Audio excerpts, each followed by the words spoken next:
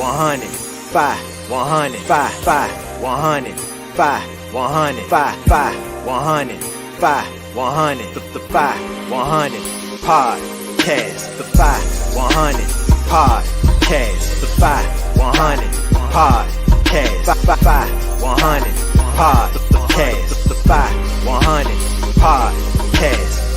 It's the fye100 podcast.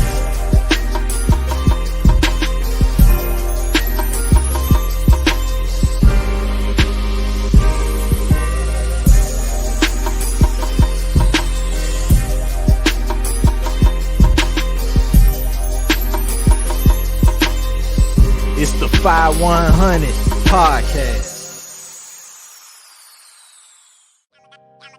Yeah, I thought it was a game or something. Look crispy production.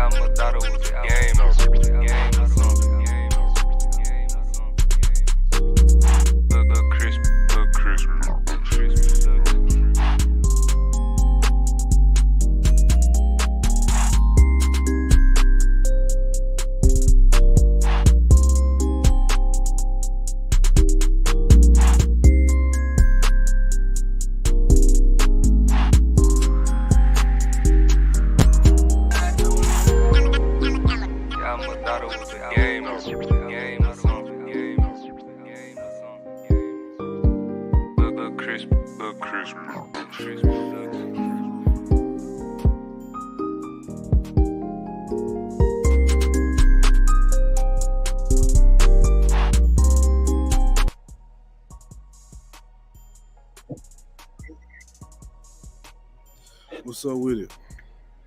I'm trying to get this shit worked out, man. I usually don't do shit out. Trying to get this shit worked out here. What's going on though?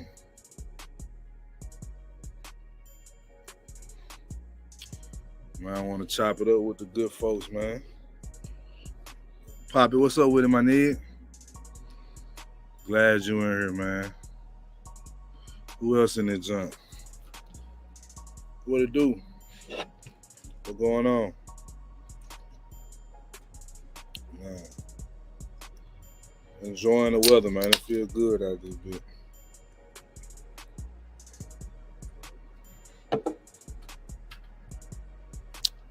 Can y'all hear me? I don't know if I can be heard. Y'all let me know if y'all can hear me. I got some shit I want to speak on, you feel me? feel good out here, bro. The sun bright as hell, but it feels good though. Let me see.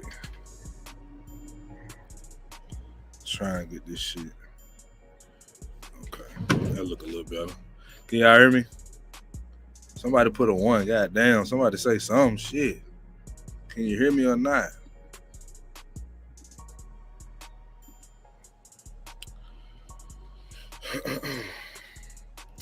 But yo, good vibes and positive outcomes. Man, look. I can't tell you how important the good vibes are, man. I'm experiencing a lot of them motherfuckers right now. The fye100 podcast starting to take off. And you know what I'm saying? We ain't just talking about like on the internet and shit. You know what I'm saying? We taking off locally. You feel what I'm saying? Bees and shit out here. But we taking off locally, bro, to where, you know, people in the city starting to recognize us. We just had a situation happen where, man, we just got a shout out on the radio, on iHeartRadio. Shout out to Big Sue. You know what I'm saying? What it do, man? Dre, what's going on? But yeah, man, we just got a shout out on K97 on the radio. And K97 is actually iHeartRadio. You know what I'm saying? Shout out to Big Sue. I think she's a account, some shit, I don't know. Some fancy ass title, right? You know, PhD type shit. You know what I'm saying? But yeah, man, she shouted us out on K97, iHeartRadio.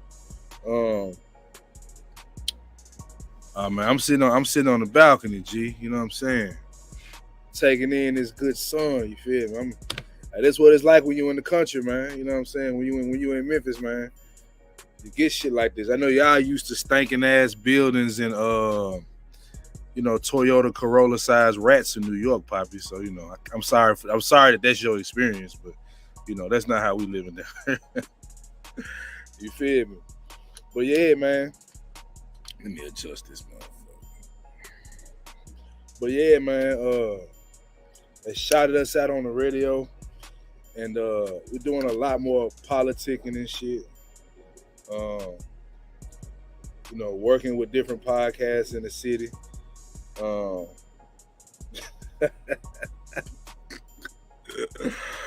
Nigga, fuck you. Nah, but yeah, man, just some big shit going on right now. Like I said, we getting recognized all over the city. So Tez went to this festival downtown Memphis, right? And as he was down there, you know, everywhere we pretty much go, we always got the fye100 gear on. And man, he had a guy run up on him and was like, damn, y'all, you the fye100 podcast? Y'all watch y'all shit all the time, yada, yada, yada. Show love, bro. You know what I'm saying? So it's like our footprint starting to get set down in the city, you feel me?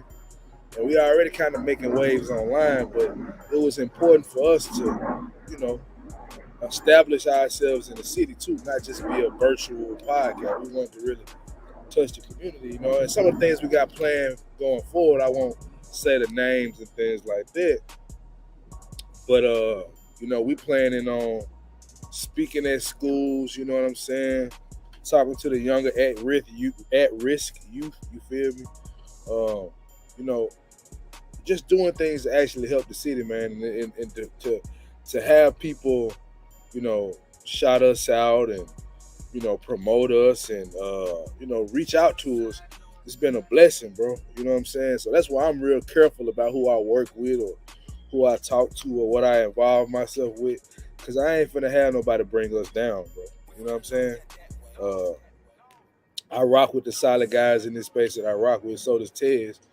You know what I'm saying? But, bro, it's just been positive. And I'm going to tell you something, right? I would say for the first time in like 2 years, I'm in a space where, like, I actually feel good. You know what I'm saying? I actually feel good. You know what I'm saying? Because if y'all know anything about me, people that actually follow the podcast might know. I went through a divorce not too long ago. You know, being put on child support, me and baby mama just not getting along, bro. All that, right? And nigga, that shit was real for me. You know what I'm saying? Like, that took a real mental taxing on my head. You feel what I'm saying? Like, it took a lot. You know what I'm saying? For me to even sort of bounce back from that. And as I was going through that shit, nigga, I was losing it, bro. You know what I'm saying? I wasn't able to really deal with women like I wanted to. I was pretty much knocking their ass down, whether it was consistently knocking them down or knocking them down and sending them on their way. Nigga, I really wasn't even trying to deal with women like that because of what I was going through. And just, you know what I'm saying? It hit me every way. And not just financially, not just mentally, not just physically. Like, every way you could be hit going through this divorce and shit, nigga, I was trying to, you know what I'm saying, get myself together. So I was really going through it, right? But now I'm in a good space. You dig what I'm saying? I'm in a good space. Like, me and my baby mama actually talk on the phone now and laugh and shit now. You know what I mean? We don't, you know what I'm saying? We don't beef and shit like we used to. I mean, I'm not, it's look, not to say we never won't get into it, but today, like, we getting along, bro. You know what I'm saying? It's actually a good vibe. It's not contentious. It's not, it's just not negative. I just say that. You know what I'm saying? Shout out to my brother, man. Ted's the fye, man. You know what I'm saying? Big boss dog, man. But yeah, bro, like, we talking now, having cordial, respectful conversation, like, with, you know what I'm saying? It's that type of stuff. Me and my daughter relationship is growing. You know what I'm saying? Like, we not where I would like us to be, because we did lose a lot of time, but we getting there. You know what I'm saying? My little girl, like, hangs on to every word I say. You know, we do a lot together. You know, she's doing a lot. She's in cheerleading. She's so smart, bro. Like, my little girl, so goddamn smart, it's ridiculous. You know what I'm saying? And I'm blessed because she has a good mother. You know what I'm saying? Her mama is really good with teaching her. We both kind of got that in common. You know what I'm saying? We be on her about that school shit. You know, she read 20 minutes a day. Like, it's just stuff like that, bro. It's just like good vibes, fool. And I think in these spaces, man, we get so caught up in the gender war and relationships and who did wrong and who fucking who. You know what I'm saying? It's like, it's just for once, I just want to talk about something that's going good in my life. You know what I'm saying? Where it's like, I'm not where I want to be. You know what I'm saying? For those that don't know, people that know me know, you know, I'm going through some shit right now, but it's like, I'm going through it and I'm like, shit, it's a win though. You know? It's still a win. Like, I'm going through it in a way where I'm just embracing it. You know what I'm saying? I'm embracing, like, where I'm at with this shit. And having a partner like Tez, man, we just getting shit done. It's a whole vibe out this bitch. Like I was saying, Tez was downtown the other day, and he had a guy walk up on him because he had his fye100 gear on. He walked up on Tez and was like, "Hey, y'all the fye100 podcast, man. Songs whoop de whoop de whoop. I rock with y'all." And you know what I'm saying? Stuff like that, man. That matters to us. So we said we appreciate super chats, we appreciate cash apps, but stuff like that is what we do it for, because we speaking 2 brothers and 4 brothers and trying to make a difference in our community, right? Like, that's why we really do this. I Poppin has said to me several times, I probably care too much about the community because he didn't say that, but he was just like, this space on the internet is 80% entertainment, 20%, truth. Well, we don't approach it like that. You know what I'm saying? Like we actually try to be the 80% truth and 20% entertainment. You know what I'm saying? We try. You dig what I'm saying? But as long as we get the truth part right, the entertainment, it'll come. Cause I fire one of y'all niggas up. I check the shit out of one of y'all. Make some people laugh. So it ain't that I got an issue with the entertainment. It's just the truth matters, man. You know what I'm saying? So the vibe's just good, bro. That's why I'm sitting outside, nigga feeling immaculate right now, spectacular right now. You feel me? Just enjoying this good sun. Yeah, man. I mean, I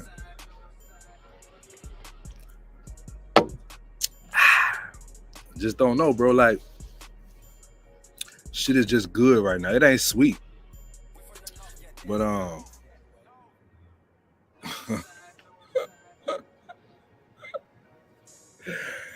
my guy, what it do, man? Hold on, is it on my? Is this live like on CJ100 live, or is it like fye100 live? Cause D-Man ain't never, my boy D ain't never came up right. It's something going on. It's got to be my shit. But shout out to you, man, for showing up. But yeah, man, shit good, bro. As a matter of fact, I got somebody in here right now. My boy Man D. He was around when I first got divorced and that child support was hitting me, and nigga, that man was like, bro, you angry as hell. And I was, fool. And I had a right to be, but it was just like, how long you gonna stay in that shit? And I can finally say, like, I got my moments or whatever, but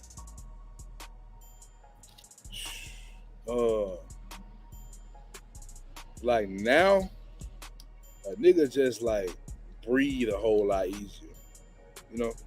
I'm not really stressed about what's going on with my situation. It's like, hey, it's gonna be what it's gonna be. I know guys going through a lot worse, and so man, I be tuning into the podcast. I know, bro. I was saying, like, usually when I go live, it's like attached to the fye100 podcast live, not my live. So I think it's actually on my Facebook page versus it being on the fye100 page. I know you check it out, bro. We chopped it up out there. What I'm saying. But yeah, man, like the space I'm in, fool, like it didn't come easy, bro. You know what I'm saying? So it is on the podcast. Like, okay. Well, appreciate you. Man, hit that like button over there for me, G. But yeah, man, I got this shit. The goddamn bubbles and shit, because my little girl love bubbles, so it's just out here. But man, it's just like the space I'm in. It didn't come easy because I went through a lot, bro.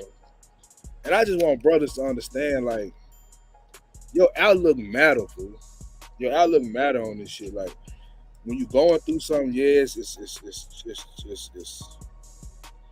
it's hard, bro, and it does tax your mind and your feelings, your emotions, and your body. But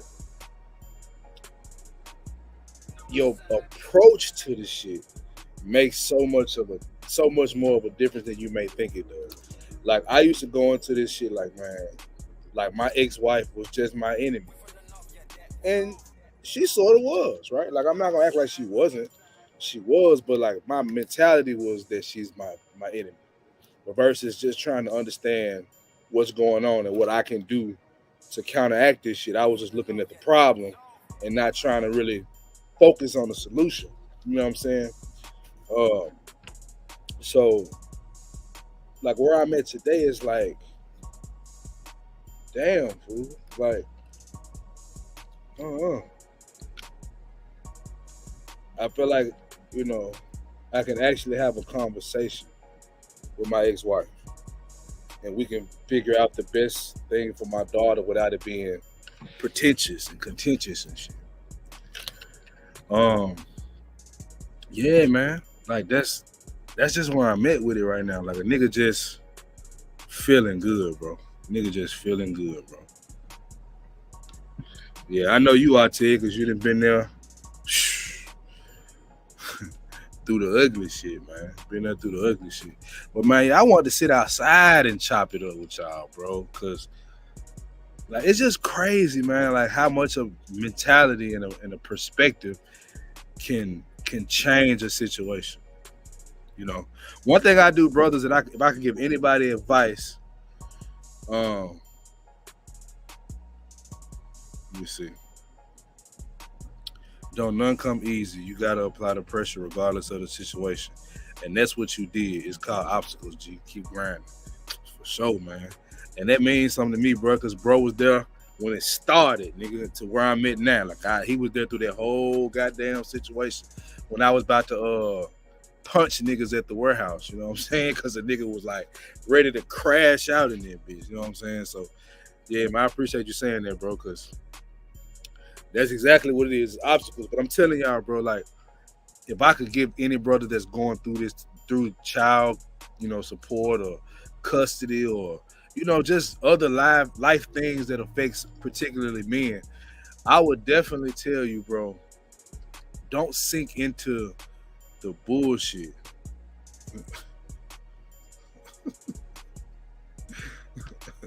Facts, because I was one. Man was angry as hell. Yeah, facts. Angry as a bitch. Yeah, I remember your situation too. Shit be ugly, man, but we powered through that shit. Nigga came out better on the other side. You gotta respect it. But you know what I'm saying, to the young brothers, I will tell you, or young brothers, old brothers that ain't never been through what I've been through, I would tell you, bro, it's your mentality, fool. When you talk, especially when it comes to a woman, like what I had to learn, bro, was you can't respond to these women with that energy that they gave you. You can't. And I get the want, because you don't want nobody to play with you. You know what I'm saying? You feel like it's disrespectful. And if you bring me that energy, I got the right to bring the energy. You do got the right. But I'm going to tell you why you shouldn't. Because you a man. And I know that sounds unfair as hell. But, bro, hold your frame, nigga. Hold your frame, nigga. Like, because when you hold your frame, you get to actually make a choice, a good sound choice in what you're going to deal with. Because it's hard to make a good sound choice when you respond back to a woman being belligerent. Because what happens is the line get blurred. You ever argue with your woman and she argue with your ass so good, and you came with that negative energy that she convinced you did something wrong, even though you really feel like you didn't? It's because you gave her that energy back. Yep. And what my boy Ted said, man, we stand on that firm. Gotta have a relationship with God, right? That's number one. But see, having a relationship with God, honestly, is how I got to this understanding.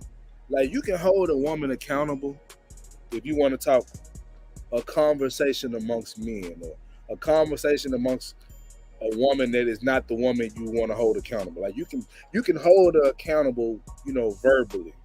But you truly can't hold a woman accountable for what she did to you or did in the relationship. So you wasting your time thinking that you're going to make her suffer, or you're going to get her to understand. Bro, it's pointless. It's pointless, bro. It's pointless. You might as well let that shit go. You know what I'm saying? You might as well let that shit go. Because if you don't, you're going to get a negative outcome. It's just what it is. Like, there's no other way to look at that shit. If you hold on to something that she did and she's not accepting that she did it, well, you're never going to get past it. So you got to let it go. You got to take your accountability for what you did and move the fuck home. It's not taking accountability for what she did. Fuck her. It's what you do, right? What you make. What's the next move you make? What's the decision that you going to make? That's what that shit come down to. It's not about the woman. And I bring it up because, you know, I was actually talking to my ex about this shit, and we had a good conversation. And I was just like, yeah, I learned to, like, ignore your ass. Like, I learned to be like, all right, you want to get stupid, let me walk off.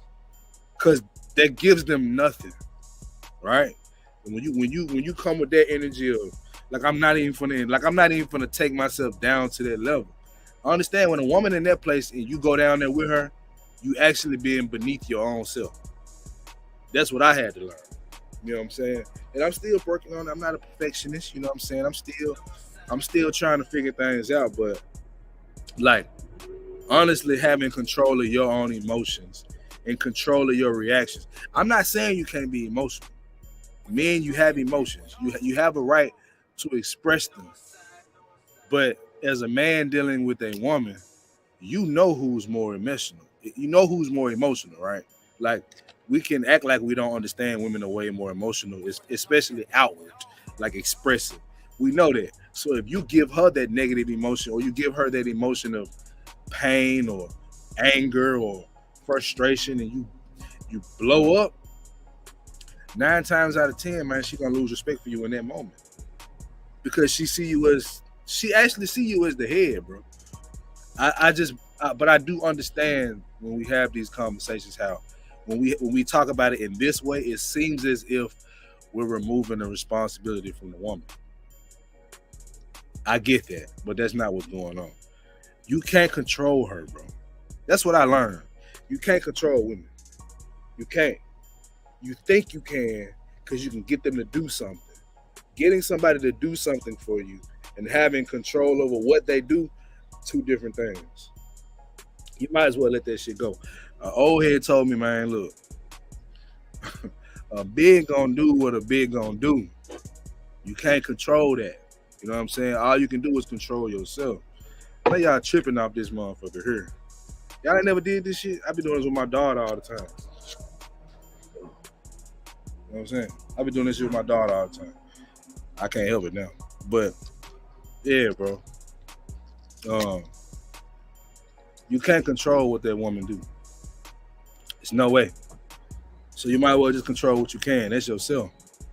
You know, I done real deal, and it's powerful. Like, I done been in real deal situations with women where they popping off at the mouth, right? And I'm just sitting there like, right? I'm sitting there like, you finished or you done? It's so powerful, bro. That shit's so powerful because what it does in a lot of situations, especially if she's a person that will hold herself accountable, she'll look at herself as looking stupid. But if you engage with her, now you have become the dummy right along with her. Can't do that, bro. Can't do that. Hey, man. Don't be laughing at the bubbles, cuz I know you did this shit before. I know you did it, bro. Every kid had the one joints. You know, even they had the joint with all the circles around it. They had like 18 bubbles. You can weigh that joint. Anyway, y'all forgive me. That's just the dad in me. And the country in me a little bit too. But yeah, man. Good vibes and positive outcomes. Me and Tez have surrounded ourselves with good people that bring good vibes. And when they didn't bring the good vibes, they got cut. That's what we on, bro. But if y'all in here, though, y'all can hit the like button, though. You know what I'm saying? Oh, shit. That's what I don't like about being outside sometimes, man. Goddamn waltzes. That hoe came straight for my forehead, fool. Bitch. My bad. Got to get rid of them joints. It should be annoying. But, that shit threw me all the way out. I'm looking for them hoes now. Yeah, man. Like Mandrell said, get the lights up, man. Y'all playing. Y'all playing, man. But no, I'm just saying what I want y'all to take from this, and I hope I'm conveying this message the right way.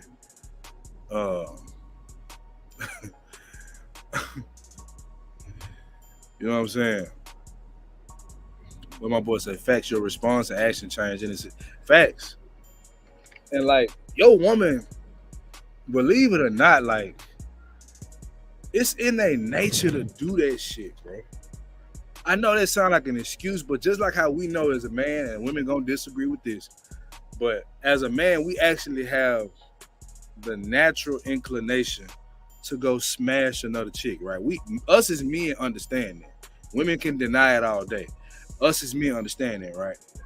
Okay, what you got to understand about women is they have a natural propension or a natural inclination to bitch and fuss about the dumbest of shit, right? But if you give her back a negative vibe, that shit ain't gonna do nothing but get worse because you're not gonna outdo her. Women get dirty in these relationship arguments, nigga. You can't outdo her. She gonna embarrass your ass, fool. And make sure y'all hit that damn like button, man. I don't know why y'all be playing with the pimping like that, man. Damn. Let me put this shit on the screen. Maybe that'll help. Hit the like button and subscribe. Before I pull up and hit you between your eyes. Yeah. I'ma slide. Hop up in that coochie. I'ma do a homicide. Yeah. Hit the like right now. For real, man. Hit the like button though. But nah, on some real shit, bro. How you react to shit is what you can control. If you don't control how you react, then you have no control at all. Because you can't control the woman. And they like to do that shit. Women like to get on your goddamn nerves. But if you put yourself in a position where, even if she is annoying you, you don't display it, and you kind of just brush that shit off, it does wonders for me. Does it always work? No. Will you always have the control not to snap? Probably not. I'm just saying, do it one less time than you did it last year. If you went off on your chick 5 times last year, go off 4 this year. Try the shit, cause I'm telling you it works. Like, cause look, me and my baby mama, fool. When we used to argue, when she used to say certain shit to me, bro, this would be my response sometimes.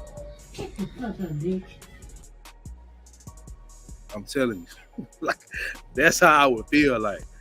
But, and I'm telling you, the shit she was doing, my reactions would seem justified, but it just wouldn't help nothing. Like that's what it like. Do you want to be right, or do you want to have a situation work out the best? You know what I'm saying? That's what it comes down to. Like, is it just about you being right? Because if it's just about you being right, then okay, argue with me. I've got to the point where I don't care about being right with a woman. And I dropped the link, bro, if y'all want to hop on. Apparently niggas don't want to hit the like button. Maybe you'll hit the link and then hit the like button. Garbage ass nigga. You know what I'm saying? I'm just fucking with y'all. But nah, hit the like button up for real. Hit the like button. Where we at? Where we at? Somebody tell me how many likes we got. Let's see.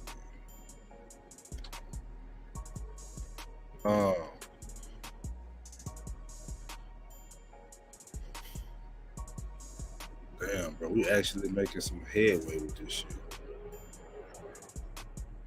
We got, and y'all actually can become a member to the channel too, man, if y'all want to show some support.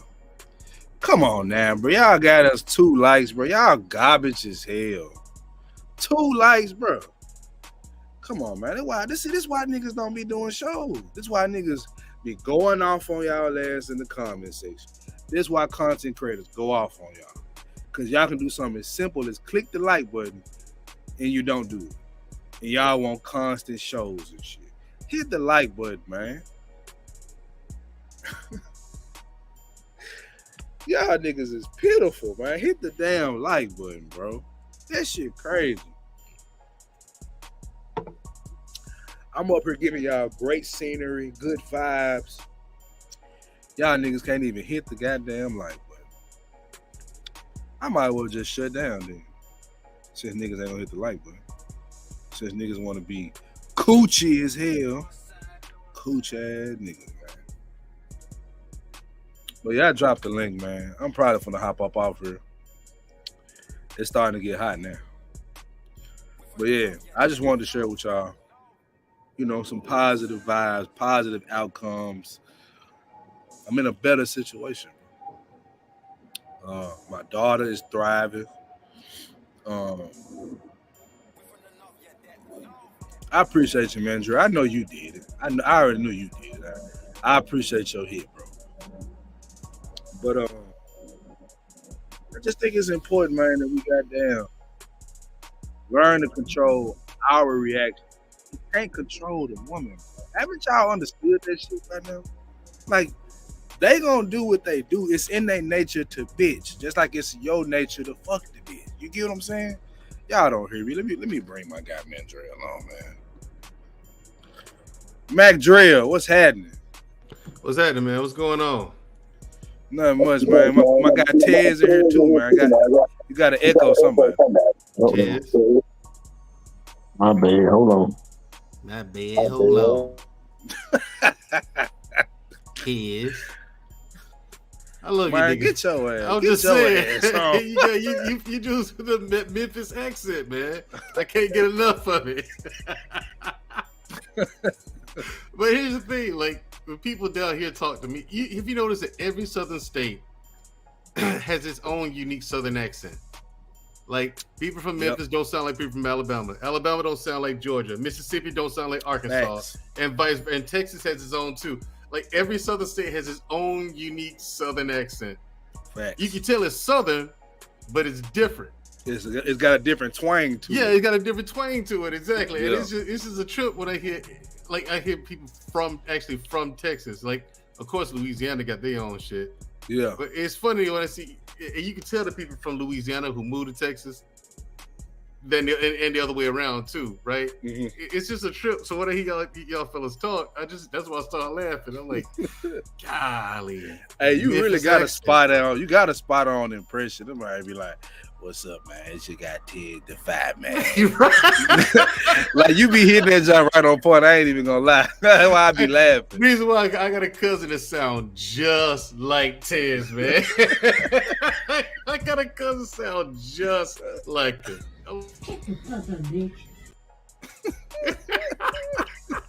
So when I hear Tez talk, man, I can't help but laugh. He reminds me of him. You know what I'm saying? Like, golly, them jokers sound alike.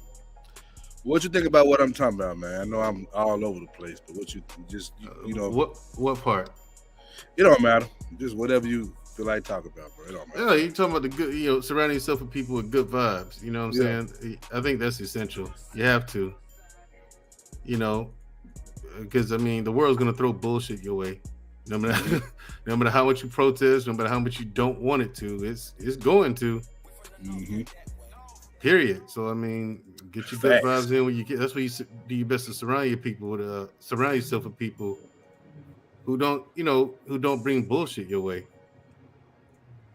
Yeah, you know what I'm saying. Like I'm saying that in this space. I'm saying in this space, like it's getting to the point, bro, where I'm getting tired of the bullshit ass back and forths and beefs and shit. It's like, bro, what?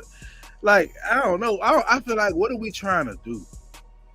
We're trying to build a black community, okay? Mm-hmm. We're trying to build a better black community with good black folks. You know what I'm saying?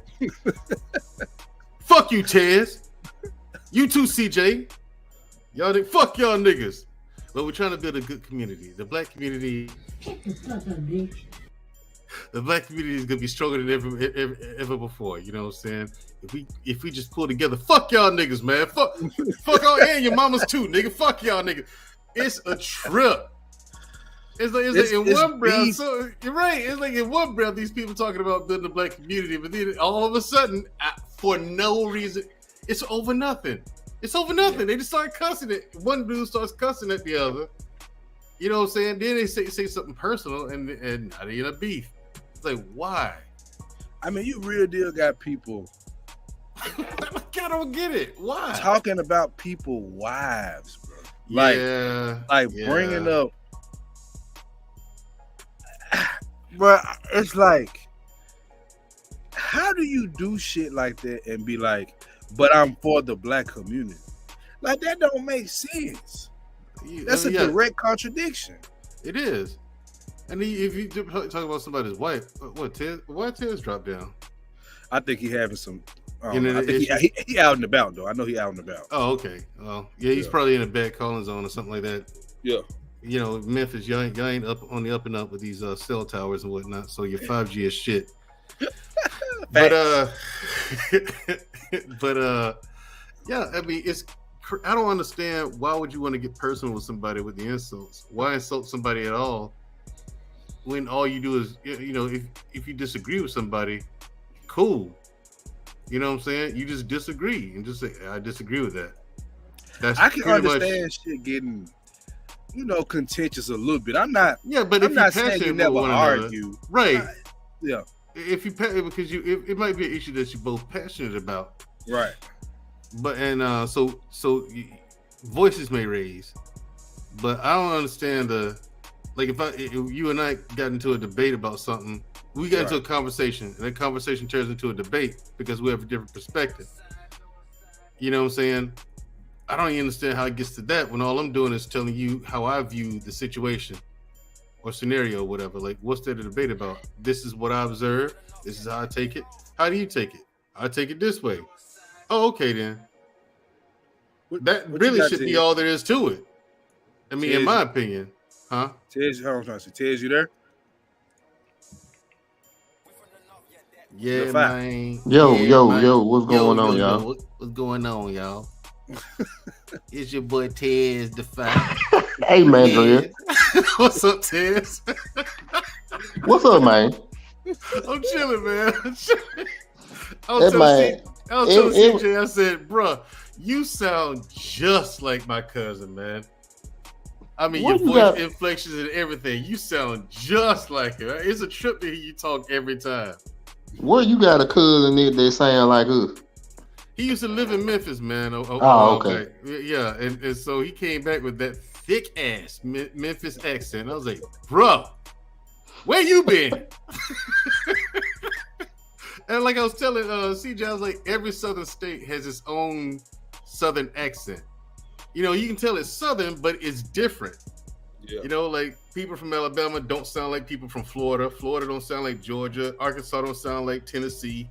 Tennessee don't sound like Mississippi. Like, and Texas and Louisiana, the whole thing, man. It's just like, it's weird. It's southern, but it's different at the same time.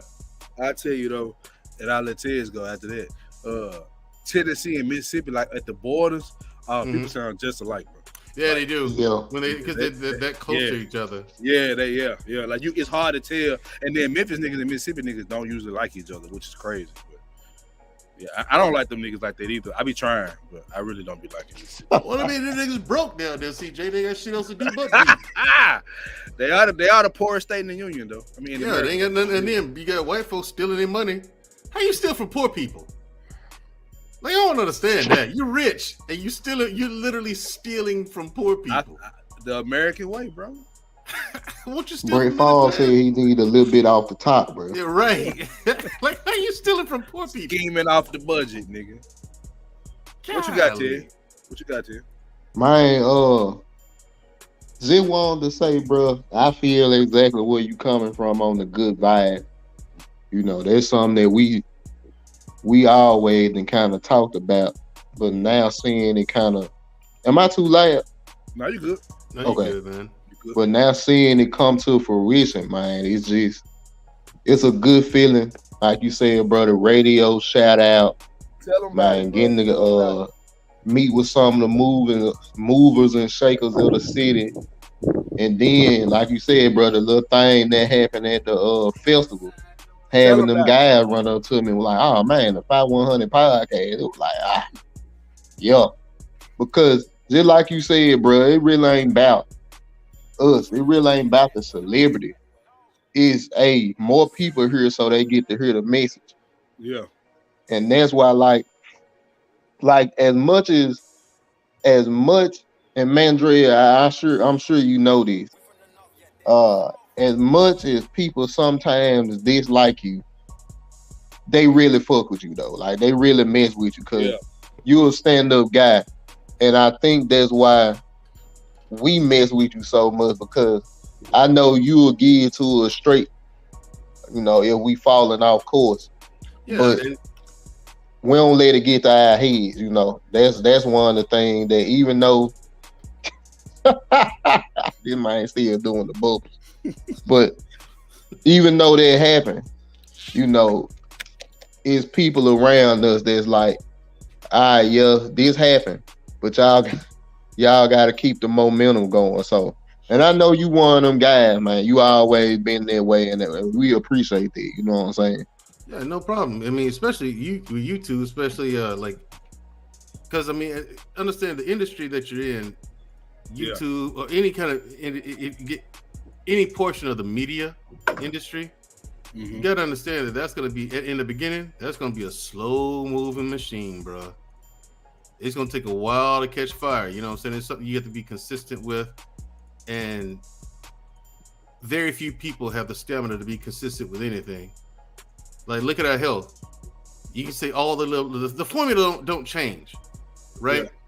You have to work out consistently to see results. But people are going there in the first of the year, around January. they'll be there 2 weeks, a month at most. You seen the stats on that shit? The first of the year stats, bruh. It's packed. Yeah, the gym be packed, bruh. I be ain't gonna lie. I be eating like a motherfucker then, boy. I be busy as shit because I train people, you know. Yeah, I'm also a personal trainer, so I mean, like, bruh. I mean, but it only lasts a month, maybe two.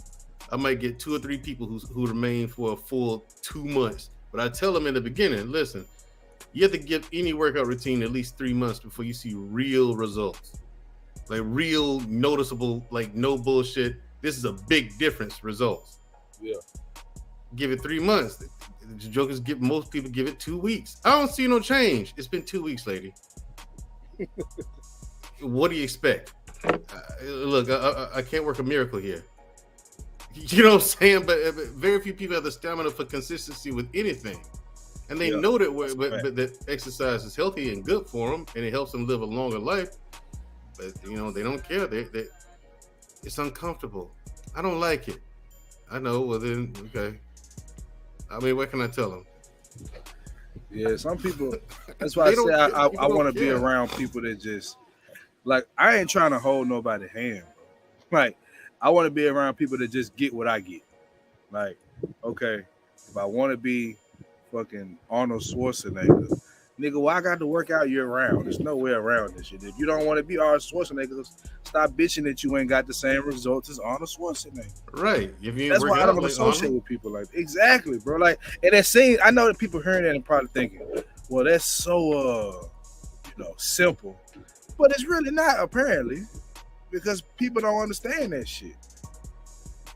I don't know why. Shout out to Marcus. He just said cherry lemon head Mandrell. Yeah, Marcus. Yeah. Fuck off. That's simple, huh? That's simple. But yeah, man. I wanted to just come on here and talk about that shit because like I said, when I was going through my divorce and all the stuff that was going wrong in my life. Some of that shit I had no control over. It was what it was, and I'm not saying you can't have an emotion or you can't be tired of dealing with it, but it is your approach that matters so much, and I think most people just don't want to consider the approach that they have to. They be so caught up in their emotions that they can't really see the light at the end of the tunnel because they turned the wrong way. They looking behind them and shit. The light 5 feet, the light that way. You mad bitching this way. It's like, bro, it's right there. Or you're holding on to something from your past. Like, yeah, I don't have this problem now with the chick I'm with now. I'll tell you who it is, CJ. Not on the other. Oh yeah. But I was about to say, yeah, because let me give you the sun on screen, nigga. What's up? We keep it. It's something we keeping close to the chest because there's a lot of haters out there, and I ain't got time to have nobody, you know what I'm saying? Nobody pissing in my Cheerios. Right. Not with it. But, like, you ever met a chick and then, like, she had an ex-boyfriend or whatever, but she was cool with the fam. Like, yeah. And then she thinks that, okay, she can still maintain the relationship with that ex's family, but nothing bad is going to come out of that. Yeah. Like, I'm like, what? You know what I'm saying? I'm like, but the thing is, you're holding on to something from the past, and for some reason, I'm not a religious man, but I am spiritual, and I do notice shit, like shit that you can't explain. For some reason, bullshit always comes behind that. So when you're moving forward with something, I said to say this. So when you're moving forward with something, you gotta let go of the past, and it hurts to let go. It's uncomfortable. Yep. And so that's why a lot of people don't want to do it. You gotta, but hey, you gotta let go of that past. You can't still be mad about shit from way back when. And you can't hold on even to the stuff that's good. You know what I'm saying? Like, oh, that was good. I get it, but you know, a lot of that shit you have to let go. Sometimes you have to let it all go, and just take your lessons with you. Yeah, man, because you can't hold on to that shit. I mean, honestly, you gotta stop doubling back. Like I be having some little chicks that be wanting to drop the cheeks off to me sometime, right? But it's like I kind of stopped messing with you. So if I go back and hit it again, it's gonna start all over. Like it's like you gotta make the choice to either actually make this a part of your present or leave that shit in the past, bro.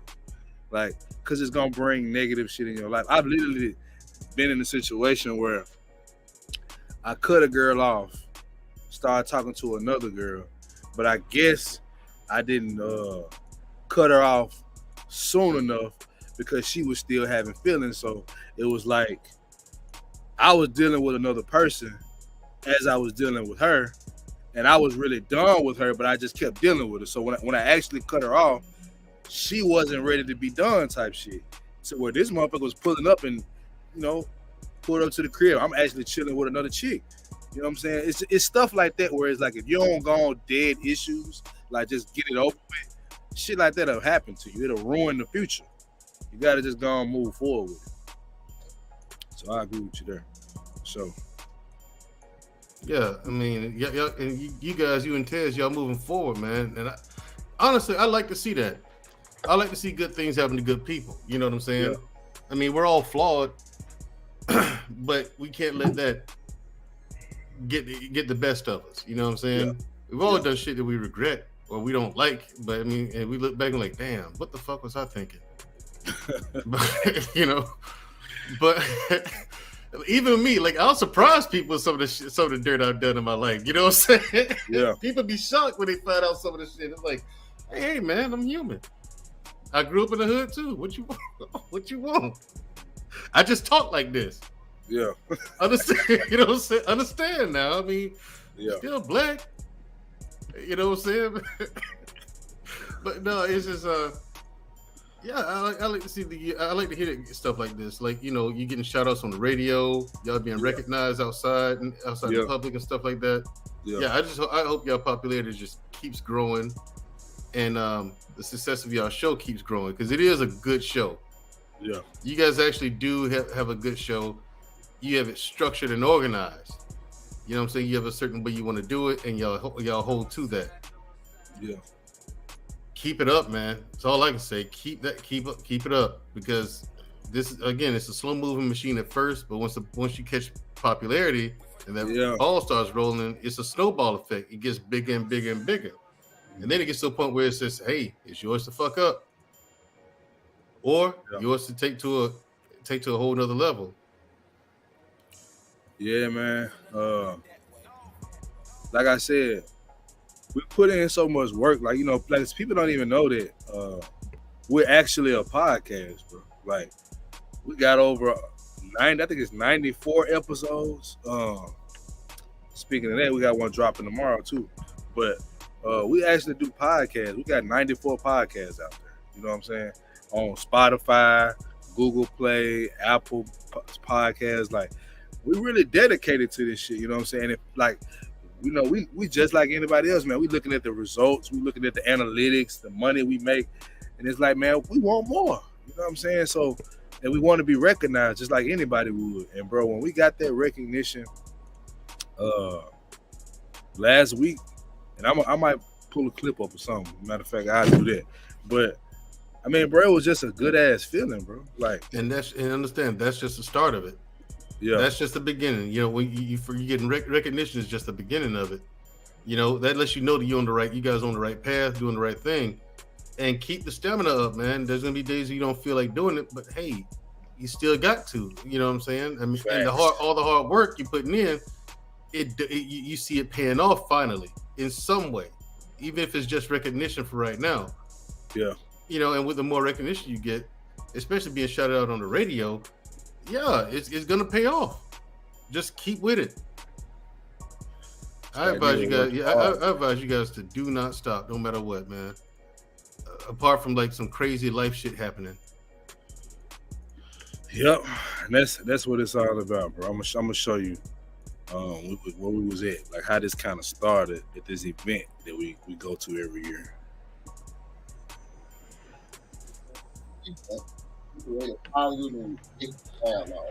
Our main goal is to provide a positive, uninhibited, a heterosexual male point of view and give guidance to young men who want to be better men. We also created the platform where men and women can speak freely, and we do this with we cover a limited range of topics. And then this is where we will shout out on the radio. Make this only hip hop and R&B. Big Sue rocking with you. And let me tell you something. I got a chance to hang out with the podcast community in the city over the weekend. Ina Esker is verbally effective. She holds quarterly like podbots. So I got a chance to meet all these folks. These are some podcasts you need to look for on our iHeartRadio app. The fye100, the start of Black is America. You see what I'm saying? Like shit like that. Yeah. Like, when we saw that shit, nigga, I damn hit a backflip in this motherfucker, bro. Like, cause we work so hard for this shit. Like, motherfuckers don't understand, bro. Like, how much me and Ted's doing. Like, he's a married man and a father. I'm a single father, and we work all the fucking time. So it's like the fact that we able to put out 2 podcasts a week and a live show, thinking about adding another live show, cause that's what the people want. It's like, man, people don't understand how much we do. We sacrifice for this shit. And I know you know because you run a show. Yeah, it's a lot to it. Yeah, you know, it's a lot to it. I mean, people don't realize. They think you just get on here and just start talking. Like, no, you have to come up with a topic. You have to research the topic so you'll to find some facts about it, so you'll know what you're talking about when you go on the air. Yeah. And then I like to read over my notes and shit so I can memorize some of them. That way I don't have to keep looking away from the screen. Yeah. Your stage presence, you have to keep in mind of that, where the camera is, look in the camera so you can talk to the audience. You have to engage with the audience, get them involved. It's a lot to it. And then behind the scenes, let's say you want to chop up, you do a live and you want to chop it up. There's an editing process that you have to, if you don't know anything about it, you have to learn that. And then, not only that, you have to get good at it. Yeah. So, I mean, there's a lot to it, man. Then most people work a 9 to 5, so you got to deal with work shit too. And then you're a single father. Tez is a husband and a father, so I got home life to deal with. Yep. It's not easy, bro. No, but here's the thing: what you have to keep in mind, like, because I saw 2 guys over on podcast channel talking, and they were debating on who works harder, the worker or the owner of the company. I said, the workers do. And they're like, why would you say that? I said, the owner of the company works longer hours. He works more. But he ain't working harder. Yeah. Being that it's just 2 of y'all doing this, y'all doing both. Y'all working long and hard. And y'all don't have a choice. Right. That's the crazy. Like, y'all don't have a choice but to work long hours and hard, and a lot of hard work.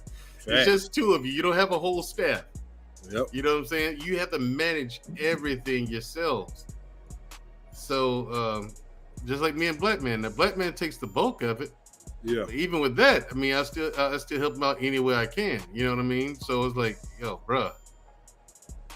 It's like what's the name? Freezy said, man, this is a lot of work. I said, yes, it is. It's not for the weak. It's not for the faint of heart. If you don't have good work ethic, it's not for you. You know, you can see the difference between some YouTube channels. You can see the difference between those and others.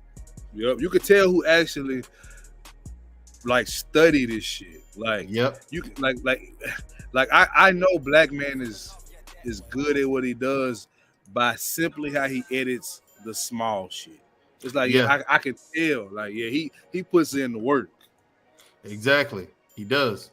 And there's other people out there like that too, like Sir Hill Speaks. Yep.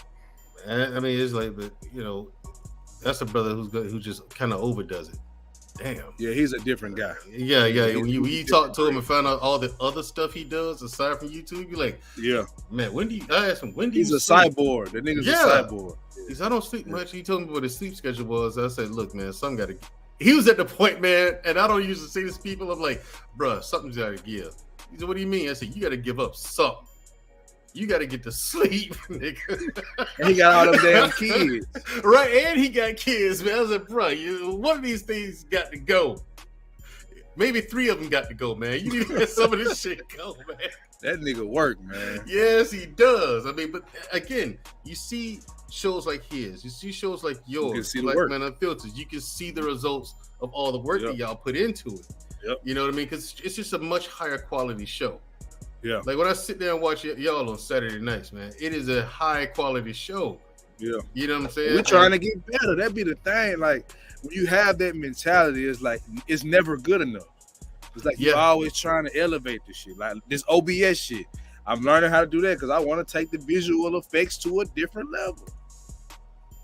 Yeah, and once you master that and you get it the way you want it, it's gonna be a whole nother level, right? You're gonna take it to a whole nother level again.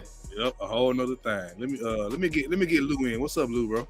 What's going on, get the man? likes up, man. Get the likes up from my boy CJ. That bullshit. I get it though. It was a random. I'm trying to do more of these random lives to build up the viewership. So I get it, but y'all gotta do better than that shit, man. Come on. What up, Lou? I just wanted to come through and congratulate you guys for any and all recognition you are receiving. And just to let you know something you already know, you guys personally. You know, your podcast has a depth to it. And although you don't have the public reach as far as the numbers, whoever you do reach, you reach deeply. Pause. Right?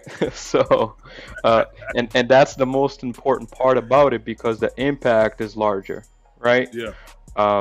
So just I appreciate everything you guys do and just keep on grinding. And you know, just one thing that I've had to learn, especially as I'm growing older, because as you know, I'd like to have a lot of fun. I'm finding that I am now finally learning to have fun in work. And when work becomes fun, then you switch the fun that really matters. You see what I'm saying? You start doing the things that matter, and as long as you're having fun doing it, you're going to stop seeing it as work as much. See what I'm saying? And that's like a trick that you can use to grow on what's really important. So that's what I do now because, you know what I'm saying? Yeah. I would rather grow in areas that are important than just to have fun, quote unquote. Yeah, I can understand that, man. That's where I'm at. Like I said, you know, as far as our success, that's great. But like, it's no coincidence that the success came after. Like, I finally got a grip on what's going on in my life. You know what I'm saying? Like, finally got a grip on what I've done to myself and what's been done to me and what I can control and what I can't control. And now that I like got an understanding of that, now we got these things happening. It's like, you know, God do work in mysterious ways. I don't care what people believe in, but you'll be a damn fool if you don't believe in a higher power, because there's some things we can't control. And I like this shit. We got put on the radio, bro. I didn't think that was gonna happen. That's iHeartRadio, bro. You know, I didn't think that shit would happen. And when we were at that event, that woman paid us a lot of attention because we had been there before, and we asked certain questions that nobody else was asking because we've been in this shit. And I didn't think that would translate to her. She shouted out everybody, but I don't think it's a mistake that she said our name first. You know, I pay attention to stuff like that. It's because we was at the front of her mind. You know, we didn't go first. We just was there first. You know what I'm saying? So, yeah, man, I think you got a point with that. Like, finding the joy in what you do, and the joy in like finding the what they call it, looking at the eye in the calm of the storm, whatever that shit called, the calm or whatever. Right. You know what I'm talking about. Yeah, absolutely. I mean, just naturally, you're going to get results in whatever you put more time into, right? So because you're putting time into the podcast, it will result into something. And the more time you put on it, the more it will show results. So that's normal. But of course, yeah, you know, the let's just call it the supernatural because of what your intentions are. You see what I'm saying? your intentions will propel your podcast a lot further than just if you were putting time into it for nothing as a hobby, let's say. Yeah. Because you're really trying to change people's lives. So it's important, and you guys should, enjoy every single win, small ones and big ones. Yeah. We got that bad, but we don't celebrate shit. We just Nah, keep you grinding. you gotta celebrate it. You gotta celebrate it because we come from a culture, even me as a Brazilian, you don't celebrate anything. You just work as hard as you can, and if Yeah. you fail, even though you tried as hard as you could, you get up and you do it again, and you're super hard on yourself. That shit can get taxing. See what I'm saying? Yeah. So just have fun with it, man, and Yeah, enjoy you life get- because it you can get be burned over out. you get burned out. Yeah. What'd you say, man, Jerry? I'm saying if you don't celebrate it, you get burned out. You know what I mean? Yeah. Because the thing is, you won't even notice just how much of a success you made for yourself if you don't take time to just stop moving for a minute Yeah. and really look at it. Like, damn, look at all this. Look at what we've done. You know what I'm saying? Yeah. And so you just take a deep breath and then you get back into it. At least you need to at least recognize, you yourself need to recognize your accomplishment. You know what I'm saying? That's all I'm saying. Just take time to recognize your own accomplishments, man, and appreciate it. Because if you don't appreciate it, who the hell will? Yeah, you're right, bro. You are absolutely right. And we're coming up on our 100th episode. We were thinking about doing a little something, man. I don't know. We might. Like I said, man, we work so much, bro. We work, edit. We try to do 2 podcasts a week. You know what I'm saying? Because we really got people, like I'll tell y'all a quick story. We kind of got into it Saturday. But we got a partner, man, that just got caught up cheating, right? Mm-hmm. And on the surface, it's like, oh, he's a horrible man for cheating, right? But see, I actually know how him and this woman started. They got 2 kids together now.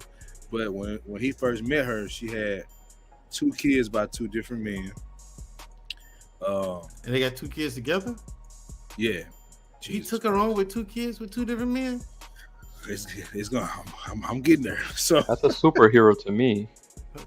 bro, see, Well, you getting at what I'm. Let me say it. Because y'all getting at what I'm going at, right? So, Right. My guy's so nice. He's such a nice guy, bro. This is why we say nice guys finish last, good guys finish first. It's the difference between nice and good, right? Yeah. So he's a nice guy, bro. And I knew when they linked, I said, "You with her?" I was like, "Damn." I was like, I don't know. That's a good move. So fast forward, she just got in a situation. They just got in a situation where she caught him up, but she calls me, right? Because he listens to our podcast around her, and like I can tell what we talk about and what we break down is resonating with him, right? This is why we can't ever stop. This is why I'm getting to this, because that man has been going through hell of realizing his decisions, and it's his fault because he made the decisions, and realizing that he was talking to this chick, bro, and wasn't even smashing the other chick. He was just talking to her because he couldn't talk to his woman. Like, so when we bring these type of topics up, what do we say? Well, as a man, you still should have X, Y, and Z, which is true, but we'll have sympathy for the other side. And the reason I'm bringing this up is because this man took on her and her children and is still viewed as the bad guy because he needed some goddamn relief from the shit that was going on in his relationship. And the reason we do this podcast is because when we drop this shit, it gave him an escape, bro. Like, that's how powerful what we do is. So it's like, we take it that serious. So y'all say he's Superman, he is. But even Superman take that fucking cape off and be Clark Kent, bro. That's a fact. That's a fact. Bro. I feel for my guy. I really do, because, and I told him, I said, it's still your fault because you're talking to this other woman when you should have just been breaking it off. But I get how hard it is to do that, especially with children, because I went through it myself. But yeah, bro. And then you sloppy with the shit, man. She found your phone and all type of shit. It's like, Come on, man, clean your shit up better than that. But yeah, we talked to him. Me and Tez called him at the same time and talked to him. You know, fuck the podcast. It's like, nigga, how you doing? You know what I'm saying? We actually reach out to people that we care about. You know, I talk to Mandrell all the time. I reach out to Lou. I reach out to Black Man. I reach out to Sir Hill. Like, I take this shit further than just content creation. You know what I'm saying? I take this shit seriously. Like, we gotta actually build a brotherhood, in my personal opinion, because, you know, if we don't have it, I mean, this shit just gonna continue to perpetuate itself, honestly. Yeah, the same problem. We're gonna be sitting here 5-10 years from now having the same exact conversations. Yep. You know what I'm saying? So and what people I don't understand people's approach to this whole YouTube thing, right? Podcast is the new radio. Let's just face facts. That's a fact. A lot of people don't agree with that. I happen to believe that wholeheartedly, because the fact is, it is. More people listen to podcasts than radio these days anyway. Facts. And they're now starting to even fights, Mandrell. I believe the last Canelo fight was being shown in Decentraland, which is a platform for VR. Exactly. So even with that, we're now starting to transition to VR. Yeah, and also YouTube is the new cable television. Yep, Destroying. Y'all know who that is? Destroying, the dude that do the one-on-ones with wide receivers and DBs and stuff like that. It's a dude named Destroying. Okay. He had the rights to play the Seahawks and the Broncos game the first week of the season. This nigga chat was full of super. You couldn't even see regular chats. Nigga, it was full of. He was doing his own commercials, bro. Like, it's a different level. He got blocked. He got blocked. They probably got blocked. You got too many super chats. You're getting blocked. Bro. There's this chick that I've watched for a while. She's actually a very good gamer. Lulu Lovely. Lulu Lovely is making so much money. But no one sees the initial work, right? The 12 hours at the office and the 8-hour streams and the 4-hour sleep nights. No one sees that. But now she's sponsored by Logitech, for God's sake. She's on professional teams, playing all over the world. I believe she's at 500K subscribers or more. So there's people making money all sorts of ways nowadays. Especially if you're a female, but you still got to put in the work. Yep, even like they got a leg up, but you still got to work. You know what I'm saying? Because it's a girl, Persephone, with the huge ass titties that be on Big Jaw. You know, the guy that be talking about the yams and shit. She came out with a podcast, and naturally, right off, she got a lot of attention because her big ass titties, and she known for being that thick ass pretty girl from Jaw's show. But her content sucks. And she's not consistent. So even your titties can't save you. So you gotta work. So even to that point, I agree with you. But what up, World Class, man? What's happening? She has way more, 810,000 subscribers. Sponsored by, you ready? Hot Pockets, Levi's. It's right on her banner. Who is this? Damn. A couple of other companies I don't know. Army Guard, Visual by Impulsive. I have no idea what company that is. And then she has her own team that cuts things up, and you know what I'm saying. Now she's on a different level. Now she doesn't even edit. She's just anymore. Entertainer. She's just an entertainer. That's it. Yeah. That's the goal. That's the fucking goal. Yeah, there you go. To get the message out, number one. But you can't get the message out if you ain't got the backing. It's like, to each their own, you know. So I feel like we might not ever get to that because of our content. But I'm cool with being in the ballpark. You feel me? Like, we can make some shit happen. And if Mandrell, you know, gets his athletic gear going, that's a sponsor right there. And that's for the first year, that's free. For the first year, that could be free just to show him love. For showing us, it's a way to do this shit. Yeah, definitely. There's a way to pay it forward, and that's the way shit has to work. One hand washing the other, and both hands wash the face. Yeah, you know what I'm saying? I mean, that's the way it ought to be, man. I mean, you have to work in tandem with people, not against each other. I've never World understood that. class say all the time, we gotta play team ball. Right. I've never understood people who didn't. Like, Yeah. what's the problem? What?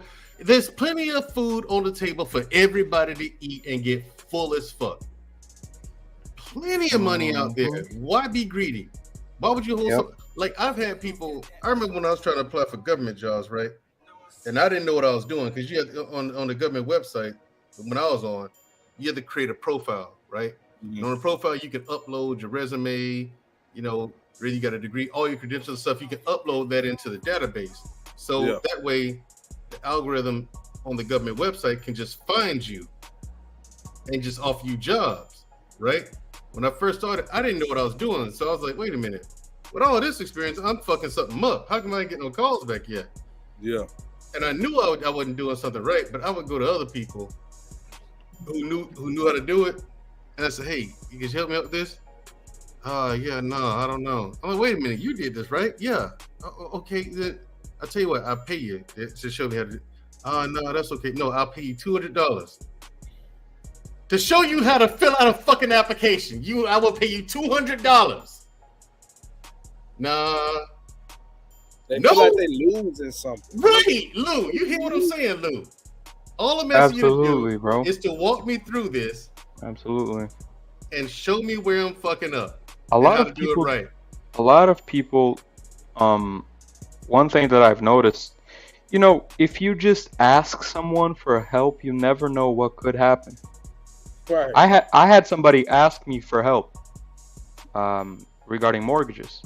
I spent an hour on the phone with them for free and set him up. And I told him, when you're getting into your deal, hit me up and we'll go through it. We'll make sure everything is in line, things of that nature. So, you know, you never know what someone is willing to do for you just because they feel good that day, just because they want to that day. You know what I'm saying? You catch me at another time, I might not have done it. But just because I was feeling like I was feeling generous, here you go, bro. A free consultation call. I could be charging you $300 for this shit. You know what I'm saying, right. But and the thing is, I offered to pay. That's the part that give me like, yeah. Money. Well, you know what I'm saying? Who the fuck turns down money? They feel like you're. They feel like you're. They feel like your competition. That's the problem. But if they knew that there's literally billions of dollars sitting in hedge funds, not moving, doing nothing. So like Mandrell said, there's so much money in the market. They're giving it away for free. Well, not right now, but a year ago, they were giving money away for free. Free. That's how much money is in the market. So if people can just put their egos aside and network with each other, obviously you don't want to get taken advantage of, but if you network, there are great things that can come from that. Right. Because my thing is, if I go to Lou helps me out, right? Then I go help CJ out. And let's say I need help with something later down the line, and I come to you fellas. Of course you're gonna help me out. That keeps my business from going under. You know what I'm saying? If everyone looks out for each other. What the fuck? It's like, I don't understand it. It's crazy. That's how you survive. You can't do it all on your own. You think Amazon is where it is today, all on its own? It's literally about mergers and trade. That's how things happen. Companies merge all the time. Amazon merged with, well, not merged, but they have a deal with this electric vehicle company, and I believe they're about to go public if they're not public already. You know, their valuation is humongous because they're attached to Amazon. So, you know, man, it takes one deal, CJ. One deal can change your life. One. These motherfucking walls coming out here now. I'm gonna have to, y'all gonna see me start swinging and shit. But y'all see the world? You see the world class, man, Drew? Yeah. I'm responding to him right now. Okay. But yeah, man, like that's what I want to facilitate over here, bro. You know what I'm saying? Like, it's just, you know, everybody has their brand, everybody has their niche, you know, their trademarks per se. What I want ours to be, and I know not podcasts, but Tez agrees with this. It's like we want this to be a space where people really can say the real. I'm not talking about be a real nigga. I mean actually say the real. You know what I'm saying? Where you can come over here and you can actually get some sound advice. One of our next shows we're doing, which I don't hear people do, but one of the next shows we're doing is how to diffuse arguments between your spouse. Like that's important, bro. It is. Cause I didn't understand that shit when I was younger. So I'd be like, bitch, shut your mouth. Like when it got out of control, I would respond with the same energy she brought, and it's like, what the fuck does she need me for if I'm gonna be her? Like at some point you gotta realize like women are just chaotic. Now they might get in their feelings about me saying that, but they know it. It's the reason you can bleed. Okay, never mind. I ain't gonna even say that. That's gonna hurt some feelings right there. But you can bleed for 7 days and not die. Yeah, it's the reason why you can bleed for 7 days straight and not die. There's something going on. You know what I'm saying? Like Right. y'all, your makeup is different. So I respect that. So I gotta be as a man like, all right, I really want to slap her ass, but I ain't even gonna do that, and I ain't gonna even say shit. But all right, bro, I'm gonna walk off. Now I know some guys be like, well, she'll run behind you. I'm gonna tell you something, bro. If you were the chick that'll run up behind you, you gotta remember you chose a bitch like that. Now that's something you can see from the beginning if a bitch that crazy. I like, you know, using a child against you, that's one thing. But a bitch that will run up on you and hit you, she ain't just become that in one day, my nigga. She already was that. So if you got a woman like that, well, nigga, leave. Put your domestic violence glasses on and leave the relationship. That's all I'm saying. Be right back, fellas. All right. What she say? I've been seeing business owners offer a service lately. This a new form of networking. It's not even new. It's always been there. That's always been what it is. Like service for service. Like, you know, as a youngin', I didn't even realize, Lou. I don't know if you realized this when you was younger. That like Pepsi was actually a brand and not just one drink. Like I didn't know that shit as a youngin'. I was like, I just thought, okay, well, Pepsi has Sierra Mist, fucking you know what I'm talking about. They got drinks up under one umbrella. That's that umbrella shit. That's how these companies are set up. That's why you got to learn like what a LLC is or a sole proprietorship. Like learning shit like that helps you understand the world more. And if people ain't on that level, then you got to move around. You feel? That's just what it is. Like, and I do. And me and Tez are talking about linking with you too, Luke. We were having that conversation about real estate. We ain't forgot about that, but we want to do that, you know, behind the scenes with you. For sure. You there, Lou? I'm gonna drop Lou down. You can come back up if you want. What up, Lexi? Sexy Lexi, what's going on? Peanut butter spice. Okay. My boy Lou doing something right now.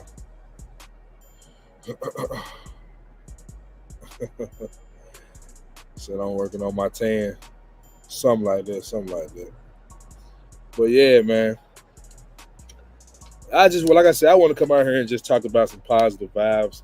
You know, anybody can pull up. You know what I'm saying? I'm chilling right now. I ain't got shit to do. But I just wanted to talk about this because, as you see, talking about positive vibes and good vibes and positive outcomes, it's moved the conversation forward in a way that it's not negative. We sitting here brainstorming and talking about things like business for business or swapping of services. Stuff like that come from positive conversations. Now, we sit here talking about, you know, I don't fucking know why black women ain't this. Well, it's going to warrant a certain conversation. And I'm cool with having those conversations, just not all the time. You know what I'm saying? Because it is negative, bro. Even if you're trying to help, it is negative. That's why we've, as a podcast, have sort of to rebrand ourselves. You know what I'm saying? So that's where we at with it, bro. Like, we just trying to have something positive. Like I said, we've been on the radio. You know what I'm saying? In Memphis, we were on K97, iHeartRadio, showing us love. But for y'all that haven't seen it, I just want to show y'all, you know what I'm saying? Because we got positive outcomes from having good vibes and being good people, man. I want to show y'all good people win too. If y'all view me as a good person, then this is just as much as your victory as it is ours. You know what I'm saying? Because we live by this shit. Let me show y'all. All right. Pull it up just a second.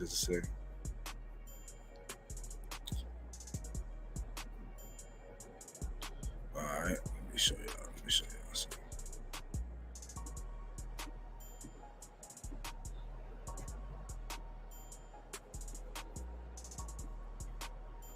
So this was the radio shout out. Hip Hop and R&B, Big Stu Blacking with you. And let me tell you something. I got a chance to hang out with the podcast community in the city over the weekend. Ina Esco's verbally effective. She holds a quarterly pod bots. So I got a chance to meet all these folks. These are some podcasts you need to look for on our iHeartRadio app. The fye100. The Star You feel me? The main look podcast. Jack.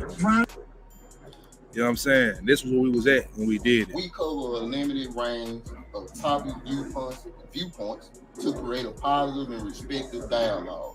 Our main goal is and these are the other guys that was at the podcast.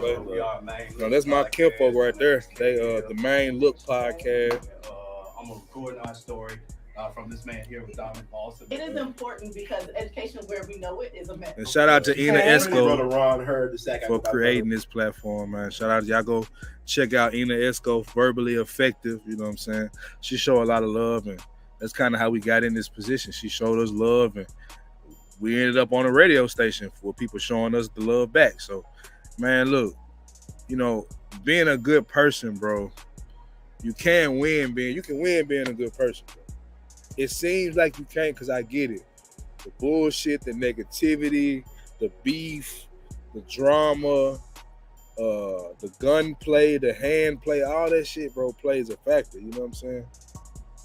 My boy Lou back. So yeah, bro, good people can win. I want y'all to understand good people can win. What's up, Lou? Yeah, my bad. I was just uploading something and I couldn't move my mouse as I was messing with this program. Yeah, good people can definitely win, especially when a good person understands how to utilize darkness. And this is something that people don't really understand. There is darkness within all of us, but being good is understanding how to utilize and control that darkness.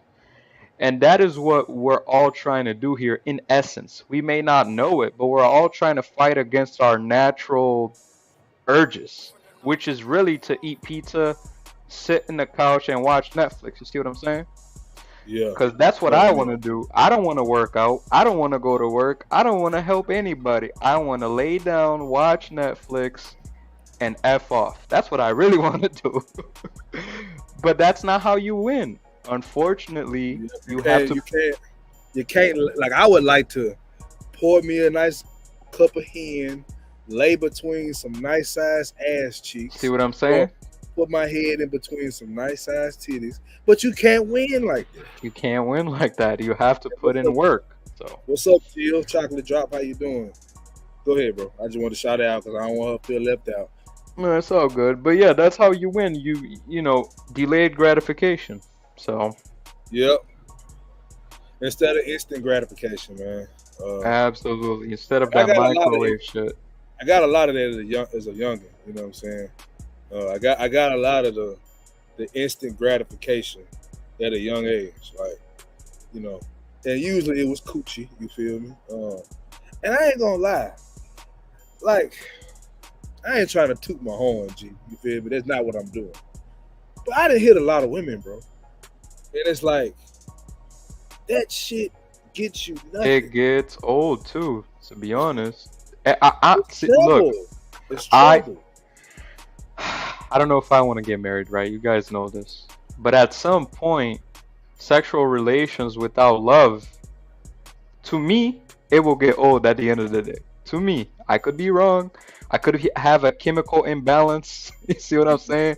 I could not be the regular guy out there just trying to run through everything. But to me, at some point, sexual relations without love is just pointless. So I don't know, bro. It's all about what you're willing to sacrifice for success. So Facts. I agree with you, bro. And that's what I'm saying. And everybody has a definition of good people, good vibes, and whatever that is for you, that's fine.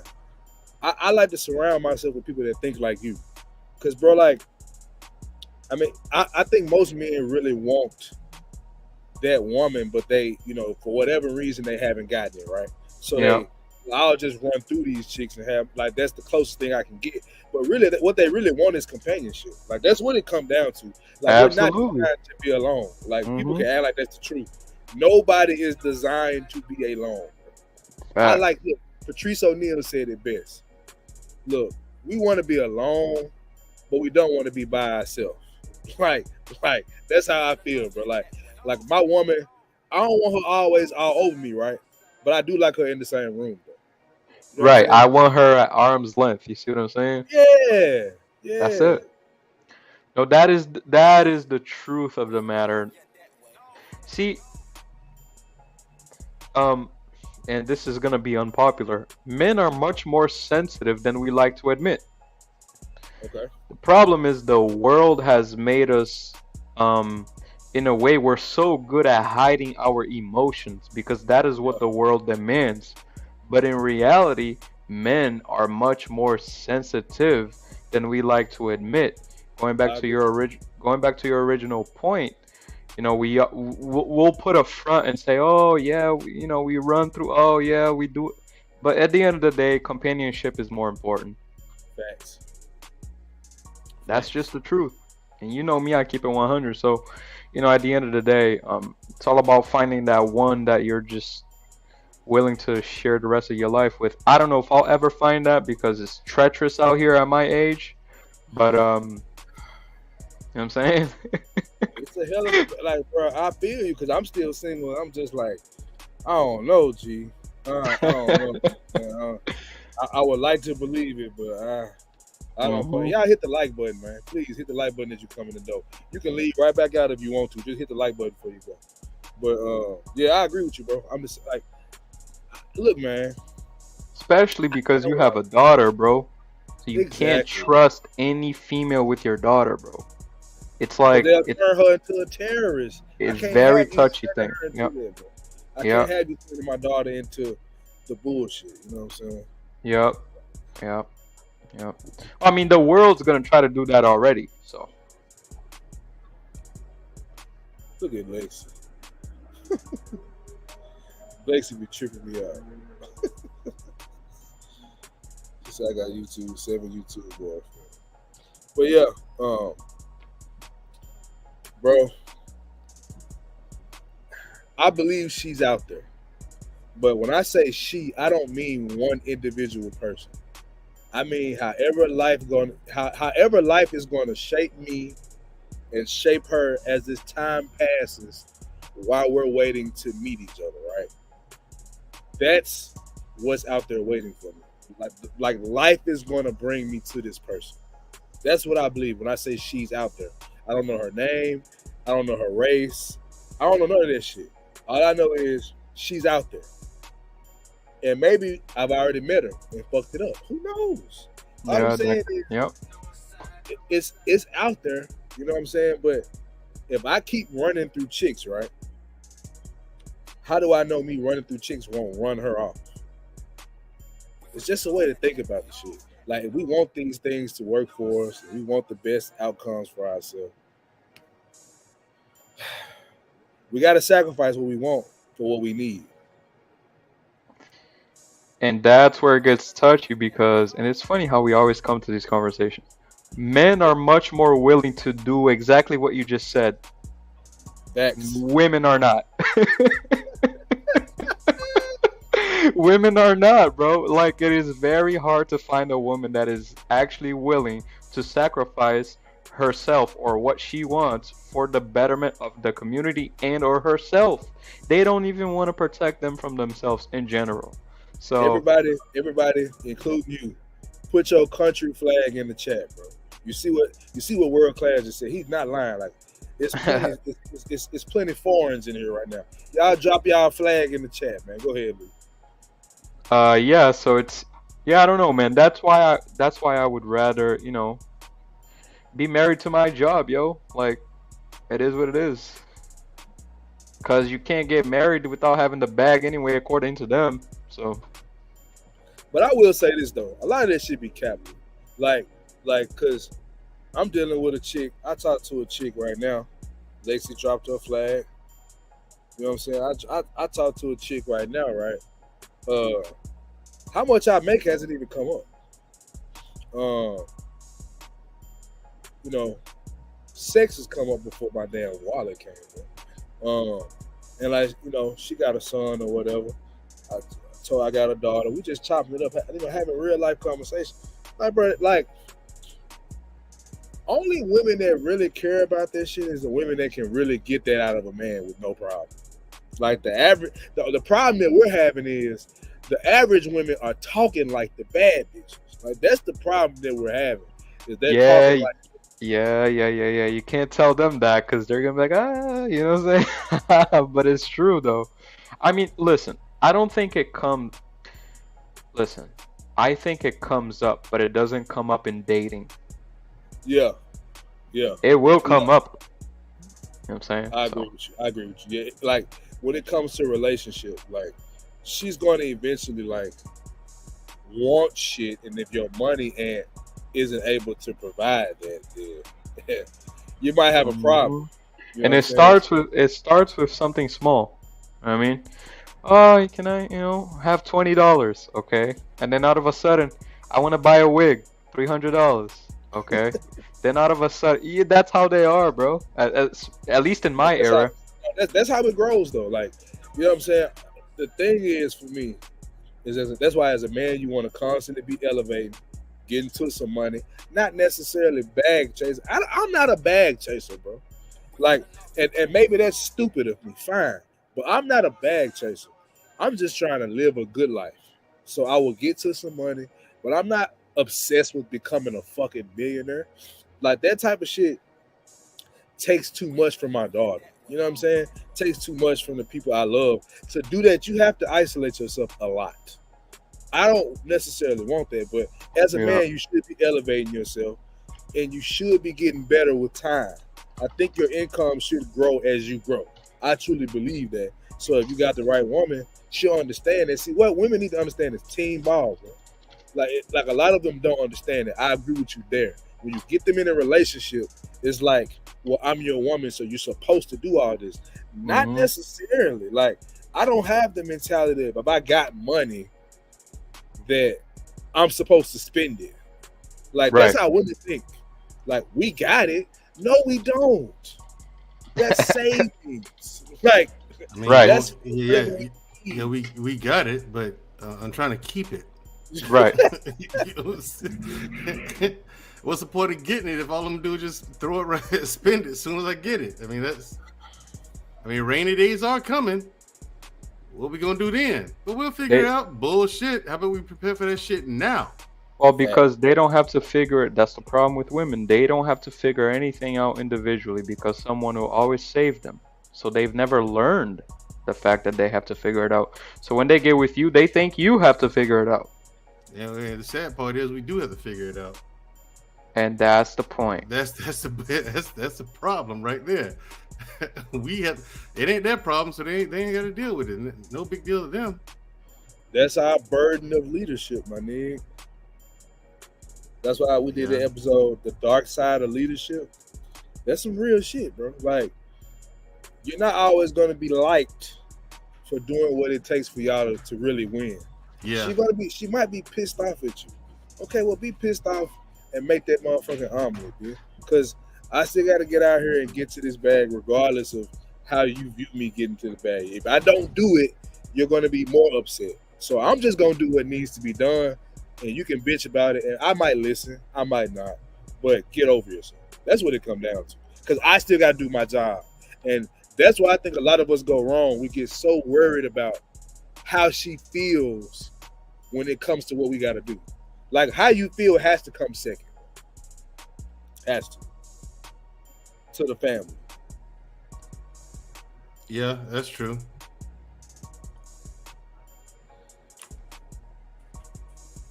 She said she a damsel in distress. Thank you for putting up the Brazilian flag. Let's get it. Look at Lexi, man. Lexi don't love nobody, man. Hurt my heart. She and her flirting.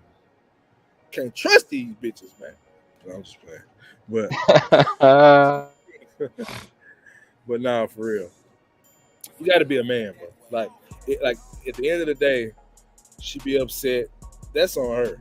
You know, if she one thing I'll say, I actually had a situation, right, where I was about to cheat on my wife, right? And I came and told her about my temptation. Now, of course, nigga, she was mad as hell. Like, nigga, you telling her you was about to stick your PD whacker in another woman. Of course she mad, right? But I say probably about after a day, she sat down and talked to me and respected the fact that I told her the truth. That's what it come down to, bro. They gonna be mad about shit. That shouldn't change your position as a leader. Yeah, they're always gonna be mad about something, bro. And that's why I said earlier, don't give that shit energy. Good vibes create positive outcomes. Is it as simple as what I'm saying? No. But the reality is, it is what I'm saying. It's ignoring a lot of. I told y'all, bro, my philosophy when it comes to women, I listen to maybe 50% of what they say. Like, for real, I have you. That's how you stay sane. If you listen to over 75% of what women say, nigga, you gonna lose your mind. You would lose your goddamn. Because it don't make any sense. I mean, you want to boil it down. Let's get to you're like, okay, let's get to the point. Let's boil this shit down. Right. To make sense here, okay? God damn. How about this? How about we move this? This is the way we move. Well, what? No, okay. How about this? This is what we're doing. So you're just gonna tell me what we're doing? Yes, I'm just gonna tell you what we're doing. This is how we're moving. I don't agree with that. You don't have to, but this is what we're doing. Mm-hmm. That's it. And she gonna bitch, complain, and you know what she gonna eventually do? Yes, sir. God damn it. Go drive that car, put gas in. The oil I changed. You hear what I'm saying? Go cook with them goddamn Williams Sonoma pots I bought. So that's how you know I've been married, nigga. I know this shit. Nigga. It's the truth. They gon' bitch. That's what it's in their nature. Now here's my problem, ladies. Can you accept that sometime I want to knock another bitch down? That's in my nature. But see, they can't accept that. You can't accept the fact that I might cheat twice in 20 years. I'm just saying. You can't accept that. But I gotta accept the fact that you gonna bitch. Come on, man. Work with me. Work with me, man. That's all we saying. Work with me. Yeah, I don't think I'm willing to work with a woman, bro. I swear to God, I'm not gonna work with anybody. And I think it's because of like the near-death experiences that I've had. I don't really care about your feelings that much because I'm too busy worrying about mine. Because when I almost died, no one was there for me. So that's just my mentality, and I may need therapy. You see what I'm saying? But that's just how I roll now. But maybe I need therapy. I don't know. Yeah. Y'all, I want y'all to look at this question because I asked this question. I didn't get enough answers. And ladies, usually men see what I'm saying? Usually men won't admit this, but maybe I need therapy. I'm just saying. So, if a man cheats twice in 20 years, does that make him a bad husband? Yes, type 1. No, type 2. Somebody, talk to me. Lexi said, hold on. Lexi said, I love William Sonoma. See, I told you I know what the fuck I'm talking about. Yeah, them Sonoma pots and pans, nigga. Tell you something. Let me see. I need to be able to participate in the fye100 podcast, and she has to have big ass boobs for us to play with. See, what I say, y'all. I said this shit on the show the other day. I told y'all they cool with another woman if they can be involved. It's not about you. I have a feeling Lexi's a different type of person. I don't understand how she exists, but But even she said she cool with it if you bring her to me. That's still self-serving. I'm talking about the nigga that want to knock some ass down. You know what I'm saying? Once every 10 years. Like, it has nothing to do with you. it sounds mad funny when you say it like that. Once every 10 years. Come on, bro. Come on, G. I feel like that's fair. Christ, bro. I feel like that's fair. Once every 10 years, you're going to hit some ass. Oh, that's so funny. All right, It might even be an accident. It might be an accident. I don't know. I just stumbled and tripped and fell into some coochie, man. All right. Total accident, baby. Total accident. Jenny says, big no. I will not walk away for a fling. Okay. You see what I'm saying? That's intelligent women. All right, let's see.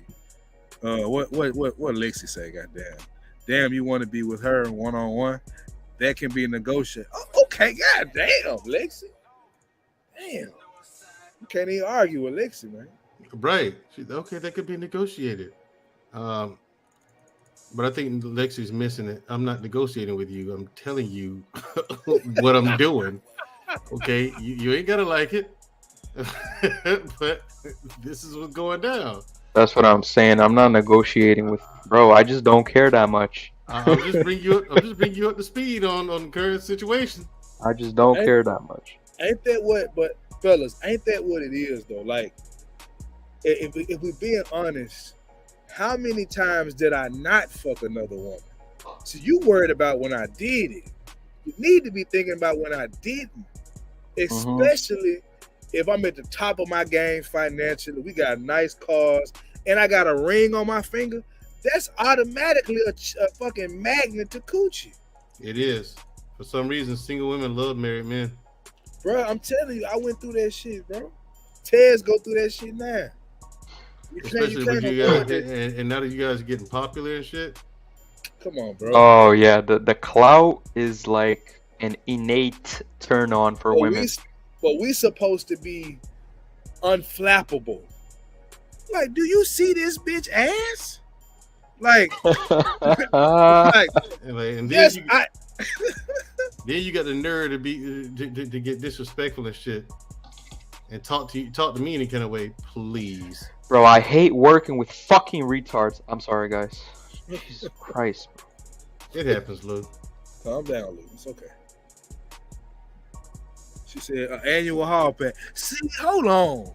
That's what I'm talking about. Like that's the right spirit. You know what I'm saying? Because I still feel like I don't need permission, but I will say to have you on board is great. It's great to have you on board. You see what Jenny Petty ass just said, man, Drew? What Jenny say? And it hurts a lot.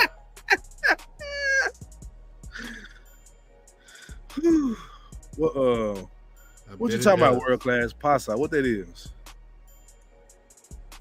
Come on, man. I'm a Memphis nigga. I don't know what that shit mean, bro. Yeah, Memphis niggas don't speak Spanish, world class.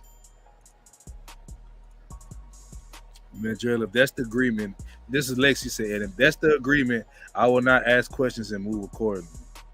Good girl. Yeah.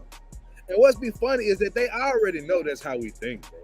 That's why they go through phones and try to cut you off before you do some shit, because they automatically know it's in their nature to understand we want to knock down multiple women. It's just like, it's not that we even thinking about doing it. It's that's in a nigga nature.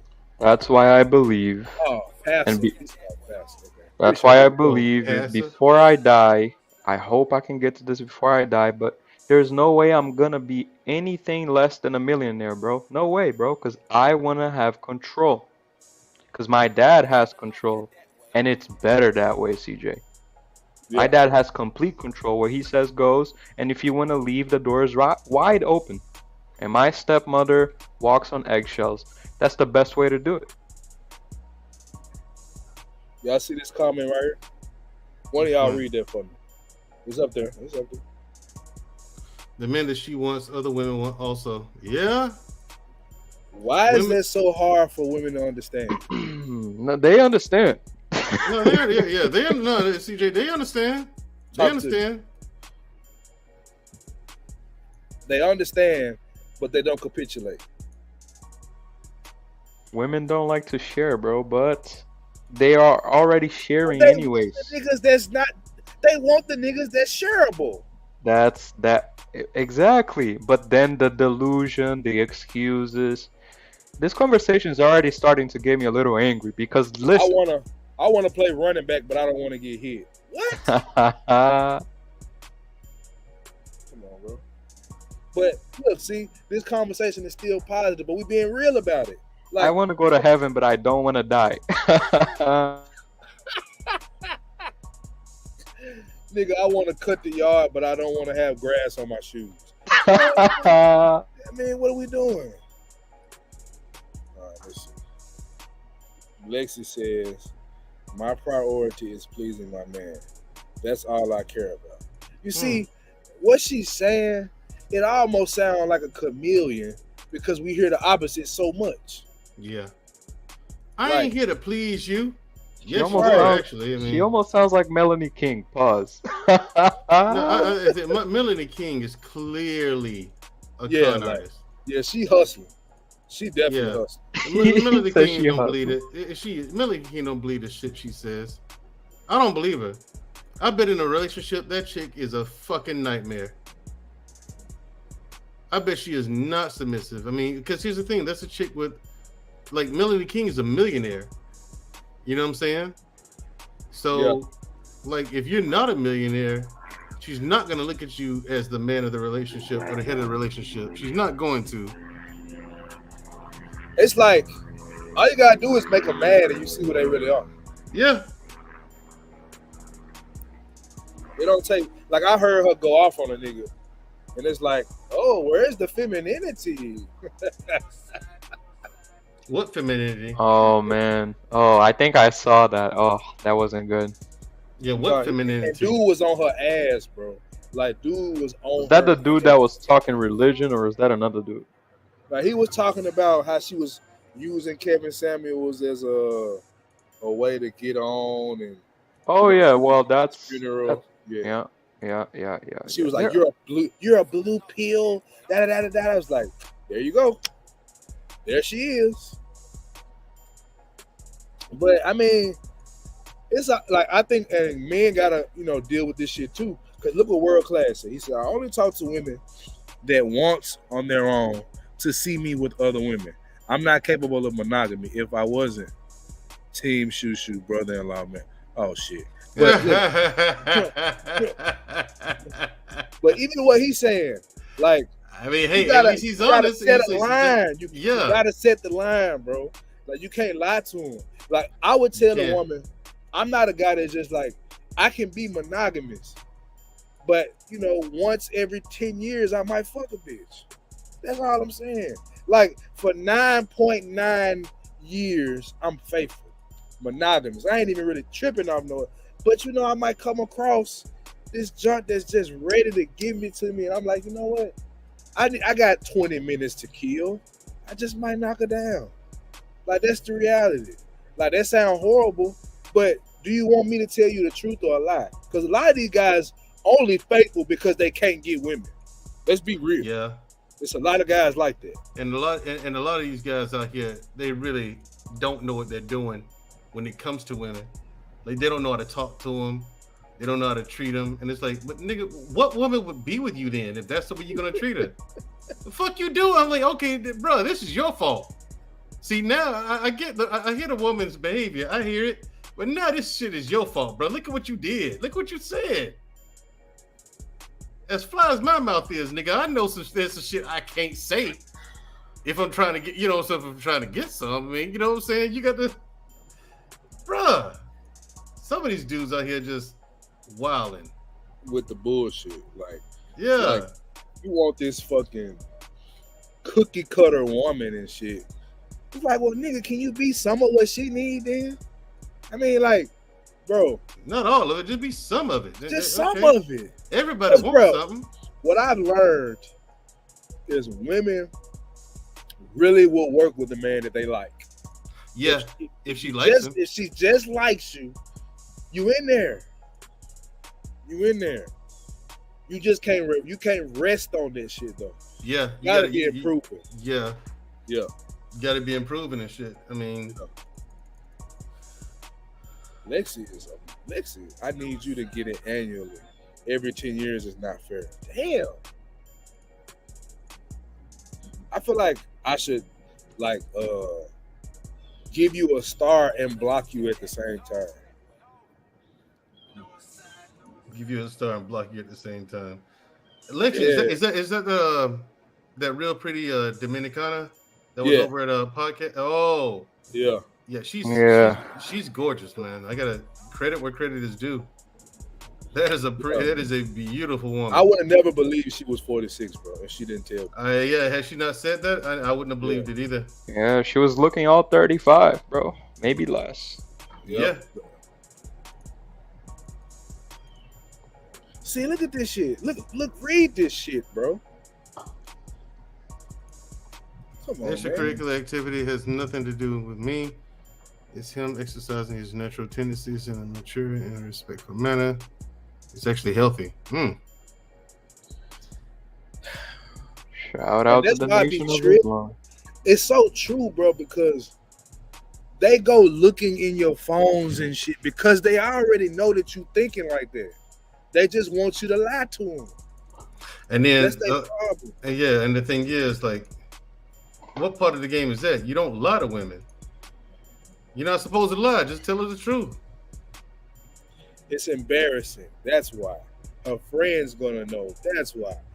Her friend's trying to get you to knock them down. What you mean? I'll just say this. One of my ex's sister wanted me to knock it down, bro. Like, I had the opportunity. I just decided not to do it. And it's like, she was the one that had the most to say about me. Can't make this shit, trying to talk all that shit about you, but then she trying to get you to knock it down. Can't make this shit up. Yes. See, bro, I just don't trust women, bro. Women are the most conniving. They're not to be trusted, though. That's the thing. At all. They're not like they're meant to be loved, taken care of, and managed, nigga.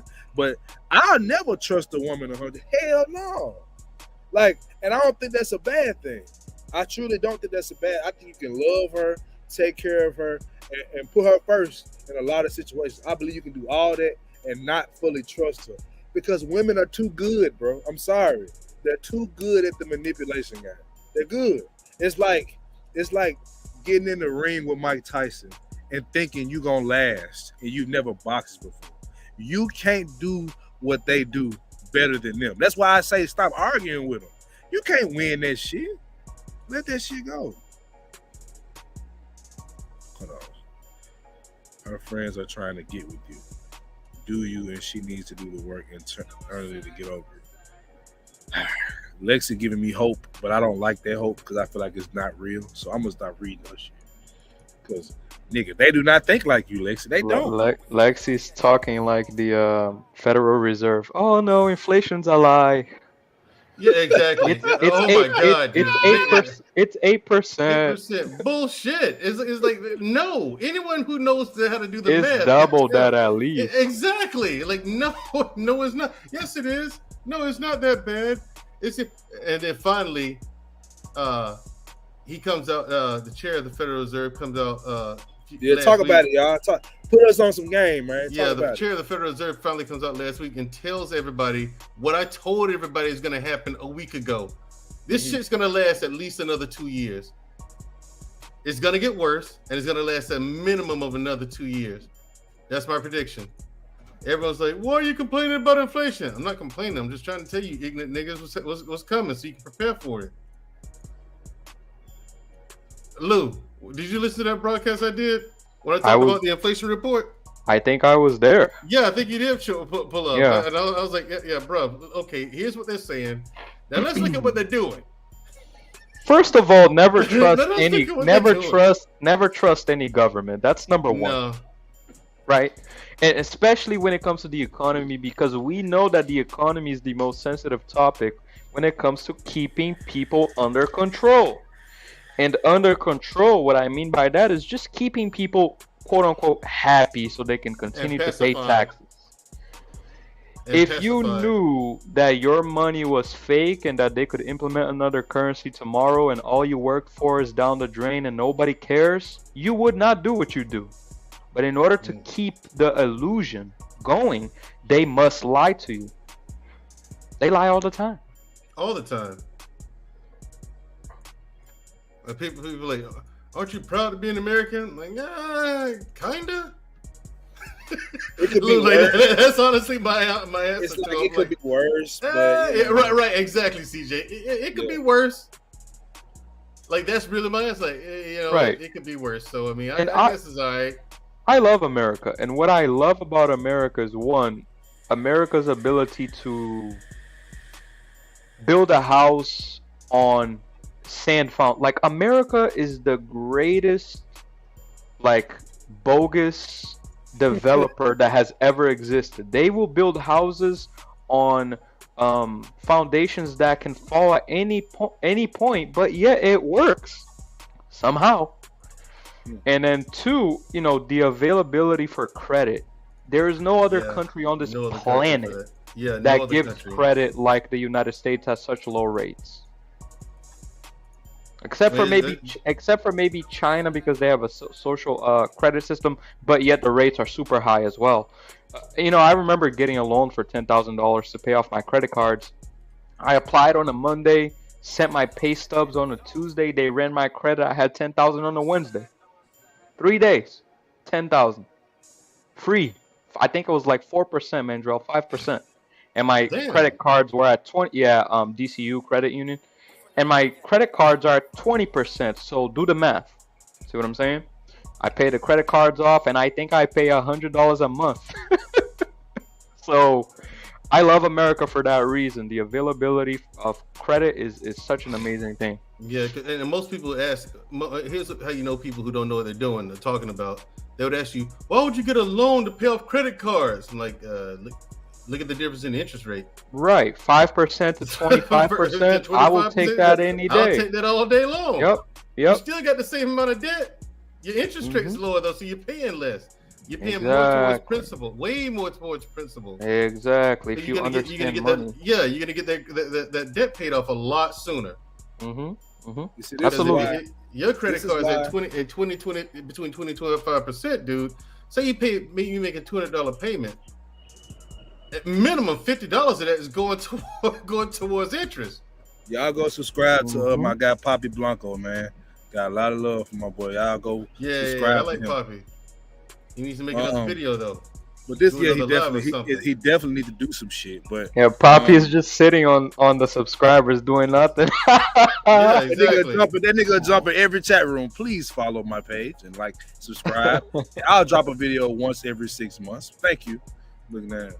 But but for real though, this is why I wanted to have this conversation. I didn't think it was gonna turn out like this. I thought I was gonna be done in an hour. But this is what I'm talking about. When you have the good vibes, it create positive outcomes. Like y'all talking about breaking down this shit to a percent, using one debt to pay off another debt to ultimately knock down the principal. Love it.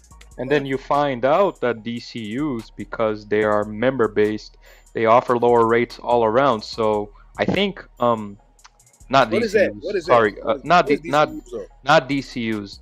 DCU is a name of Jesus Christ, how would you call it? Mandrell, help me out here. A credit union. So credit union, yeah. DCU, Digital Federal Credit Union, is a credit union that I have accounts in. And I found out that they also offer credit cards at half of that percentage. So their credit cards are at 12% APR. So it's better to bank with a credit union usually because they will offer lower rates all around in all the products. Yep, And that's why with my business, one of my business accounts is the one for Free Flow Athletics, the clothing line. That business account is with the credit union. Yeah. And they offer higher APY on savings account. It's like more than 3%. So why not? See what I'm saying? And people are like, no, don't go to credit union. You want to go with a bank? Like, why would I do that? Right. Well, why would I do that? For me, the problem with credit unions, and this is why I picked DCU, because they're one of the biggest, if not the biggest, credit union in the Northeast. There are that many brick and mortars out there, man. Yeah, they have good technology, so they're kind of like Bank of America when it comes to technology, anyway. So I really love it. But yeah, I have, not downing any of the bigger banks, the retail banks. I have a credit card with Bank of America for 11,000, another one for 8,000. Technology is great. I would rather not use them if I have to. See what I'm saying? Yeah. Like I got one with Capital One. I got one with USAA. You know what I'm saying? I got one with the credit union. It's called Max Federal Credit Union. I'm like, okay, all right, that's enough. I got 3 credit cards. That's a big enough line of credit, And so, I mean, I've had no problems out of the credit union at all. Yeah, I love the credit unions, and soon I'll let you guys know how it happens. But soon, I think it's U.S. Bank. U.S. Bank offers personal lines of credit at half the normal APR. So I will use that instead of personal loans or credit cards. Yeah, I plan on buying next year. So this is the year I'm really like locking in on learning as much as I can about credit. Buying a house? Yeah. Yeah, that's easy. I can set you up on that. Yeah, you might want. But you will want to wait 2 years. Yeah, but it's you want to wait a little longer than next year, man. I'll let you know, bro. I got your back. Yeah, I don't think the housing market is gonna crash per se, but shit's gonna get light. I mean, it's bad for sure. It's gonna hit houses. The price I'm looking at houses that increased by 100,000 just last year. But the thing is, that's because last year, like the last 2 years, the demand went up. But but what kept the housing market from crashing so far is the fact that the demand is high for a house, but the supply is not not off the chain. So let me ask you a question. The first time buyers program, is that still around? Yeah, it will always be around. So what percent? Because I know that that was passed up under Obama, though, right? 3 point,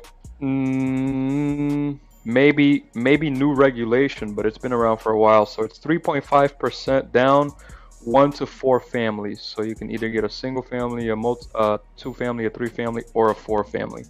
I would advise, if you're going to use the FHA program, get a multifamily, because the rental will be used as qualifying income and it will pay for the mortgage automatically.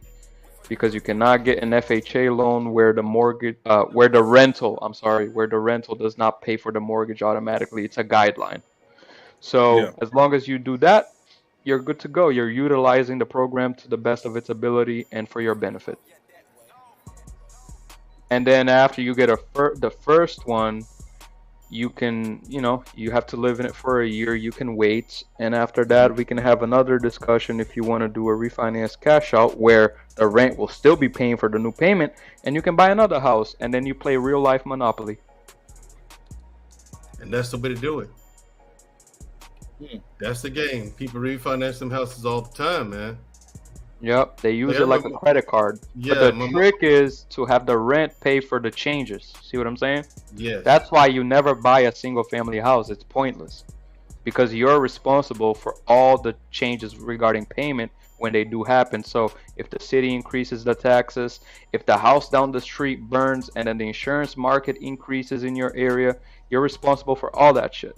So as long as you have that rental income, you can just up the rent on people, because people will always need a place to live. You're good. Interesting. Very, very. Hey man, this is what Lou does. Yeah, I do this shit for a living, so it's not even that I'm smart in a way. It's just I see it so much that I have it down to a science. What's up, Natasha? How you doing? Appreciate Poppy going to holler at him. But yeah, man. But yeah, I definitely want to buy. I definitely want to buy next year.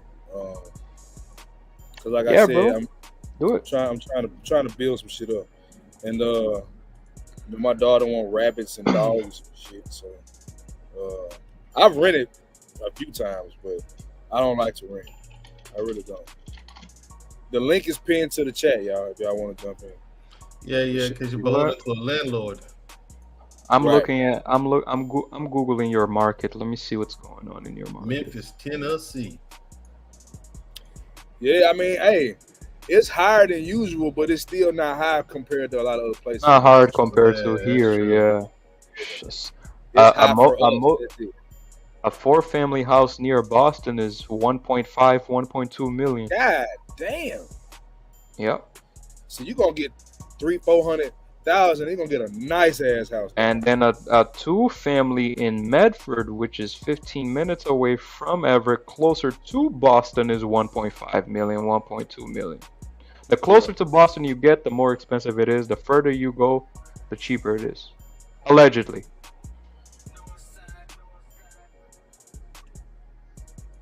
That's why people move an hour away, you know what I'm saying? Yeah. So if you're in Memphis, so what's the most dense populated city in Tennessee? Would it be Memphis? It will probably be Nashville. So normally But what check- people do is but move check- 30 minutes away or some shit.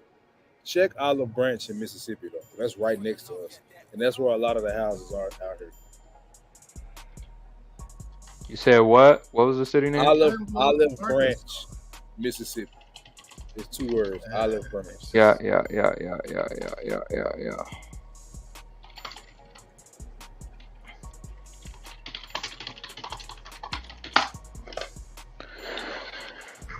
Da-da-da-da-da-da.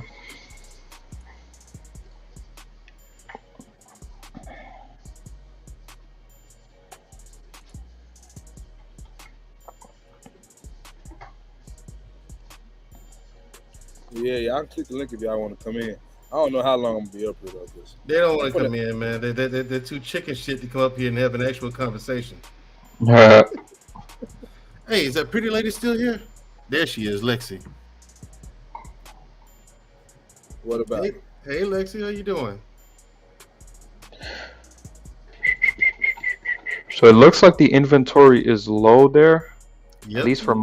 multifamilies. So let me look at Memphis. Because the multifamily game is the game you want to play. I got a surprise for you, man, Jarrell.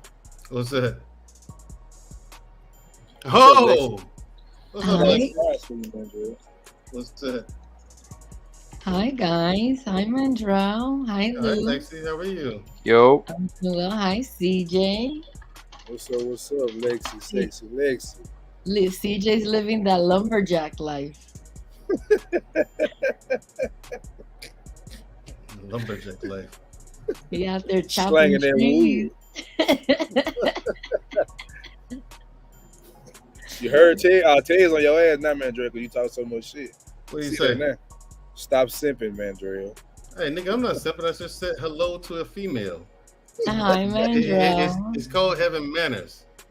Mandrell, did you have your espresso already? No, I did not. I didn't have any coffee today. You want me to go make you one? Uh-oh. Okay. Uh-oh. That nigga shook. That nigga shook. No, I'm not sure.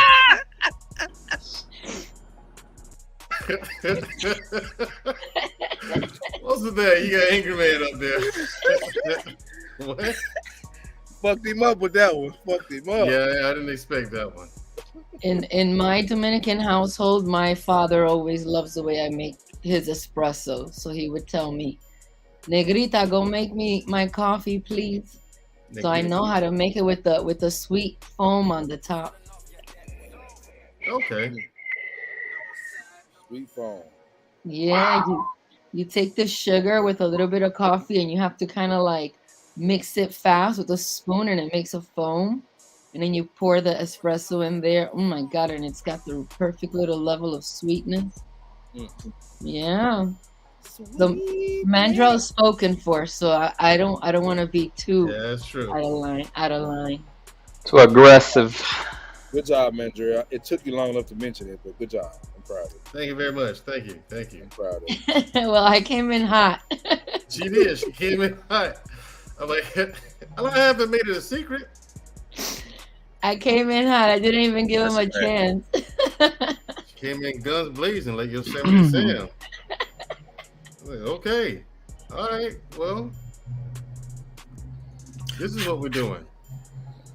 Well, I'm being fresh because I love the conversation, and I think it's important for women to know that it's delusional to expect your man to be monogamous, and if you love him enough and you truly care about pleasing him, you can have a conversation about it. You can set some boundaries. You can let him know your hard limits, your soft limits, and then it could be done in a way that doesn't impact their relationship or whatever you have.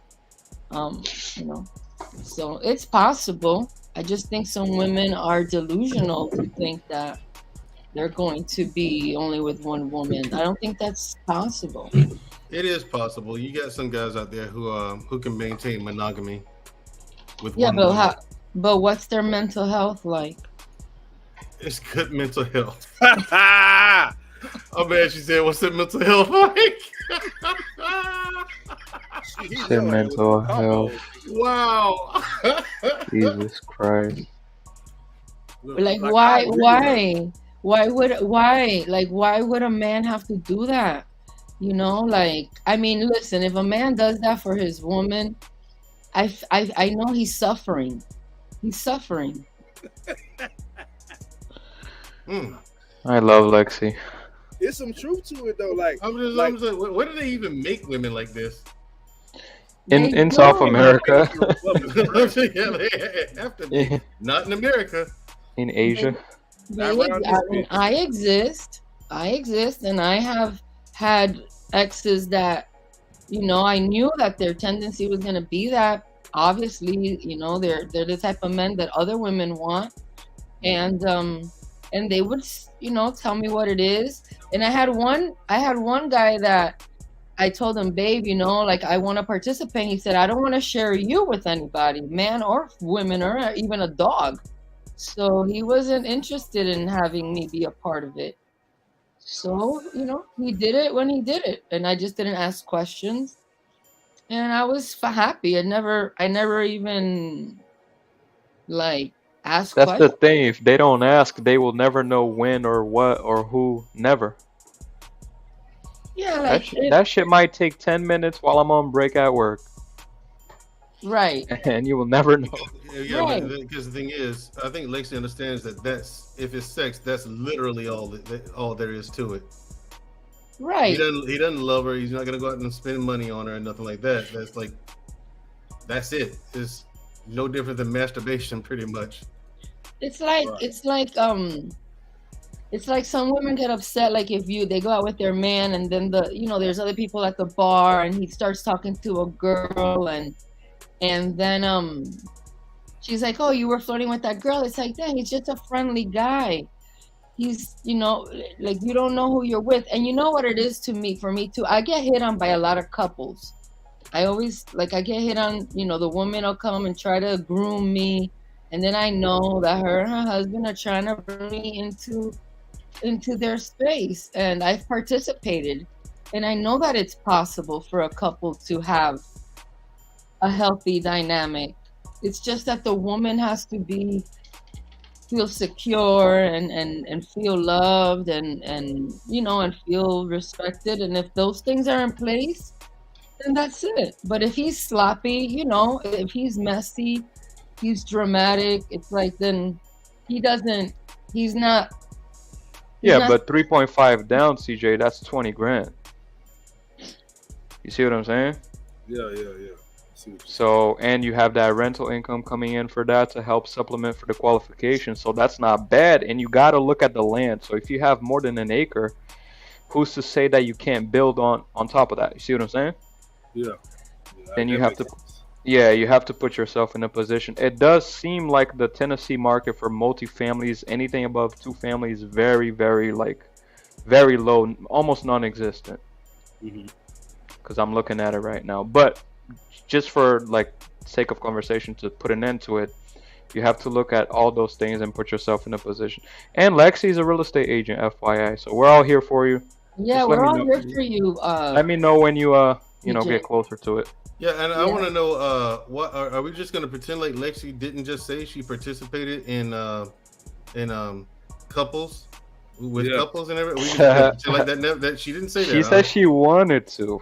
I've been with a lot of couples. Oh, you've done it. Okay. See, I mean, y'all just gonna pretend like that didn't just happen. Am I the only one that heard that? I'm just. No, that's kind of normal for for Hispanic and South American women, though. To be honest, because if you watch videos Wait a minute. Wait a minute. That's facts. If you watch these videos about women in South America fighting over their men, they usually beat up the woman. The man doesn't get a scratch. Why? Because it's between the women. The women understand that men are far few in between. So all this shit happens and it's completely normal. Interesting. Hold on, let me bring up my guy.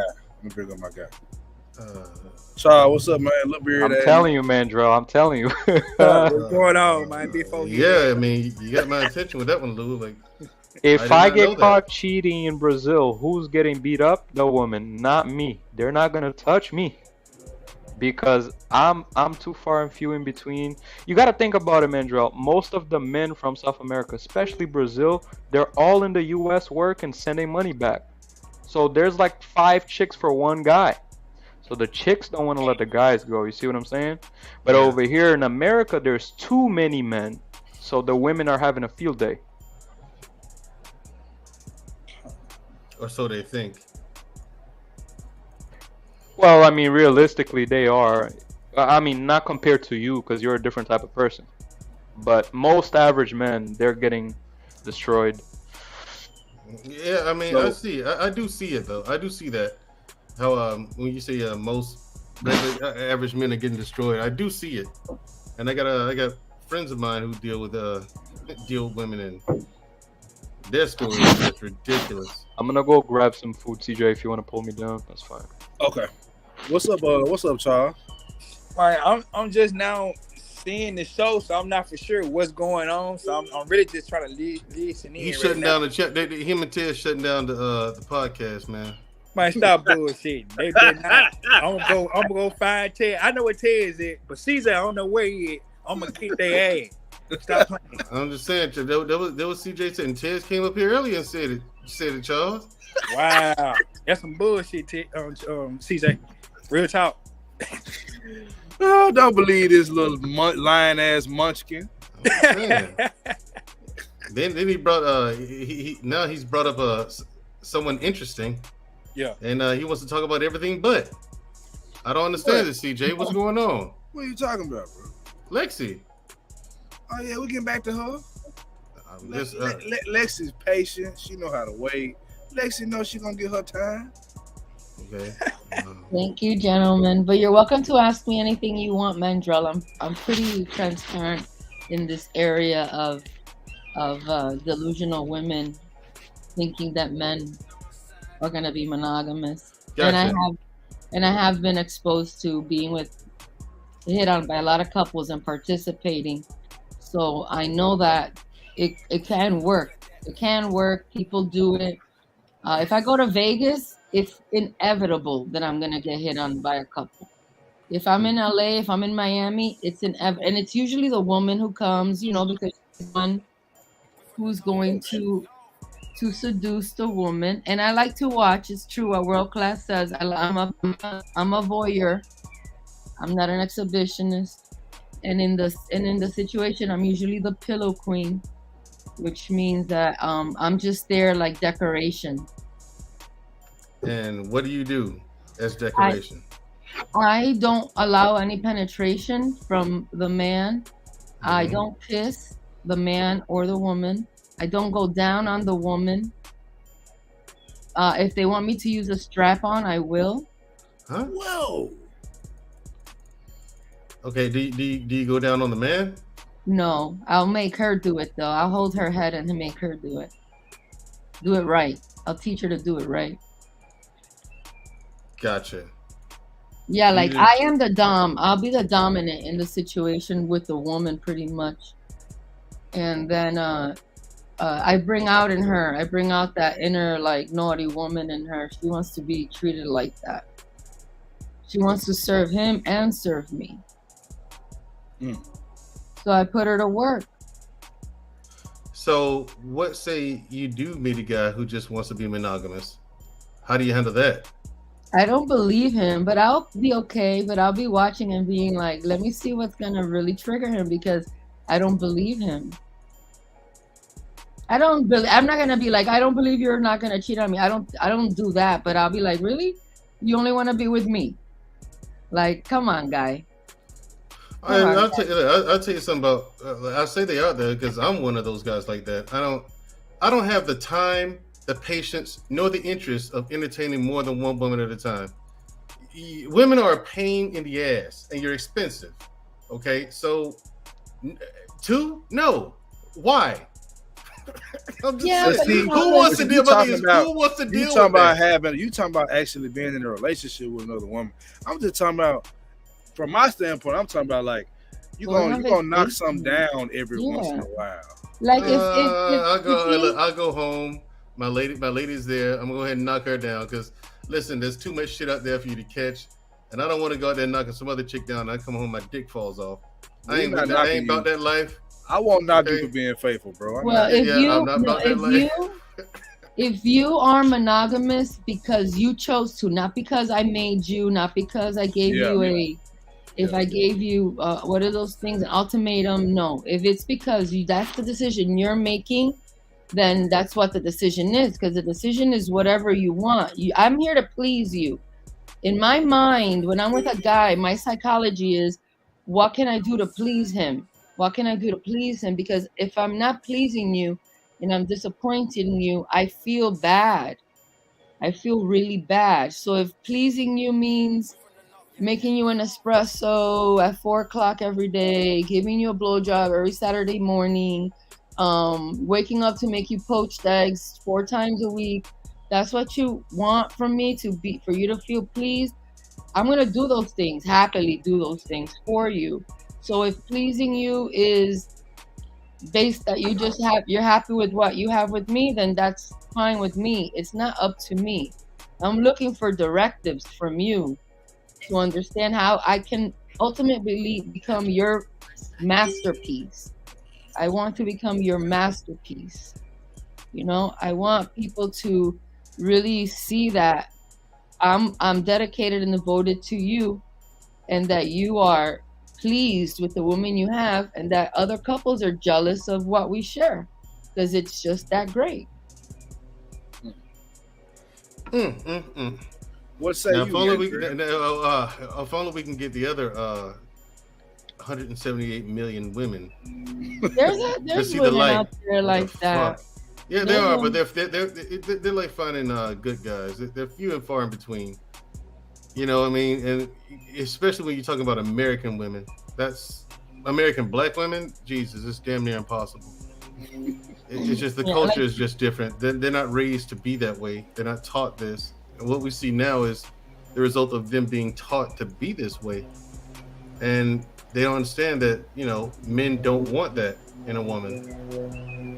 Yeah, my household, like my father had 3 different women in his life. They all knew about it. My mom, my stepmom, and then he has someone else now. They all know about each other, and they all take care of my dad. They all take care of my dad. You know, they all talk. When they're frustrated, they all call my mom. My mom is the number one. She's the main one.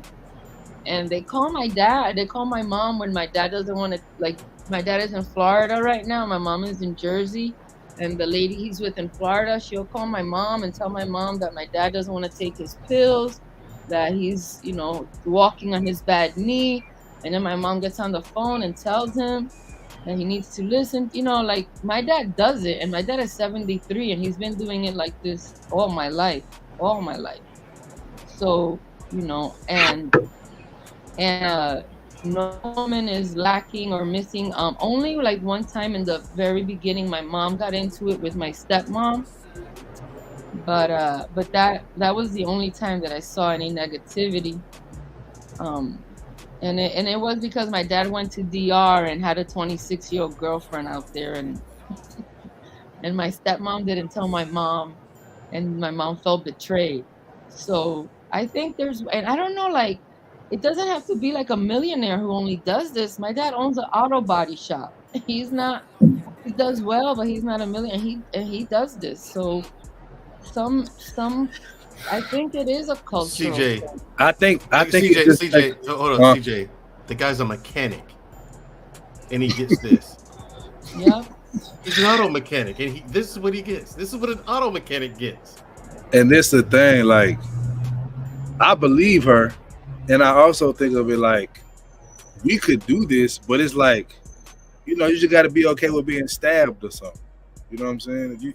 If you're fine with somebody stabbing you, you can do this. Cause like in our community, like it can work. Don't get me wrong, but it's like even having this conversation will make them mad. Yes, just having the conversation would make American black women, they'll get pissed off, and they get pissed off at Lexi. Oh yeah, got a lot of backlash in this space. You know, lately I've been getting a lot of negativity from the females. Um, they're kind of turning on me lately because this is the way that I really live, and this is the way that I really think.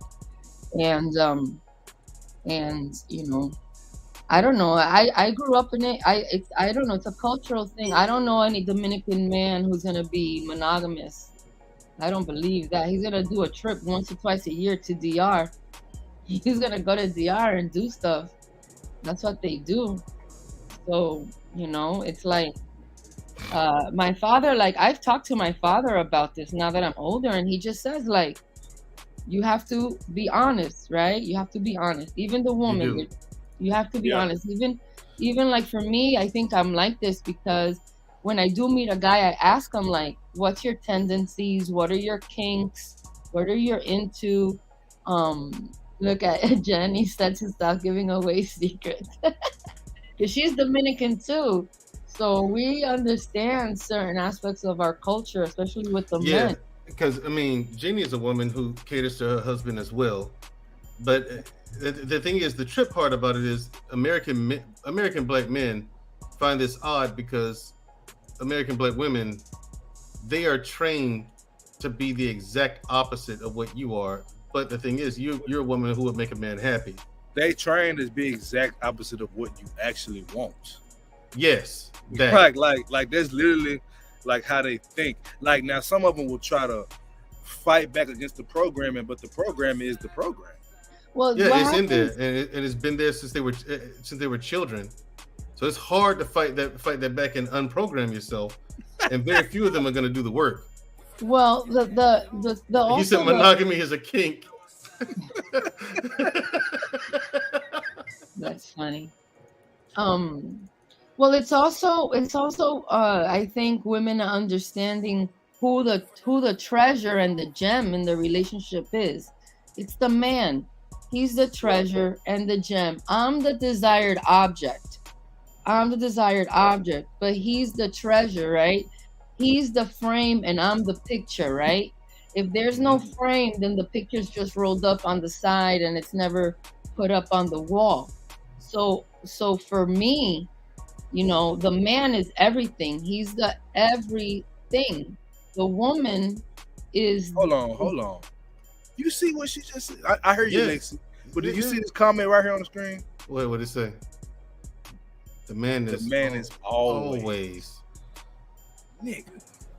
See, Lexi. What's good? We American black men, we do not hear this at all from our women. We don't. And so when you have women like yourself or like Jenny Morena, and they treat their husbands the way that you do. Shout out to Mrs. She I mean, she give me hope for the sisters too. Right. And my thing is like this.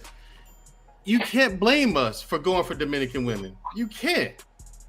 Why are you pissed off? Then do what Lexi do what Lexi does. Okay, do what Lexi does. But they won't do it. You can give them the answers all the live long day, but American black women will not do it. And you know, like if like for example, like you know, some days a woman could feel a little deficiency. She feels insecure. She could just say, babe, today I'm having this type of day. And he could bring back that sense of security, that sense of love and assurance to her. Because, you know, we're not perfect. You know, some days you feel like you can handle things, other days you can't. So it's important to communicate, right, to the man that you're trying to please on the days that you don't feel like you just feel deficient. So he could be there for you. There's a lot of different things that women need to be able to communicate so that the man understands what he needs from her. So he could be like, you know what, today is not the day to bring this topic up because she needs me in a different way. And then you're there for her however she needs. And then when you say to her, honestly, babe, I need to go on a boys trip, you know what I mean? So I could just, you know, have some fun and whatever it is. And then, you know, it's like you're there for her when she needs you. You echoing, Dusto. I am. And, when she feels deficient. Not now. And then when you feel deficient because you need to go hang out with the fellas, she understands. Like, we are also there for each other in those moments. And it doesn't take away from anything. It doesn't have to do with anything. It doesn't have to do with anything. It's and I'm also an advocate that I don't believe women should go on girls' trips. It's not the same. Women don't go on girls' trip. You can go to the spa, spend the day at the spa with your ladies and things like that, but you don't go on a girls' trip. It's not a female thing. It's a man thing that they need to go out there and exercise their mind, body, and soul. And you know, sometimes another woman will give him something you don't. You know what I mean? Like, sometimes he wants to do something with somebody that's not the mother of his children. Like, I don't know. I don't promote polygamy. One vagina, one man, one vagina. But that's you. And that's the choice you're making. So we don't need him in this conversation. And now I got to bring Dustin back it up. You got to bring Dustin with it, as if just like I dusted off some clown from Fight Club. No, I got Dustin say, no, I got to troll you. No, here's the deal. There's these dudes, they go get wives or go get their steady woman or whatever. Right. Let's just say this woman is he picked her, so you might as well be the woman who's doing what she needs to be doing. Right. Then they say, well, in the Bible there was polygamy. Oh, yeah, it was also homosexuality and sin and people getting their heads cut off. New Testament, and it came, it's like, look, one man, one woman. So that excuse out the window. Or we're supposed to spread our seed. Yeah, be disciplined. Let's be real. So what they do, they got their job, they got their wife, they got 3 kids. They skip soccer practice with Junior because they're running out in the streets after this chick. They mess up. They skip the work meeting. They're coming into work, suit all hanging off, tie hanging off the side, sweating because they're banging the secretary in the closet. Or they go raw on the stripper in the club and spent the rent money. They're doing stupid stuff that's screwing up their own marriages. Extra cell phones under bed, sneaking out 3 o'clock in the morning, and it's taking them off track for being the person that they're supposed to be to begin with. The booty ain't free. Let's be real. You're taking Junior's college fund and spending it on some other chicks. You're taking time from soccer practice. Or now you're not knocking your woman down right because you're thinking about 3 other vaginas. And most of them was garbage anyway. I've seen this in the Army. They screwing up good women or good situations. Then 10 years later, is it the lie that's screwing them up or is it the act? Both. They're acting on screwed up principles. You know that you go bang another woman and she's number 2, she's gonna feel some type of way. You know that you're banging something that's substandard to the number 1 woman you got. I'm a great number 3. And it's I'm a usually great like, number 3. Oh, okay, you're great. Okay. Let's explore this. Lexi, why do you say you're a great number 3 as opposed to a great number 1 or number 2? Because Number 1 has from what I've way too. heard from you so far, you make a fantastic number 1. I know, but that's a lot of responsibility, man. And you're just lazy. That's what it is. No, I'm teasing. I make a fantastic number 1, absolutely. But if he already has established, if he has a wife, I am such a great sister wife. I'm really cool. And I think I'm not gonna have children. So if the first wife gives him kids, the second wife gives him kids, and I come in as the third, I can take care of the kids, I can take care of him, I can be a good friend to wife number 1, wife number 2, and I don't have to deal with the grunt of a lot of things. So I come in when they all did the responsible stuff, the adulting, and now they're looking for a little bit of a fun time. Then that's when we should have Lexi be a part of our family. And then Lexi, word up though. Most guys, if I bring you in with me and my lady, you're gonna have to participate. You got to do more than just watch. Well, then that could be negotiated. Because if you're coming into the bed, what's the point of just having you watch? I mean, well, then we have a little moment where you and your lady tell me that you want me to be a part of your relationship and that you guys are serious about it, and then you open my brain up to the possibility of being in a really entire relationship with the two of you, and that's a different level of vulnerability that I will be more than happy to give to you. Just to be clear, I'm not damn, dude. I don't even want this is a lie. This is a lie. He's gotta be. I don't like polygamy. I don't want a polygamy There's no way you're That's real. my thing. Like, I'm not even. I'm very real. I'm not interested in polygamy. Lexi's a robot from South Korea. Like, no, I know women that do that though. Like, I understand the polygamy argument. You know what I'm saying? Where I differ is I'm not interested in having more than one woman consistently. Like, I just want one of their ass, and every 10 years I might knock a chick down. That's all. Because I'm trying to get women to understand that that's more than likely what's gonna happen. I don't care how good of a man he is, he's a man. That's what I'm trying to get people. I'll pass on the second hand. The street. My question to Lexi is, okay, let's just say there's a dude almost as good looking as me. I'm 42. This man, you probably want him to be making some money, so he's gonna spend at least 8 hours working. He's probably gonna have to go in the gym. That's some time. He's got to chase them ugly kids around the house. Then he got to pound his other wife. And if this is a productive dude, he probably got a sexy, slim, trim wife who's gonna drain a lot of energy. How would you feel just Wednesdays and Sundays getting some leftover meat that's hanging off the side and another woman that already burnt all the way out?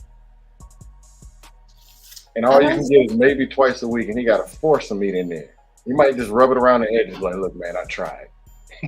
No, I mean, if he has to put it on a calendar, then it's on a calendar. If I get Thursday, blowjob Saturday mornings, that's what I'm expected to do. So you're gonna go dry. You operating. See, Dusto, you operating from the polygamous point. I'm just saying a guy that. Yeah, I'm talking about the polygamy part. Yeah, I wanted to get your perspective on what I said, though. A man that is handling his business, that is doing what he's supposed to do for his wife, but literally it's rare. It might not ever happen, but he might step out once in a 10-year span. What do you view that? How do you view that? We got to what Lexi was talking about, but that's where we started. The fact that men will step outside their relationship, especially if it's a lifelong relationship. If you can hang for 9 years, why can't you make it 10? If you can hang for 10, why not 11? Is it worth it? But if it's what he wants, right? If it's what he wants and I agree to please him, right? Because I want to be with him, then I'm going to agree to it. And it's going to be a conversation. It's going to be like, well, if I say like before, if I say, well, I want to participate, he's like, well, I don't want you to.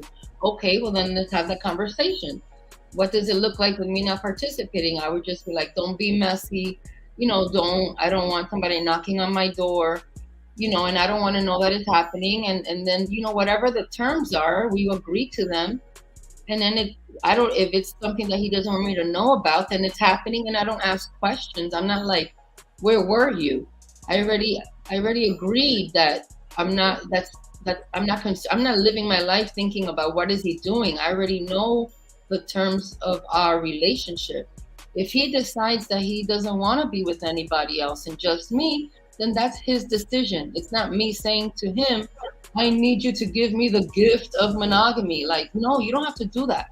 And if you start off being monogamous and 10 years later, you come across something that you want to finger paint with, then just tell me, babe, I've been getting this craving to finger paint, and I'm going to be like, okay, well, go finger paint. Do you want me to? You hear this, fellas? Don't lie to him. That's one of the first rules of the quote unquote game. Do not lie to them. What's your disagreement, Dusto? Huh? What's your disagreement? Damn his disagreement. Hold on. Damn his disagreement. Lexi. Y'all niggas stupid. Lexi. You setting us back, though. Let's stick 100 years. He's not important right now. Lexi, let's stick with you. This guy. Okay. No. This is interesting. How rare is it to run across a woman? How rare is it that you run across a woman with this ideology and you can have a conversation with her? You want the truth? You feel me? Mandro, you want the truth to that question? Go ahead.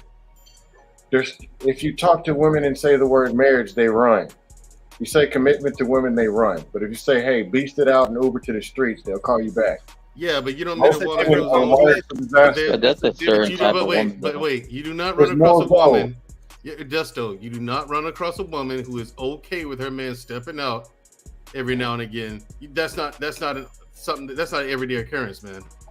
Yeah, when you say that on these panels, you get like women like Lexi. No, women like Lexi get hate all the time. Okay. From other women. Right, from other women. I want to hear her side. I want to hear what she believes and why. All women hate all other women. I agree. Doesn't matter. Listen. I'd like to stick to the subject, please. CJ, I thought you were in an orderly panel. I'm letting y'all have it right now. Tell us to stick to the subject. All bros are not on the fake bro code. Gotcha. No. Now, Lexi, so you say it's his decision whether he wants to stay monogamous or not. You're not forcing him. And if he's okay with being monogamous, you say you keep an eye on that. Is it you keep an eye on him just to see if he was telling the truth, if he is what he says he is, or because you're suspicious of him, or what? What's up with that? No, like if I keep an eye on him to see if he sees something, if I notice he's checking out somebody, I'll be like, babe, do you still want to honor the monogamy, or do you want to change the dynamic of their relationship? Do you want to, reassess the relationship and change the terms? Because I kind of see you checking out some beautiful women, and I don't require you to be monogamous. And if he says no, I'm fine, then okay. But if he says, you know what, yeah, let's revisit this, and I'll be like, okay, because I don't want him to do it for me. I don't want him to do anything that's not natural to his nature for me. That's not love for me. Lexi, quick question. You're okay with him bringing sour meat home? Substandard sour meat performances. No, because I think this is what she would do. Knowing Lexi, because we've spoken several times, I think Lexi would notice that he's looking for something else and go harder in the bedroom first before that even comes up. I think that's what she would do. Lexi, am I correct? I don't feel like I have to. It has nothing to do with me, so it's not like No. Here's what I'm saying, right? So let's say you see your man kind of checking out a few things here and there. What are you going to do anything extra in the bedroom, knowing that that may be coming, or are you just okay and have accepted the fact that it has nothing to do with you? This is a third party, separate entity, and if he goes out, it doesn't mean that you're not doing what you're supposed to do. Like, I will ask him, like, honey, is there something you want me to do or something different you want to try? And you know, like I want to be able, I want to please you. And if he says, you know, I've been wanting to maybe try being with somebody else for fun, like Yeah. it's like as long as you don't make me think I'm crazy based on the observations and the energy that I'm picking up. If you say no, everything's fine, and then you go out there and That's do still gonna something. make you feel crazy. That's what. Right, and then you go out there and do. Okay. So during this whole thing, if he says, okay, I'm gonna step out every once in a blue moon and get something different, so he's not being monogamous. Are you monogamous during this whole time, or 1,000%? 1,000%. That's why I There's love women her. like that out there. There's women like that out there. Thank you. 1,000 trillion%, man. So this is what I want y'all to understand, right? This is Latino, the fye100 podcast. fye100 podcast. What the hell? Whatever to Memphis, not Telemundo. This is Bro, El This will Telemundo. never happen. This will never happen here, nigga.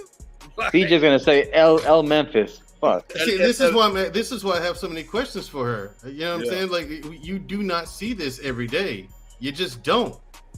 Yeah. Mandrell, I mean, I get where Mandrell's coming from, because it only takes a certain number of small percentage of men who can, and then there's like a number of women who will be okay with it and still remain. Monogamous. Dusto, he's still got to find a new wig. He says he's gonna get a new lace front for his business, but we're here to support him too. So there will be no bashing of the wig. Assalamu alaikum. That's for Dustin. Wig 'em salam. Stop the cap. Stop the wig. Stop the cap. Stop the wig. Stop the cap. Oh, so Jenny, okay. See, all the Hispanic, all the Latin women, Hispanic women, they agree on this. Yeah, that's what I'm noticing. I want to say every that's what Latino's I'm okay with it, but a good amount. That is not true. That's how all the Hispanic women are. Of course, I'm speaking in general. Jesus Christ. And I come from Brazil. Like, all this talk, all this bullshit. That's about, the problem, blah, blah, Lou. blah. You come from those dirty favelas. Bro, Damn it. No, bro. I am Brazilian. I'm telling you, if I get caught cheating, the one who's getting beat up is the other female, not me. Because men are more important in South America. That is a fact. Men are not important in the U.S. That is a fact. Stop the cap. I can say that's true. Okay, nigga. Well. Okay. Now, back to Lexi. Lexi. Mandrell is infatuated. He's gonna apply for the privileges. No, I'm not. I'm just having a conversation, right? Because, like I said, it's rare to run across a woman who just, bruh. Mandrell, it's your first time talking to a woman with these ideals? Yes. What the fuck have you been living I mean, under I've a rock? talked to women, and look, I've had conversations with women. I see you, Jenny. I see you. Who are okay with their man beating the shit out of them. Like, one chick told me, we are not talking DV, bro. One chick told me, if a man didn't beat you, he doesn't love you. Right. They like it, some of them. And I was like, what the? So my mind was blown with that. You know what I'm saying? You know what I mean? I'm like, she's okay. What the hell is this? You just leave the room, Mandrell. If they say hit me in the face, you leave. Exactly. I'm out of there. I'm not I'm not trying to go to jail. So anyway, so you're monogamous, and so it's all about him, in other words. It's all about him. Gotcha. So that's why She knows her man is her king. Gotcha. So that's why you demand such high prices for the man you're going to be with, right? What do you mean high prices? Well, I caught a part of a conversation you were having with a podcast, and a guy who makes $60,000 per year, not really what you want, is it? No, I could deal with that. What? I fall for who I fall. I make 65. God damn it! Be quiet, Mandrell. What? Huh? Oil? Who said something about oil, bitch? You cooking? I mean, if I meet a man and he's making 60, I have a lot of skill sets that I could help him grow. I'm not afraid of building. I'm very capable, and I'm only drawn to men who are capable as well.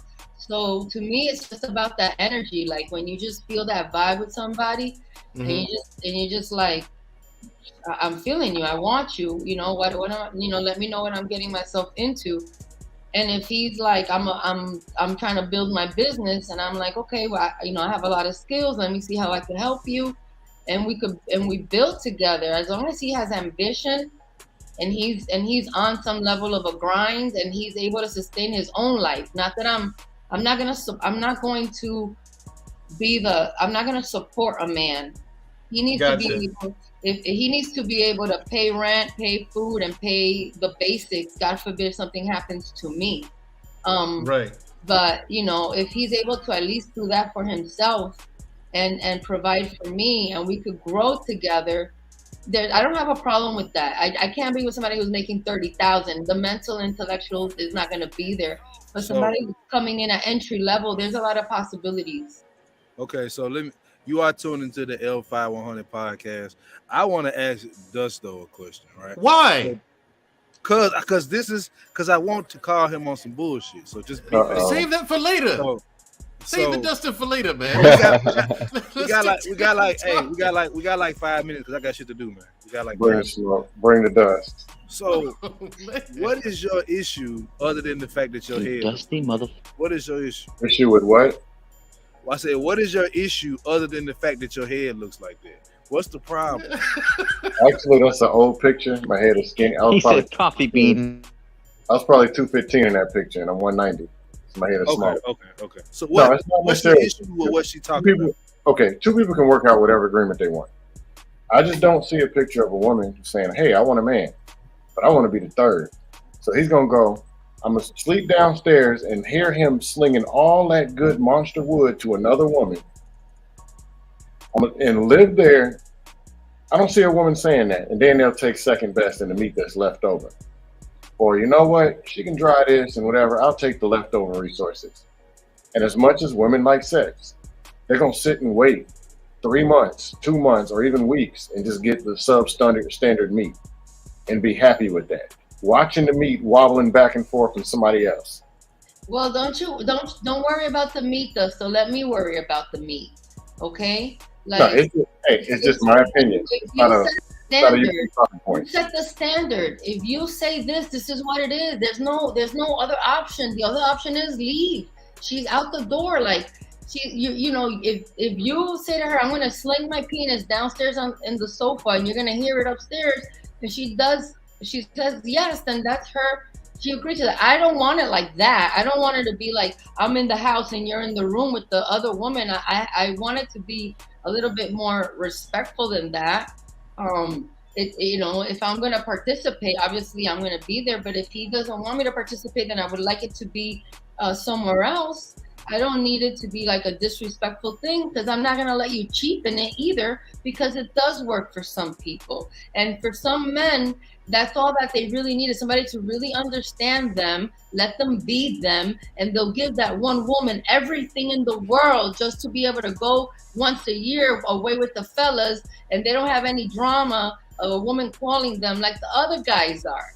My wife is telling me, babe, make sure you take some condoms. Do you want to take some lube? Babe, I already packed this for you, the cologne, blah, blah, blah. Go have a good time. CJ's like, yeah.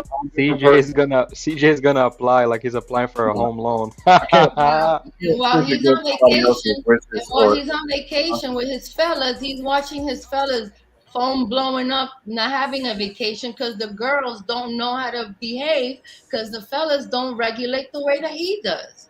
And I'm chilling in the house, going to the spa, looking at new recipes to make when he gets back, with glitter and glue, making him a sign, welcome home, Papi, all of that. All of that. Oh, okay. I have a question for you now. Here's what I don't know. Hold on. Final thought. Hold on, nigga. Final thought. Yeah, whatever. With the question. Final thought with your question. Lexi, why are you single? Like, how's no one ever married you yet? Because people want me to have children, and I don't want to have children. Ah, so that's what it is. Sounds like a lot of Okay, No. so you don't want to have children, and the guys you've been with, they want to have kids. They wanted, to have kids. I have one now that's come back from the past that had his kids with somebody else, and now he wants to try to rekindle now that we're older and, done he did what he wanted to do, which was get married and have kids. And I've never been married, and I don't have kids, but I would like to be married, just to the right person, not someone who, you know, has false expectations.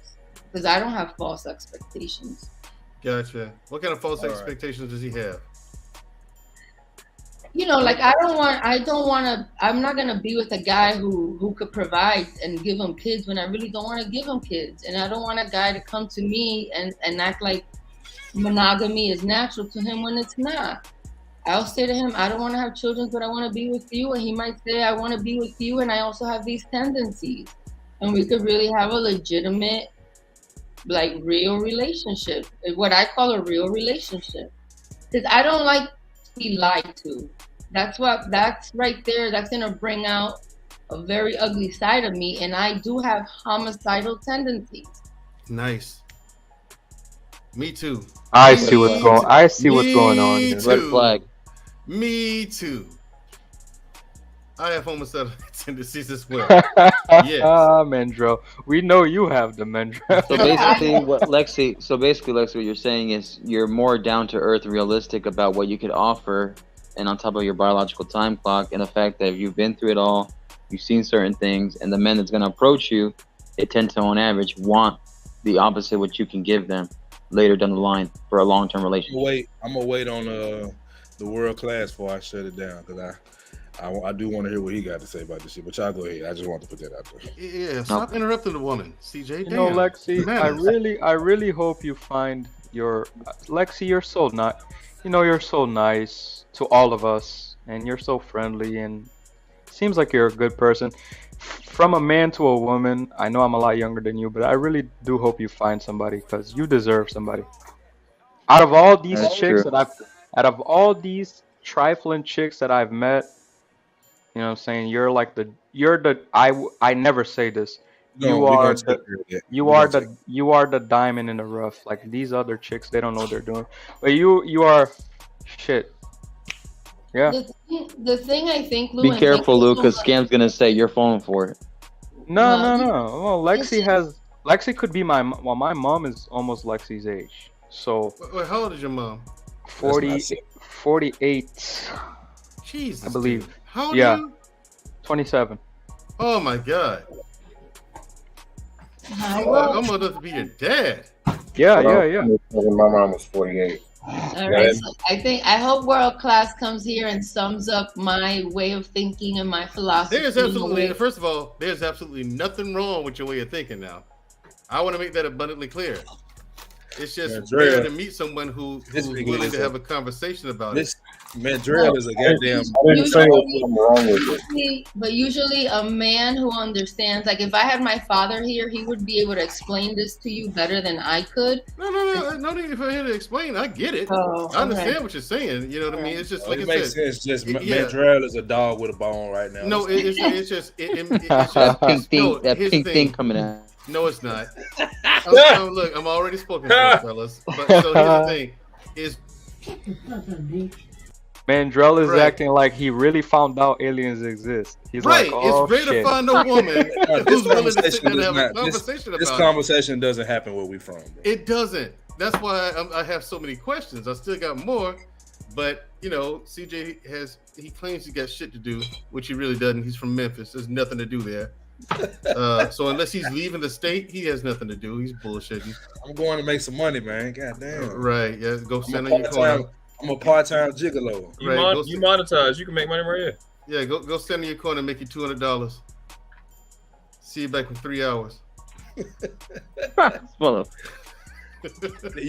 was real cute, man. Jesus Christ. It makes sense. I mean, why get a job? You can stand on the corner and make $500. I don't give a fuck. Fuck all the goddamn motherfucking shit. Damn. Somebody got my man. Anyway, World Class, what you got in the topic, man? Come with it. They should have never gave you niggas StreamYard. Never. You gonna take my joke, bro? Okay, cool. Whatever. Look, I don't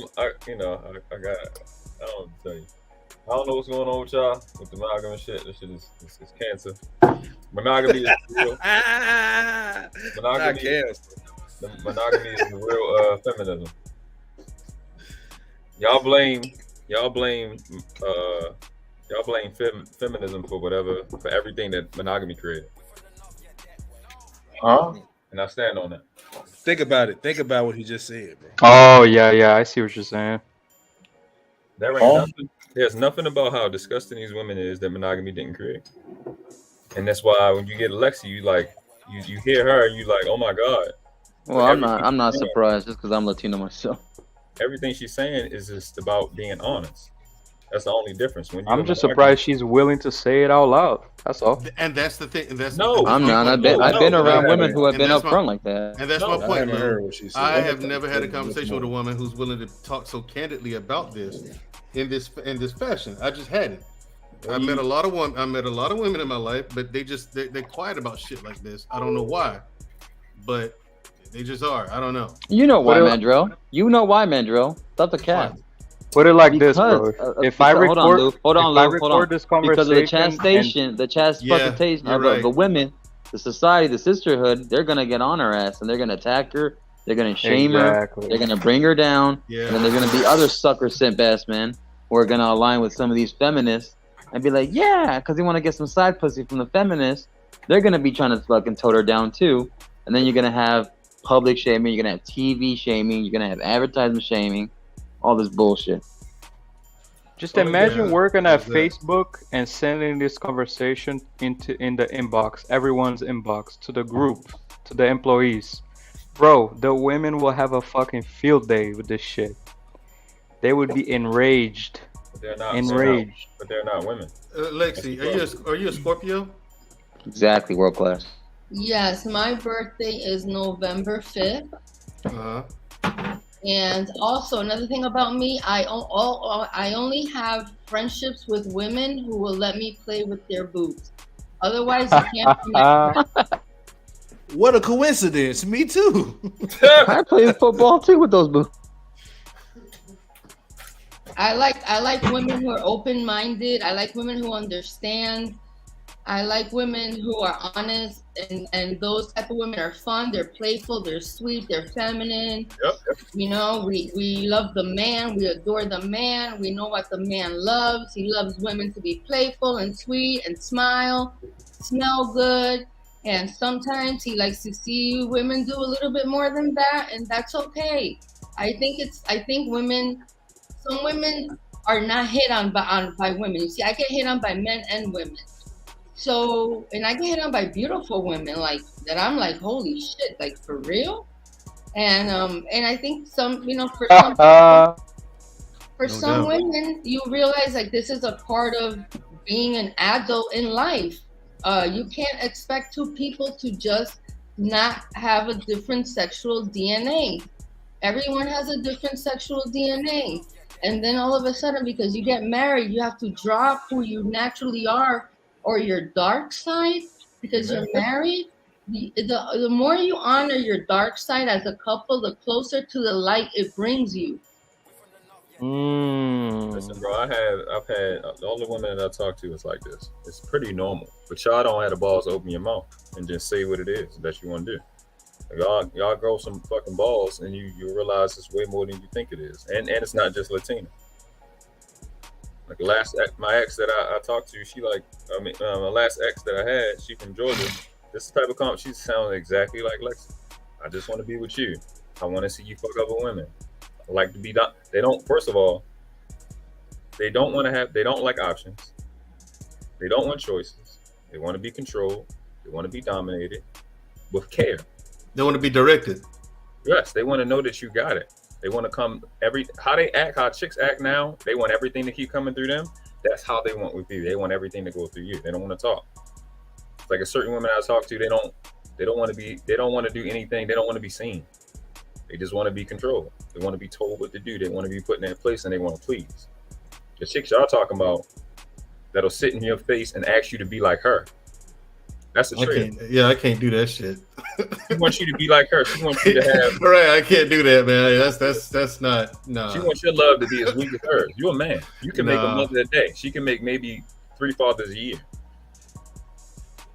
So we get screwed and confused with what we've been seeing. Well, it's a lot of stuff wrong with what we've been seeing, and the reality is,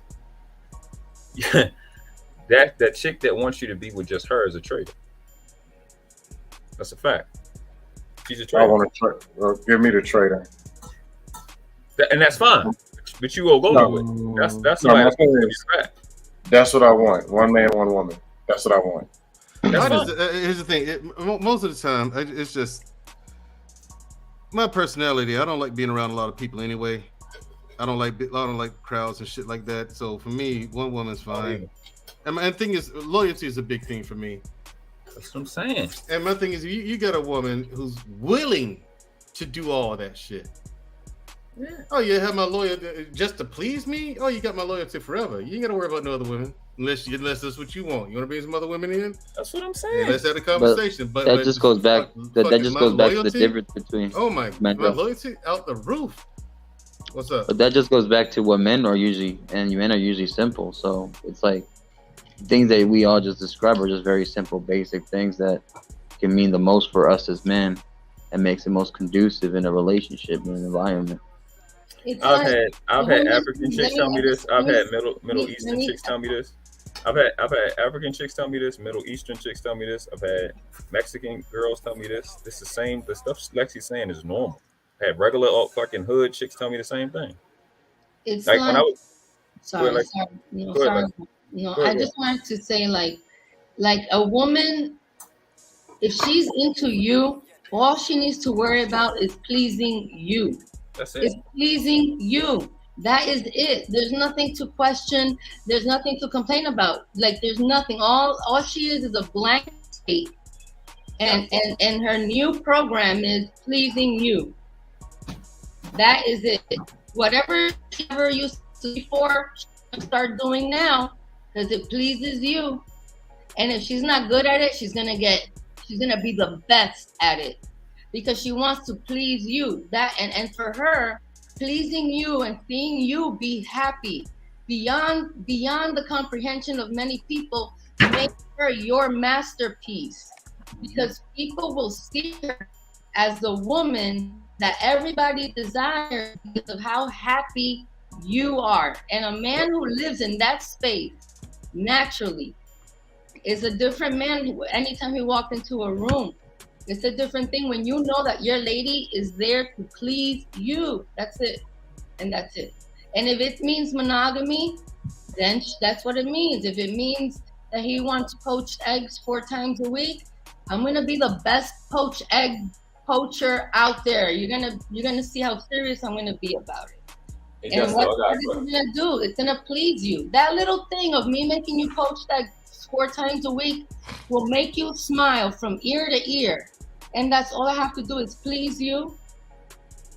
There's nothing to think about. So, hey Desta, I got a question. Before you talk to the fucking trader, hold on. Before you talk to the fucking trader, Dusto, let me say something. Trader Dusto, your trial will begin next week. Bring it on. I'm gonna allow this stream to continue to run. I'm just gonna make my moves in the car. I'll keep y'all right with me. Yeah, you know what I'm saying. Allegedly. If you no self-incrimination. If you hear gunshots, mind your business, okay? Yeah, whoa. If you hear gunshots, don't be alarmed. He's just in Memphis. Somebody just said, "Hey," basically. That's all. Basically, yeah, he's just in Memphis, Lou. That's all that is. Just go ahead, world class with your practicing. I'm a bump. You know it's hard out here for. Go ahead, world class. So Desto, do you believe in 50-50 relationship? No. All right. So what do you think monogamy is?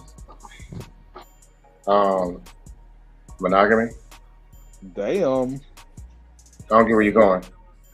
Huh? I don't get where you're going with it. What do you think monogamy is? I assume you're applying it to 50-50. I'm trying to figure out where. If I'm wrong, what percentage would you say it is? Huh? It's all right. Let me make it simple. Go ahead. I want one woman. Okay. What up, Fatty? Simple. What the fuck is Fatty doing here? I could say I want 6. I could say Go away, Fatty. Go away, Fatty. I want 1. So we're gonna Fatty. Hold on. We're gonna not because of the rules, not because of keep it. Hold on, real quick. We're We're gonna keep it respectful, bro. If anybody come with the bullshit, they get put up out of here. Letting me Yeah, know. but no, because somebody dropped the link on my shit, and I don't know if you're talking about what happened. So, and can we I? ain't doing none of that. But can I address something that Lexi said about me? It's She very didn't quick. say nothing. No, She didn't say you know nothing what? about you, Fetty. No, like no one has mentioned you all day, Fetty. I No, promise Fetty, you. Fetty, hold on, real quick. Hold on. We're not doing that, bro. We're not doing that here. No we're one's not mentioned doing that Fetty here. all day. If you want to come talk, bro, just have a conversation. That's cool. But we're not talking beefs. None of that bullshit over here. We're not doing that.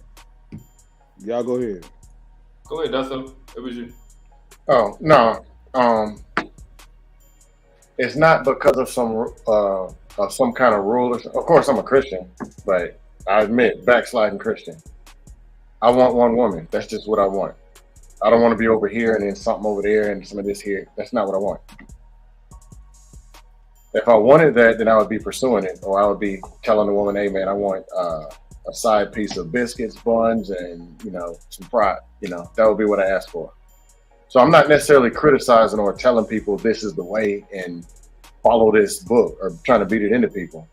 The only thing I speak against polygamy is lying and taking resources and screwing up what you do have, doing extra, spending the rent money in a strip club, or leaving your kids unattended to go chase after the booty. The stupid stuff that people are doing. That's my only thing I got against it. All right, so I was talking about in terms of the percentages. I gave you what you wanted.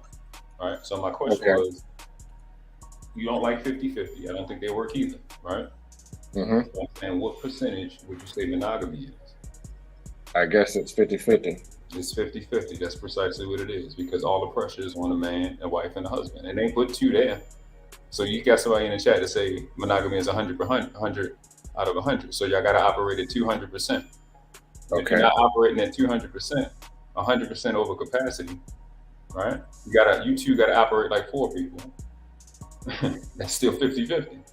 So I don't get me going and sticking my meat in another woman. How that's going to benefit the marriage and make the kids. What I'm saying is the same thing that's wrong about 50-50, which I'm pretty sure we'll agree a lot on, is the same thing legally, right? Because that's a lot of the things that people say about monogamy. The pressure is on the woman at the same degree in which it is on you. And they will fold and they will trade on you. But you said you wanted to trade, I'll give you that. Huh? Yeah. So for asking for one woman, she's gonna trade on me. But telling her I want to take this meat and go stick it in some other chick, she's gonna be faithful? Or she'll be more faithful if I give her 70% of my meat because I got to put 30% out in the street. I don't get it. Again, it's about what you want. You want her to take half the responsibilities. So a chick that you have a conversation with, yeah, I'm going to go fuck other chicks, versus another chick said, yeah, I want to be equal to you.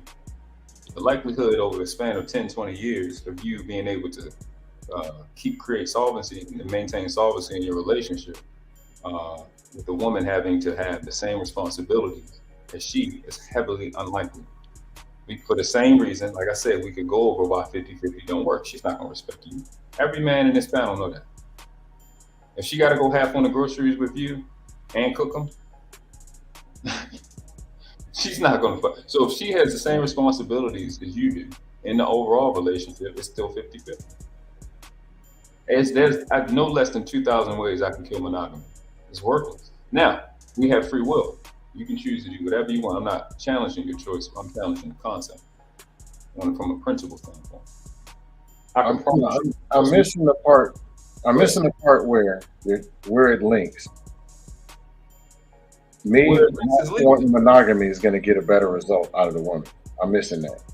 Well, you're missing the result. You're missing the link between how monogamy is going to benefit the woman or polygamy. Which one? Okay. It's implied that if I tell a woman, look, I'm going to knock down a few more chicks here and there, maybe Tuesdays, maybe Fridays, maybe the third of the month, I'm going to knock down some other time.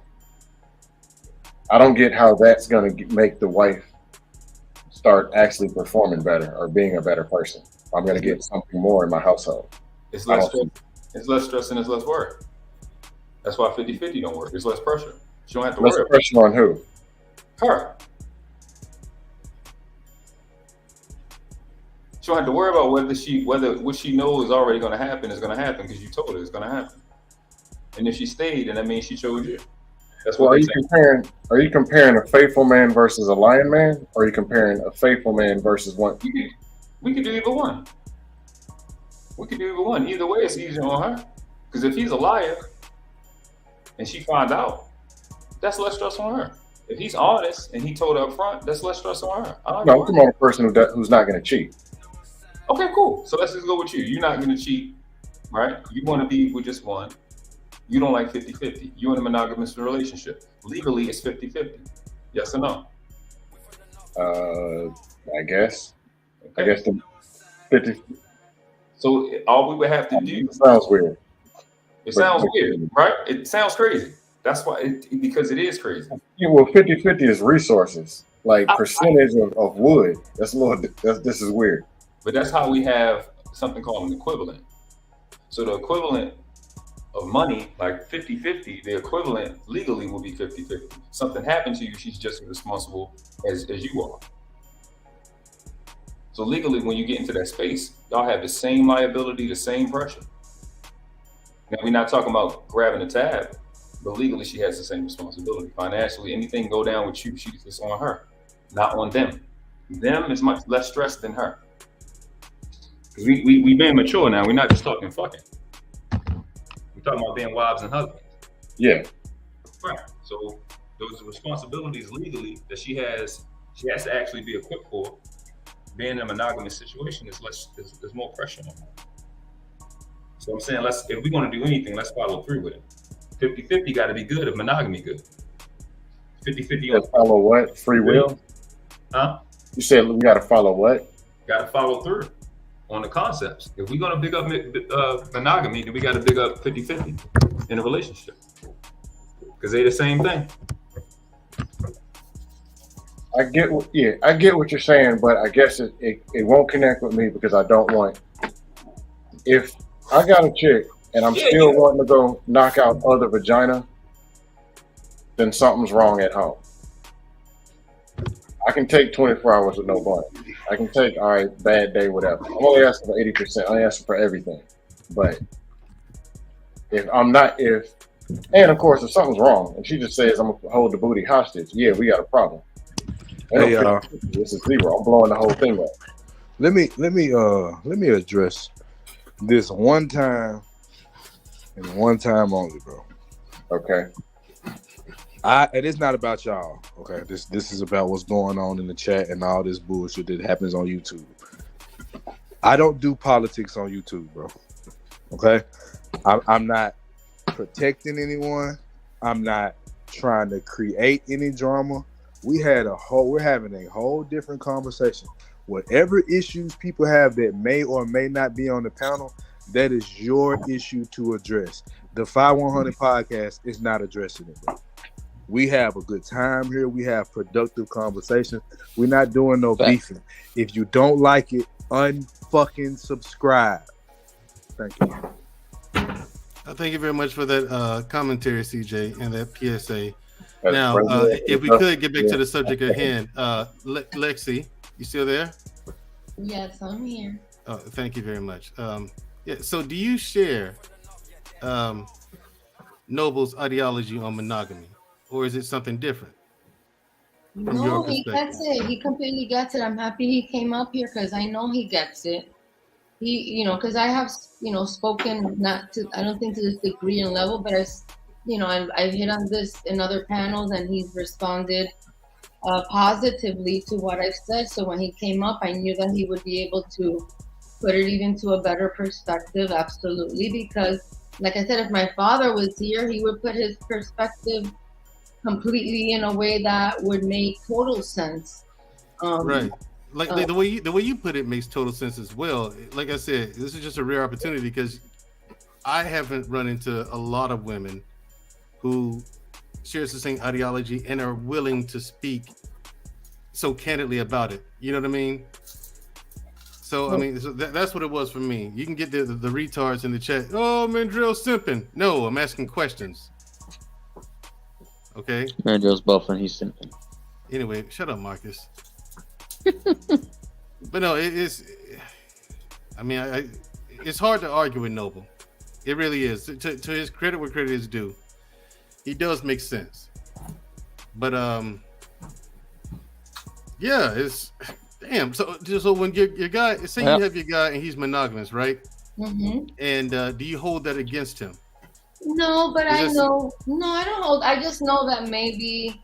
I mean, if that's what he says he is, that's what he says he is. That's fine. But I'm still gonna be cool, and I'm gonna be like interested in his vice. Like, okay, you're monogamous. That's weird. You know what I mean? Mm-hmm. That's weird. You're monogamous, and you only want to be with me. So that's interesting. So let's see what is it?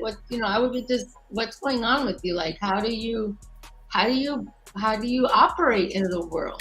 You know? And as a woman, it just would be like, really? You only want me? That's like, you don't look at that girl, look at this woman, like, we're all beautiful. You don't want all of us? So but I would just be like, okay, that's fine. It doesn't stop me from loving someone or not loving someone. It's not a requirement for me. You could be honest. You could be exactly who you are. If you could just be who you are, and if monogamy is part of who you are, that's fine. If it's not, that's okay. It doesn't change how I feel about you. It doesn't change what I want with you. It doesn't change what I see in you. Mm-hmm. It doesn't change the level of respect.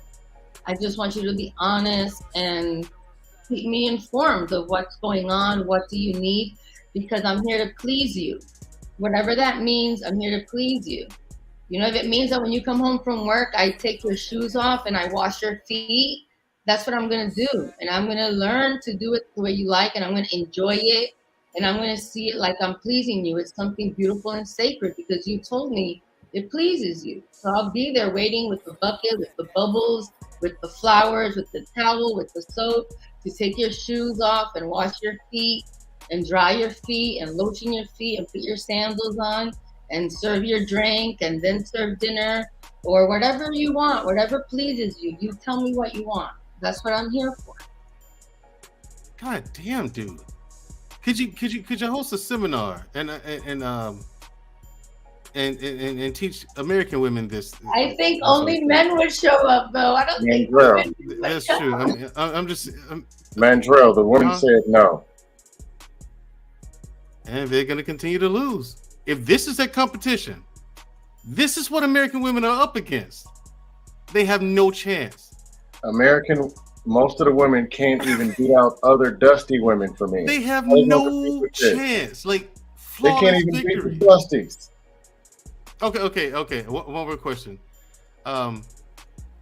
Why is it that you don't want to have a child if that's what would please your man? I think part of it, Mandrell, was for me, honestly, like I lived years in Miami and I lived 13 years in LA as a working actress. Right. And those environments were conducive to the lifestyle that I was exposed to. So that's, I those are the kind of guys that I like, that I just didn't really ever feel like I wanted to have kids. I would love to be with somebody who has kids, though.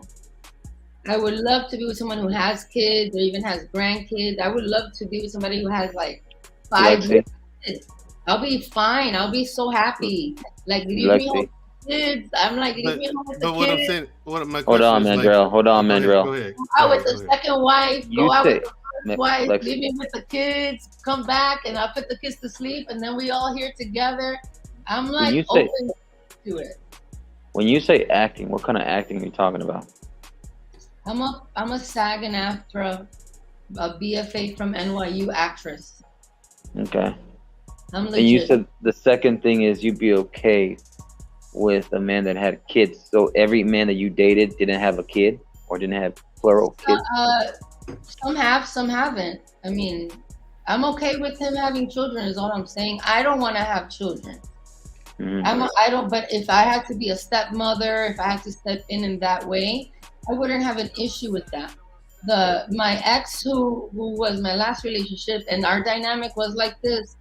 When it came down to it, he didn't want me to be included in the in the parties and the things anymore. Like, he really was trying, and I was like, wait a minute, like, that's not what we agreed on. Like, we agreed that I'll be a part of it. So when we tried it, me not being a part of it, it didn't work. It didn't work. I didn't like it. You know what I mean? Because I was like, I know I've been there with him, and now I don't like it like this. And he wanted children, and I know what he was trying to do is like kind of tie me down a little bit and tame me or something like that, and then do his thing. And I was like, I don't think I could do that. Gotcha. But, because it didn't start off that way. Okay, what about this? What if this guy offered you everything you ever wanted? You know what I'm saying? Like, he's the guy of your dreams or whatever. You know what I'm saying? And he will be monogamous, the whole 9 yards or whatever. But the only thing is, he wants one child with you. Mandro. Just one. Yeah, like if I have my dude, like if I get married or someone, if I get married, let's just say married, and my guy, if that's what pleases him, that's what I will do. If I love him and I love him and we want to get married and he wants, that's it. Like, I'm his property at that point. Right. Look, I gotta break in, because you're not gonna get the answer that you want, especially if you don't ask the question. What do women want? Do they want a monogamous man, or do they want a polygamous man? The answer is a polygamous man. That's what they want. That's what they've proven. They want the guy that everybody wants. But when you ask Alexi, she's not going to tell you that. She's going to tell you she likes what she likes, and she's going to do exactly what he wants. That's a rigged response. What you mean? It's not. How is it rigged? Okay. Well, we're talking well, hold on. But we were talking about monogamy. The other topic was having children. Those are two different things, right? No, two different things. I want to hear what Desto said. I want to hear his point. No, what I'm saying is, the guy that you want. I agree with the women want the guy that they want. Right. Versus they want him to be polygamous versus him to be monogamous. No. You missing. You keep throwing one in there. That's what's missing the concept. I'm not saying they want a polygamous man. I'm just saying they want the guy. They don't want him to be polygamous, but they want the guy that's polygamous. Is what I'm saying. Oh, okay. Yeah, that was what she was saying. She said she likes what she likes. Kind of want that. Yeah. And no reason I cut in because Mandrell was basically asking that. But if you ask her, okay, I got you. All right, yeah. If I meet a guy and I could feel that he's the guy for me, everything changes. Whatever I thought in life is no longer what I thought in life. If he tells me we're moving to Bubba Fuck Egypt, I'm moving to Bubba Fuck Egypt. This is the man I want to be with. He's the one for me. If he tells me we're having kids, we're having kids. That's what if he tells me to stop eating meat, I'm just gonna stop eating meat. This is the man I want to be with. I like to be controlled. I like to be told what to do. I love living in that space of pleasing my man. And I might have a plan, but when he shows up, my plans go out the door. Until then, I'm just lost. For me, gotcha. Until then, I'm just lost. I'm just trying to make it out here. Here's the thing, Lexi. Yeah. Here's the thing, Lexi. I hear you. I understand you, and I agree wholeheartedly. When people have all these rules and whatnot, and these that they have, but when the right person comes around, if you know what I'm saying, if he's that dude or that woman, shit changes. Yeah, I call it, man. Yeah. I call it. It's over, ho. It's over, ho. Right. I agree. I mean, yeah. Manuel, but it's not true. YouTube talking points supersede logic. What are you talking about? No, they don't. No, they do not. It's true. No, they don't. If he doesn't have a driver's license that shows that he's on his purpose. The thing is, I agree. It's the thing. I agree with her. I believe every word she's saying. Number one, she's not. Yeah, she's not. She has not lied yet. Okay. I'm just saying, but what's hard to understand. What's hard to understand about this topic, because there's a conversation that needs to be had and understood before this conversation, and that's the difference between submissives and the dominant. A lot of women that like polygamous men are true submissives. And it's like hard for dudes to understand that because we see them putting on their shell. Sorry if the shit's too loud. We see them putting on their fake exterior to protect themselves, and we don't know a real sub when we see one. She's telling you in a space where she says she on CJ channel, she's telling you in a little podcast channel, she's telling you, look, this is really what it is. And this how they talk behind the scenes when you establish that standard. Then monogamy becomes obvious. If you have the more dominant woman, which is like 10% of the females or less, or more poised for monogamy, because they can take that 50-50 responsibility. But most women are subs. And the dynamic, there's another dynamic of, is a woman a submissive or a dominant to another woman? Not sexually, it's just the standard. And then another conversation that has to be had before that is genetics. So certain things take priority. It's hard to understand, but I've been in this community for a long time, and we've had, really science-like conversation. So. Right. Now my thing is to Lexi, because I've seen you come up before. I'm just like, and I look at you and I'm hearing all this. The guys you've been with before, I guess they just weren't that guy. Like, what was it about them that made you not choose? What is it about them that made them not be that dude for you? I mean, like, didn't she say that they wanted kids? But she just said that if she meets a guy and she wants to do him, he's that guy for her. She'll have the kid. Yeah, but the thing is that, like,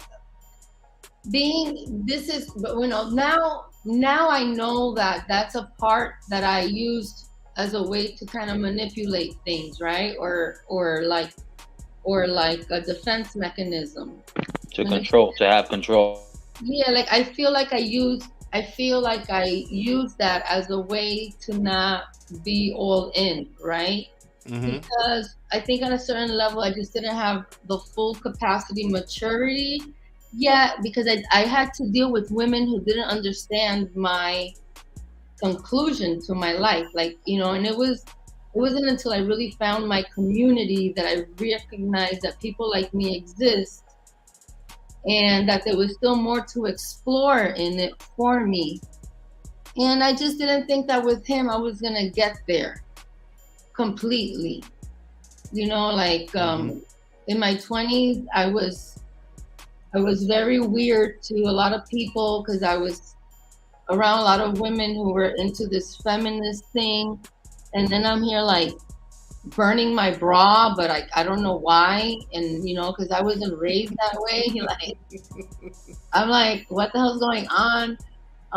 So then in my 30s, when I met my last boyfriend, he really exposed me to the lifestyle. And this was in Beverly Hills with really high quality people. You submit paperwork, like there's a doctor that everybody goes to see if you have STDs, and there's these beautiful parties and these beautiful women and tuxedos and gowns and all this energy, and it's so honest. And he told me that this was what he was into, and I wanted to experience it. And I saw how gorgeous it is and how, I don't know, it's just really beautiful.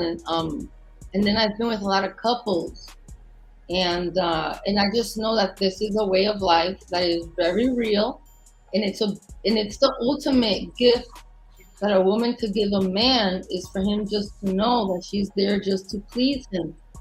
Just that is like, and it's so liberating, I think, for a woman to just feel like, I just have to please him. That's easy. And for him to know that that's what she wants to be there to do, is to please him. So now at 46, I could unabashedly, unapologetically share this with you, because I feel bad when I hear some of you gentlemen talk.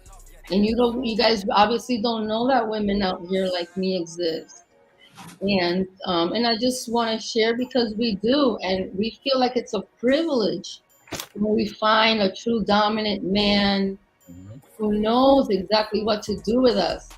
And there's a word that is referred to a person like me, and it's called littles, Littles. I'm a woman who's a littles. So I like the daddy-daughter dynamic. That's why I like to please my man, and that's the space that I love to be in, where I do get kind of treated and trained and talked to like a child sometimes. Okay. Because that's how I might need correction. Like all women, they all need correction like that. Exactly. Every fucking one of them. Exactly. But, okay, so my hold question. on, y'all. We just brought. Hold on, man. Hold on, real quick. Just brought Tiz the Fat back in the building, man. What up, Tiz? What's up, boy? What up, How Tiz? y'all doing? What's up, bro? Please, do us a favor, I'm gonna please. speak to you. What's going on? Testify. Tiz, if you have not been listening, please rewind it and listen. Good, Tiz. Lexi and I have been having a fantastic conversation. Nigga, we here too. Who is we? Oh, nobody. Exactly. Listen, ignore the rest of these jokers here. Listen, Lexi and I have been having a fantastic conversation that these rude niggas up here trying to change the subject 8,000 times, but I won't allow it. No, this is Man, Joe got his priceless, jerkins on right now. And CJ, if you're not recording this, shame on you. But yeah, I think you guys need to do a breakdown and let sisters, American black women, know that this is your competition. This is what you're up against. And up against this, you are no match at all. Your kung fu is shit. Okay? This the one I'm talking to now, this is a master. Okay? In fact, hey, this is a master. And so, Mandrea, first let me apologize for saying that you was simping, because you wasn't. I was just joking. I know, but, man. But I will say this. People always say that, man. When I'm like, I'm just having a conversation with a woman. And I will say this. Talking to her? Shout out to everybody. Man, I have been paying attention. It's been a dope conversation. Shout out to everybody that's here. We appreciate you for the love. Man, bro, the conversation been A1, world class. I think this is my first time being on with you. I appreciate you being here, bro. And I'll just say this, man.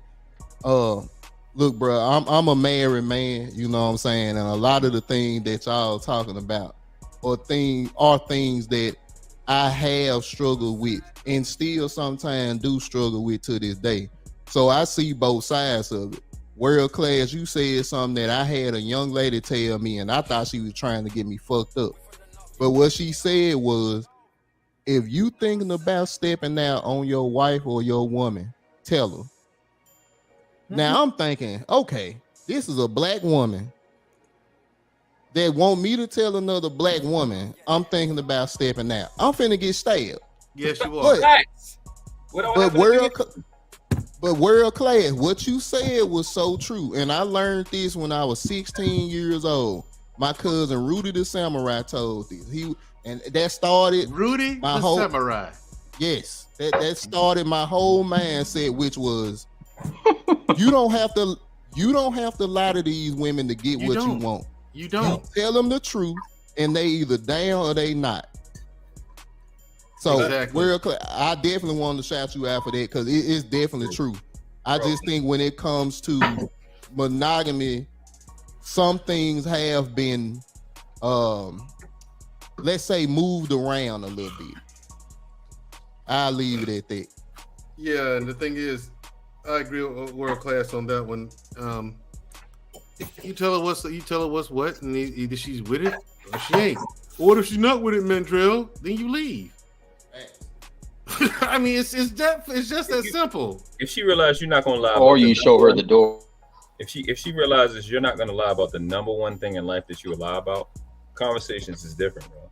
Yes. Yep. Conversations. The whole when you have Alexi makes every type of relationship better because the communication level is so high. The floor is so high because you can talk about everything. Because what she's willing to, there's no reason to lie no more. I can honestly, I don't feel good today. Normally, when you usually would hide it from me, you're not gonna hide it from me. Because you gotta always keep up the image. Because damn, she think I'm tired, and she think I'm gonna get tired and not fucking this pussy out here, and like you do all that shit, but you don't realize it until you start like really being honest with them. You don't see the difference in communication. I've done it, bro. When I talk to you, they're like, yeah, I got a young lady. She said, yes, I'm a second wife. I'm ready when you're ready. Lexi talking about she a third. You know what I'm saying? Like it's a whole world out there. Y'all have to tolerate it. You really don't.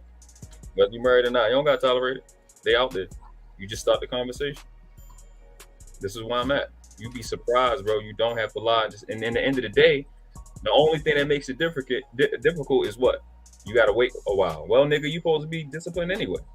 Right. So you get with dudes that are like me, that are way more disciplined and way more honest. What chance y'all think y'all got? All I'm saying. Because let's talk about the sexual marketplace with men competing with men. If they know that I'm gonna be more honest and I'm gonna be more disciplined, what chance do y'all got? Y'all, not y'all on the panel, but y'all that claim to be monogamous in this market. Y'all that got y'all girls, that's what's up. They'll rather go be with somebody that's honest, because an honest person she can trust. If she can trust you, he'll love you long. Thank you. I agree. I say that's what I've been telling these ignorant niggas out here. Why are you bothering to lie to a woman? It's disgusting. That's like the first rule to the game. Don't lie. And you hear me, right? I'm polygamous, right? If a dude, I got brothers that are monogamous. My best friend literally just got married. Yo, if you told that woman that's what you're gonna do, then you better keep your motherfucking word. And don't think I'm gonna respect you if you don't keep your word to her. I'm not. Keep your word. That's what you signed up for. You told her family you was gonna do that. Exactly. That's my thing. You told that woman that's what you're gonna do. You fucking do it. Facts. So let me ask y'all this question. Go ahead. What's it called when you just look? I'm gonna be faithful to you 99% of the time, but 1% of ass gonna get hit out here. What you call that shit? You polygamous. You're not monogamous. No, watch this shit. Let's switch it with something, right? You every once in a while, for 20 years, right? Every once in a while, I try to kill my. You're a homicidal maniac. Thank you. You're Mandrell. Huh? Toxic man. I mean, somebody got to go every once in a while, man. That ain't so bad. Yeah, but when you do it, it's a specific word for that. Yeah. You qualify for that, so it's like like I'm honest. I ain't gonna lie. I'm gonna tell her what it is, but you know what I'm saying, I don't view that as. I guess I didn't really view that as polygamy though. I kind of don't though, because it don't seem like the same thing. Well, it's like Lexi's been saying. It is natural, whether we married or in love or whatever the case may be, to have urges. You know what I'm saying? You're gonna see another woman, you can say, "Damn, she bad." You know what I'm saying? Even if you're in love with someone at the time, you can look at another woman and be like, "Damn, she bad." There's nothing wrong with that.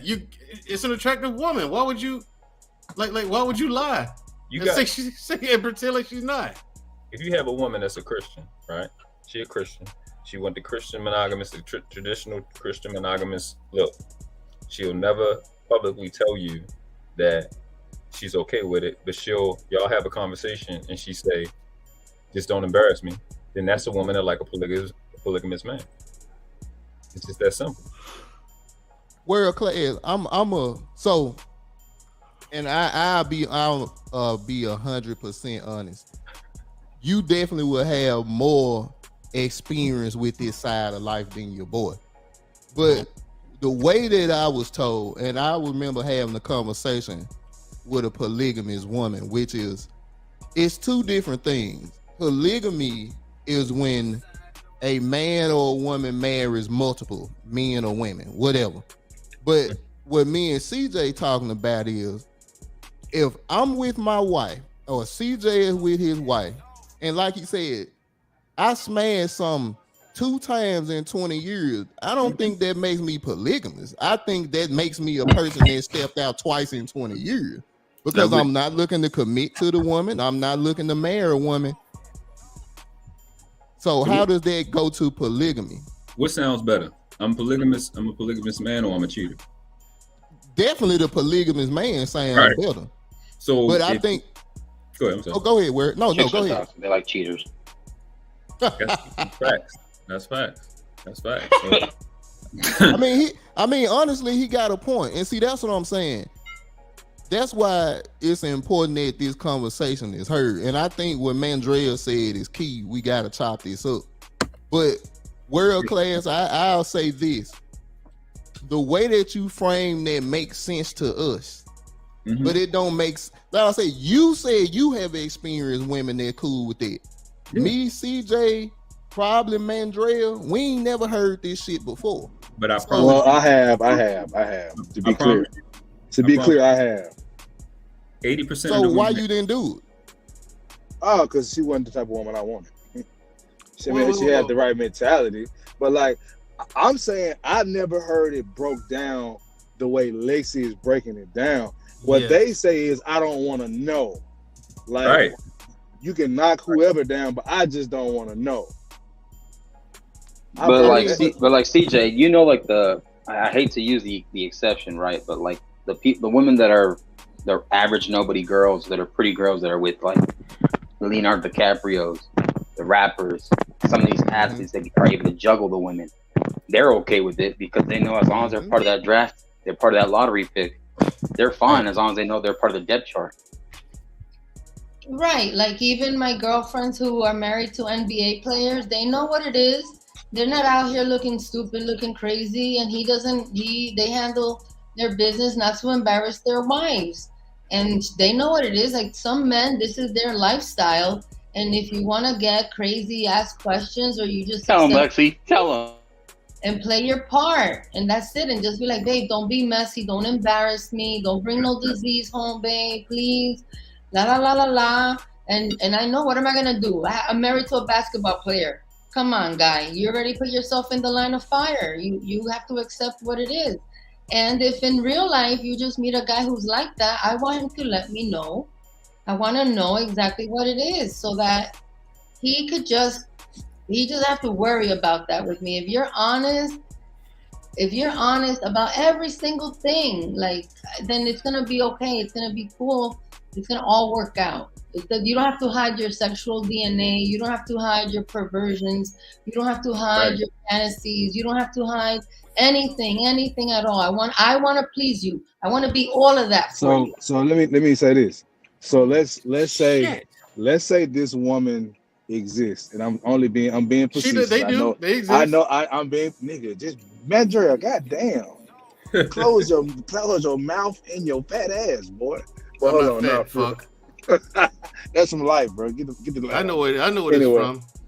But anyway, okay. So with these women, right? Let's say, but you have got in this situation because, like most men, they didn't know this type of woman existed, right? Mm-hmm. What advice do you give to a man that is in that marriage situation where he swore monogamy because he's trying to be monogamous, but he's actually not at heart? I say, if you have to you have to redefine your relationship in some way. The best way to do it is after a shower, naked in the bed. That's where you have the tough conversations, that she can cry, she can be everything she needs to be to understand that this is what you need to be pleased. And you're both naked, so you're super vulnerable. And you have to be gentle and soft. You have to be there for her, to give her the security and repeat and retrain her a little bit to understand that everything's okay. And I always say, when you have tough conversations like that, do it in bed after a beautiful shower naked, so that you can make love after that tough conversation and the connection isn't lost. And she can't go anywhere. She's there in your arms, feeling your body, feeling your flesh, and you're letting her know that that you belong to her and she belongs to you, and nothing is changing. And you go about it respectfully, and you give it a try, step by step, and see how she adapts. But she has to, if she wants to please you, she's gonna have to understand that the program may change. And that she could tell you her hard limits, her soft limits, and then you could help her break through her hard limits. If she has to break through them, there's no option. And you'll also take that into consideration. And then you hold each other's hands and you move forward. All right, so Lexi, that nigga's live changing right now. I would have to. Would you mind doing? What's your social media? What's your IG? My IG is a real goddess, the number 4 and the letter U. Okay, I'd like to interview you. My sister and I do a show called entitled Unapologetic. And Don't take nothing short of 5,000. All right, Lexi. yeah. I'm gonna hit up my sister and tell her that this is what we're gonna be doing within the next couple of weeks. Yeah, because the ladies need to know. I'm just saying. Hey, Lexi, if you could convince Shushu for me, that'd be perfect. Yes, this philosophy. I mean, she's a grown woman. She makes her own decisions. I mean, the smoothness in which he delivered that message. Listen, I hear him. The nigga ain't slick. He ain't that slick. You know what I'm saying? I still got him in terms of life experience. Yeah, you should argue that. Now, I will say this. Now, he's sharp. I'll give him that much. I'm gonna go a little bit on the business side right quick, y'all. CJ, not we. The fye100 podcast. The point is, it's been going on almost 4 hours. I ain't seen a super chat from nobody. Not the panelists. I ain't seen a super chat. I ain't seen a membership follow or nothing. We gotta do better. That's crazy. What a real what? Bro, what are you talking about, man? Bro, I'm out, man. That nigga's tripping. We don't do this for free. We don't do this for fun. But I do enjoy the conversation. You know what I'm saying? I had to get that money mic out. But honestly, man, I'm so happy that we able to have this conversation because there's a lot of things, especially in our community, that we can't talk about. And this one of them, world class, you hit on something too that is gonna be very unpopular to Christians that hear this. Polygamy. The first problem is that they're Christians. That's the first problem. Mandrell, we ain't doing that. Mandrell, get your little ass on somewhere. The point of what I was about to say was polygamy never left the Bible. See, and this is the thing that, once again, these are things that aren't talked about because we have been so conditioned to do one thing. Polygamy never left. It was in the Old Testament as well as the New. So when you talk about marriage, you talking about a brand of marriage, which is one wife, one woman, or polygamy. But the point, I'm making that point because it just depends on what you want. It depends on what you want to do, and what you agree with. So I'm with you. You got to be upfront, honest with your woman. And a lot of people have not had that conversation with their wife or with their girl. So I'm with you 100%, bro. Like, hey, could I do this? Yes, sir. So let me break down what monogamy actually means. Mono in Latin means one or once. Gami means to marry. Monogamy means to marry once in a lifetime. Now, what does marry mean? Marry means to give offspring. So monogamy really means to give offspring once in a lifetime. There's next to nobody that you know that qualifies for that. So what it really is two virgins coming together and making one virgin. So what that really is cutting the population in half every generation. What that really is genocide. That's what monogamy actually is. Started in the 1610s. Oh, great. Let's do a little history lesson. When did Christopher Columbus get sent here? In 1492, which came before the 1610s. So it's interesting. Monogamy started when slavery started. What was going on?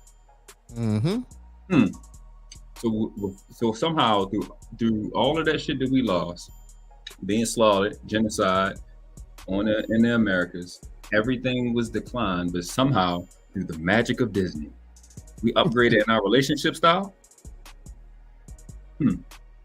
Really? Yeah. Monogamy is genocide. But see, world class, the reason why what you're saying is so crazy or would even be considered conspiracy theorists is because for generations, that's what we was taught. And look, brother, you talking to a man that's married and ain't trying to step out. So I done been indoctrinated as well. But the point of these conversations are to show people that it's different ways to milk a cow. You feel me? Like, you just got to understand the environment that you are in and set those boundaries. Just like what Lexi said. If she tells her man or her man tells her what the rules are, Lexi says, yes, daddy, and keeps going. But our women have been conditioned to argue and fight, and they want to make the rules. But that's generational. That's like, I'm not saying that it can't be broken, but it's a lot different from you trying to break it to mama, grandmama, great grandma. That's completely different because they didn't already drill this into this woman's mind that you don't take no man back if he step out on you one time. Right. You don't take no man back if he lie to you. And it's like, goddamn, Jesus said a man can fall 70 times, 7 times, but a woman said you fall twice and you out. And then keep in mind this also, Tez. I venture to say that most men, regardless of race, most men today would have no clue what to do with Lexi. Oh, they would be lost. Like, and she gave you the answer. Like, tell me what to do, and that's literally what you have to do. Tell her what to do. Yep. She wants to be commanded. She wants a leader. Yep. And it takes a leader to handle a woman like Lexi. It ain't hard. You know what I'm saying? It's just you tell her what it is, and that's what it's gonna be. But the thing is, relationships in this country are so fucked up that she's the weird shit. Yep. When the woman like her is what all women should be by default. Welcome.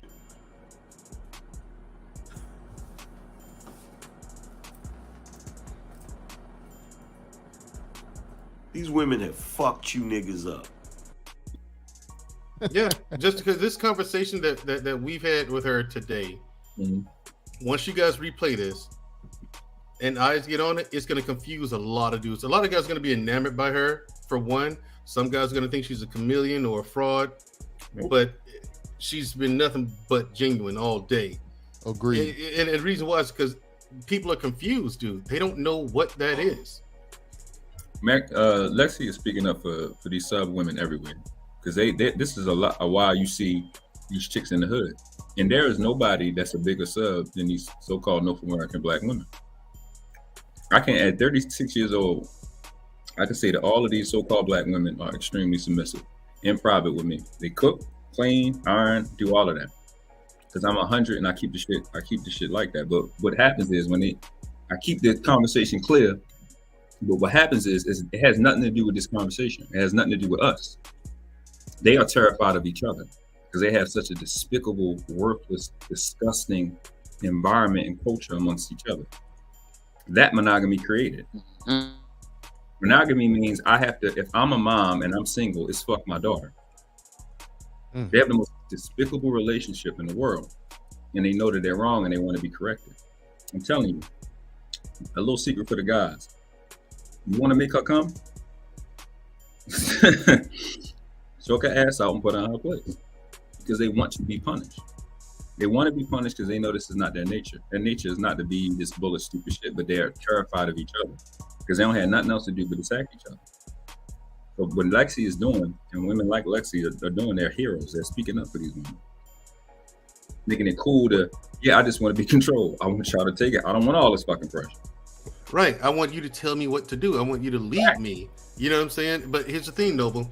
For the past few generations now, with the advent of single motherhood epidemic, fewer and fewer leaders have been raised. You know what I mean? And that's why you have so very few now. Like yourself, I would consider you one, but I think that you're a leader in spite of our social construct, our current social construct. That's facts. In spite of it, you become a leader in your own way. You know, whatever road you took to get there, you got there. You know, so and you got Tiz and you got Marcus, you got everybody on this panel as well in that same way. But like I said, I think Lexi would have an issue finding the right guy because of that. You know what I'm saying? I mean, you know, I was lucky to have a father in the house. I grew up in a 2-parent household. I had a father in the house. I got a whole bunch of uncles. Y'all don't worry about Lexi. I got her straight. Okay, you got it straight. Okay, cool. That's cute. So yeah, I mean, it's just, you know, but at the same time, you got to have a dude who got his shit together and knows who he is and knows what he wants in life. Most people, I met dudes in their 50s, no fucking, and they'll talk, you know what I'm saying? And it sounds good what they're saying, but you know how you read people, you know, underneath it all, this guy has no fucking clue what he wants in life. Yeah. Yep. And these guys are in their 50s, and I'm like, God damn, dude, you've wasted a lot of time. You know, and Max. Like I said, I mean, Lexi, my sister's an actor, a SAG actress as well. I think you two would hit it off. We'll put some together. This shit got to get out there. You should. Yeah, but I was just gonna say too. First of all, shout out Dusto for the $5 super chat, and Jenny, thank you for the cash app. I ain't want to leave you out. Y'all can continue. I'm sorry about that. Shout out to the little podcast. What's up, bro? And also, I'll say this: so few people, regardless of gender, male or female, know what leadership is. Yeah, very few people do. You know, and they don't know what strength is either. They don't, and I say an African. Don't ask me why and shit, but I didn't say that. Yeah, don't ask But we're talking, and he said something that caught my attention, and he's the first person I heard say this that understood what I was talking about. He was saying that he was telling me that what I was describing was that Black people in America don't understand power. I said, exactly. I said, it has nothing to do with how loud you are. Back. You know what I'm saying? I watch these panels and stuff like that, and I watch the way people move. And it has nothing to do with how loud you are. I've watched people sit there and defend piss poor behavior and and do nothing but make excuses for it. Then I come on the panel and call them out for it, and they're trying to shush me. I'm like, why are you trying to get me to shut up when you know I'm right? And so what I did, you know what I'm saying? And you'll shine a light on piss poor behavior, but think that the loudest person in the room is the strongest, when that's usually the weakest. Back. They got nothing else in their arsenal except a loud voice, and that's it. But you got people like everyone on this panel who watch the way people are moving, listen to the answers that they give, and you can tell which is which if you know better. You can assess that problem solving ability. That is nothing there. You know what I mean? Exactly. You know what? This conversation about polygamy and basically about Lexi has to do with. It has everything to do with ghetto gaggers. What? What's it got to do with ghetto gaggers? Everything to do with it. You know, I've heard about that. I have yet to even go to that website. I have no idea what that means. I've never checked it out. Like I said in the chat earlier, I said monogamy is a kink. So they just switched the roles. They did role reversal. They made the real thing the standard that humanity has operated under, which is polygyny. And then they made the kink monogamy. It was a kink. They made that the standard. So those ghetto gaggers, Mandro, is these so-called Black females that supposedly came from descendants of slaves. They want to be in these films with European men and get choked and beat, and basically what they went through in slavery. But let's just stay right there. What they went through in slavery for 200 years. No, that's what happens. They want to be gang raped. Gang raped. Whoa. Yeah, my bad. Gang raped. They want these. That's what's going on in these films. You know what I'm saying? So why we lose it is, again, we lose them to that is because us as men, we're not putting them in their place like them. They want to be treated like them. In these hoods, in these suburban places, they want to be treated like that. And dudes don't understand that. You have to, again, like what you're saying about Lexi is a lot of chicks are like that, but the conversation not on the table, and They want to be controlled. They want it to exist in a way where you bring it up. They don't want you to bring it up. I mean, they don't want to. So. That's why I tried to keep the conversation with her going. She about to go back. She had a phone. Yeah, I know. That's why I tried to keep the conversation with going with her earlier, because, like I said before, there are very few women who are willing to talk so candidly about it. Facts. You know what I mean? Women have this desire, just like you said. They'll have this desire, but they don't want to talk about it because for some reason they feel shame. Facts. Because they know society frowns upon it. And the reason why our men don't do this, don't treat our women like this, is because we're trained not to. Think of all the boys grew up in single mother households, and what did the mothers teach them? Be nice to women, bring them flowers, everything's sweet and nice, but they don't. Those boys have no frame of reference in regards to the other side because the father ain't around to teach them that. You know what I'm saying? And the father would teach you how to treat a woman like that, give that to a woman without being fucked up about it. Yep. And you know, to make it safe, you know, the choking and the pulling of the hair, and you know what I'm saying? And he'll teach you to do these things while at the same time letting that woman also feel safe. Yes, you know what I'm saying? Precisely it. That's they don't feel safe unless that happens like that. So through epigenetics, they're used to that treatment over 200 something years. That's what they have to be treated like that at this point. But you're not doing it, but the so-called European guy is doing it. And they feel guilty. They need to be treated. So you have to establish that submissive dominant relationship.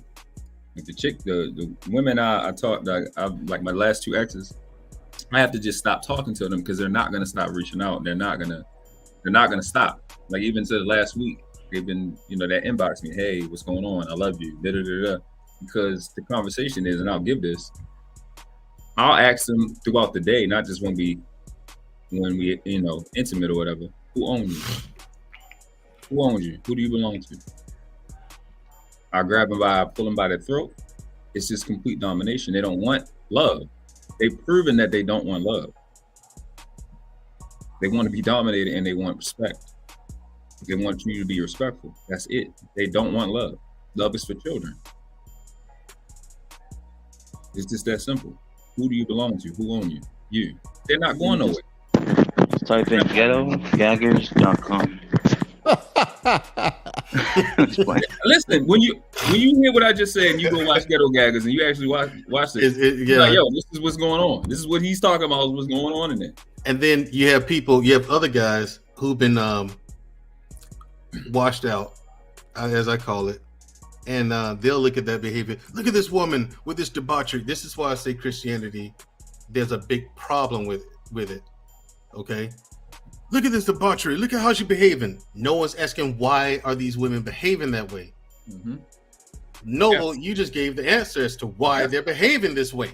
Yes. And the reason why I don't talk about epigenetics, because 99% of the people out there don't know what the fuck that is. Right. Okay. When I first heard you say it, I was like that's one of the things that made my ears perk up when I heard you say that. I was like, wait, what?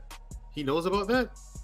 And you're like, yeah, see, because of epigenetics, and you went on to explain what you were explaining at the time. I was like, okay, here's one that's different. And I like that you continue to bring that up to illustrate your point. You know what I'm saying, and to answer questions, because that has to be included into your answer as to why our community is the way it is and why we behave the way that we do. Epigenetics is a huge factor. Yes. Because again, I see it, but I say it in a different way. When you hear me say things like we're on autopilot, facts. You've heard me say this a lot of times, right? Yep. We oppress ourselves. Yep. You hear me say things like that, I'm talking about epigenetics. Mm-hmm. You know, and I think through epigenetics, which is gene expression, not to be confused with the actual gene. The gene doesn't change; it's how the gene expressed through methylation that causes a gene to quote unquote go on, or turn off. So if she has been hurt, not only you got to look at it like that's the biggest kink. It's like trying to get your mind around what she went through and what we went through too. It's not to dismiss what we went through too, because we got the same type of stuff. She had to show him she enjoyed it. That was a part of it. So she actually had to manipulate herself into liking it. And then it just kind of stopped Like what we call slavery just kind of stopped around the 50s, 60s. I give it the 70s. 70s, right? Yeah, So I say I give. Yeah, I say it. What we call slavery really just stopped in like the mid 70s. I say about 74, 75, honestly. right, what we are compartmentalizing to be, people holding it, especially in the Midwest and over in the Mississippi over there. That's less than maybe 2 generations ago. So they still have this in their system, and they don't know Right, what because in the early 2000s, they were in Mississippi. There were schools there still having black proms and white proms in the early 2000s, dude. Wow. No, not even really early 2000s. It was like 2008 or 2009. It was sometime around there. They're still having black proms and white proms. Right. So again, that's not too off. That's not too far from where we are right now. So the young lady, or whoever she may be, she'll be in a situation where I can't say this, or I'm gonna get shamed. I can't say I'm okay with my man. That's when I've seen so many women say, "I don't care about no other chick. I just want him to love me and treat me right." Mm-hmm. I've seen it so many. All right. So my experience is definitely different because I was I got around a lot of guys that was running the streets, but one of the guys was a DJ, very popular DJ. It was the first time in my life I seen this girl. She was like the prettiest girl I've ever seen in my life at that time. And she was like, listen, I know he deal with other chicks, but when he with me, he with me. And you taught as a young dude, you supposed to just worship these chicks because you got your mom is, she's one of those buck breakers. You supposed to worship. But I'm looking at her like, what? And she's fine with it. It's a lot of them that's fine, but she'll get attacked. And that's the only reason they be in that position, because they know they'll get attacked. You know right. And the thing is, take me for example, right? You guys hear me up here talking the way I do. You know what I'm saying? And unfortunately, but it needs to be said all the same, Marcus. But the thing is, with my lady, I'm still like, if I'm with somebody, I'm still just as direct as I am that you see. I'm still me. Right. Period. You know what I'm saying? But I'm not as big an asshole with the chick I'm dating as I am here. Of course. Unless I have to be. Like, you know what I'm saying? You know, women have a tendency to test you just in case, just to see. Yeah, when I'm tested, then the shit comes out for real. And then they had this deer in headlights look. Yeah. Meaning like, yeah, I'm with you, but you're not exempt. You can get it too. Right. Yeah. You have. Go ahead, bro. I was just gonna say, Mandrea, I think you're 100% right, and that goes back to something that Lexi said earlier too, which is having to water yourself down for the person that you're with. And I'm with Mandrea. I got asshole in me too, but my key is my job is to be able to temper that for my woman, but she knows that it's there. Lexi took it to a sexual standpoint, where it's the kinks that you have and the things that you like that you would sneak off into a corner and do. Your woman should know about, because she either might be into it or she might be willing to help you get to that point to where you might not have to go outside of the home to do those things. And but y'all both go ahead, man. And she even said she's willing to do that for him, because that's what will please him. If you have, that's what she said earlier. If you have a kink, bring it to me. If you have troubles, bring it to me. You having a bad day, bring that to me. Bring all of that, all of you to me, and I will fix it for you. I will please you. You know what I'm saying? And the thing is, if a woman does that for a guy, that's how you create women. That's not how you create kings. That's how you create emperors. Listen, I mean, y'all better understand. You ever seen those Indian god like statues and depictions where it's I think like the elephant, it's like 1,000,000 hands. Yeah. Oh yeah. In the Middle East, right? In India. Yeah, that's what the representation is. That's a part of the representation. That's what she can be with you. She's supposed to, like, one of the words that I like to substitute feelings and emotions with, because both of them fake, is with the word resonance. So you're supposed to only deal with a chick that you have that resonance with. That resonance has to be based off admiration, respect, and love. Right? You shouldn't be fucking a chick that you don't admire, respect, in love. And love is a verb. It's not like feelings. Okay, I was about to say, let's make that one clear. Yeah, it's stuff that you have to have an actual conversation. And then the admire is, where did she come from? What's her dad pedigree? What has her dad done? What the men of her family done? That's admirable, that you will want to do. That's akin to you. And respect is obvious. Can she keep your attention with what she is and what she does? Mm-hmm. Then if that's not happening, you don't have no resonance with her. You don't need to be dealing with her. So because I know this, I look at so-called black women. And I can explain how they are the most submissive on the planet. And you will go, no, they not. No, you need to stop and think. They fall for everything. That means they're submissive. Yep. They're easy to control. That means they're submissive. They want to have power, right? Yeah. So they submit to the guy with power. It just don't happen to be you right now. They are the most submissive. And world class, you hit on what I was about to say. The problem is when they don't see you with it, they believe that they have it. And see, that goes back into what you said. You have to be the one that starts off, hey, I'm this, you're this, deal with it.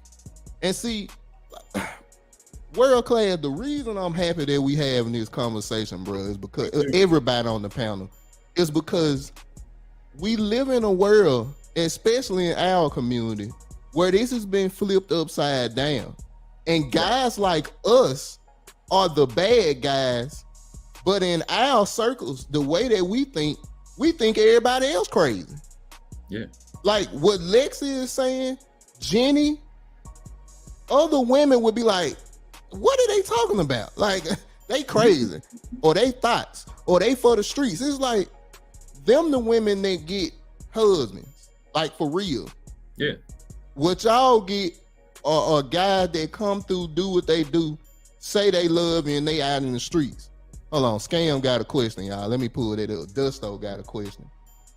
How long does it take? I have food in my freezer. If I lose power, how long does it take before it gets to room temperature and go bad? It depends on what it is. It depends on what I it agree. is. Right, it does. If it's vegetables, it's quite good. Dusto, I think I know why you asking that question. Yeah, that storm. Yeah, the hurricane come to catch him. What's his name? I forgot the name myself. I forgot the name. I ain't never know. But it's women like Lexi that keep marriages together. I agree. And see, again, it goes back to when I was talking to that guy and I was saying, black people don't understand power. What you just said there is women like Lacey that keeps marriages together. She understands her power. Even if she don't know it, she's using her power. Mm-hmm. That's how you keep a marriage together. You make the man happy. Because it's a fair power exchange. When Right. when you are honest, right? The way that I'm describing, then the power exchange from dominant to submissive, it's a fair power exchange. Right. It's there's nothing to think about. It's all at the level or whatever, how people, I don't know how else to explain it, but the power exchange the dynamic is precisely the way it needs to be because the power exchange is there. Right. And the thing, you get total transparency and total honesty from your guy. And that takes away worry as well. Yeah, because there's no anxiety. Amongst women, I'm a dominant because I have power. My man gives me power. I know where my man is. I know what he's doing. I know what he's like. When I'm around other women, they're having these other conversations about their men that I can't contribute to because I'm happy over here. I'm happy. And I get to walk the world with that power of knowing that I am adored, loved, protected, and I'm a good girl because I please my man. Mm-hmm. Lexi, I want to ask you a question. Speaking on that, how do you, if you were going to talk to a woman, how do you get her to look at the way that you think of things without getting into her feelings about it? Because that's what throws off a lot of these conversations between men and women is feelings, which is, oh, I'm not enough. or Yes. oh, you must don't love me. And it's like, wait a minute. Yes. In my soliloquy, when did I say those things? Exactly. So facts, man. can you break down if you were talking to, let's say, a woman with an open mind, how would you break that down to her?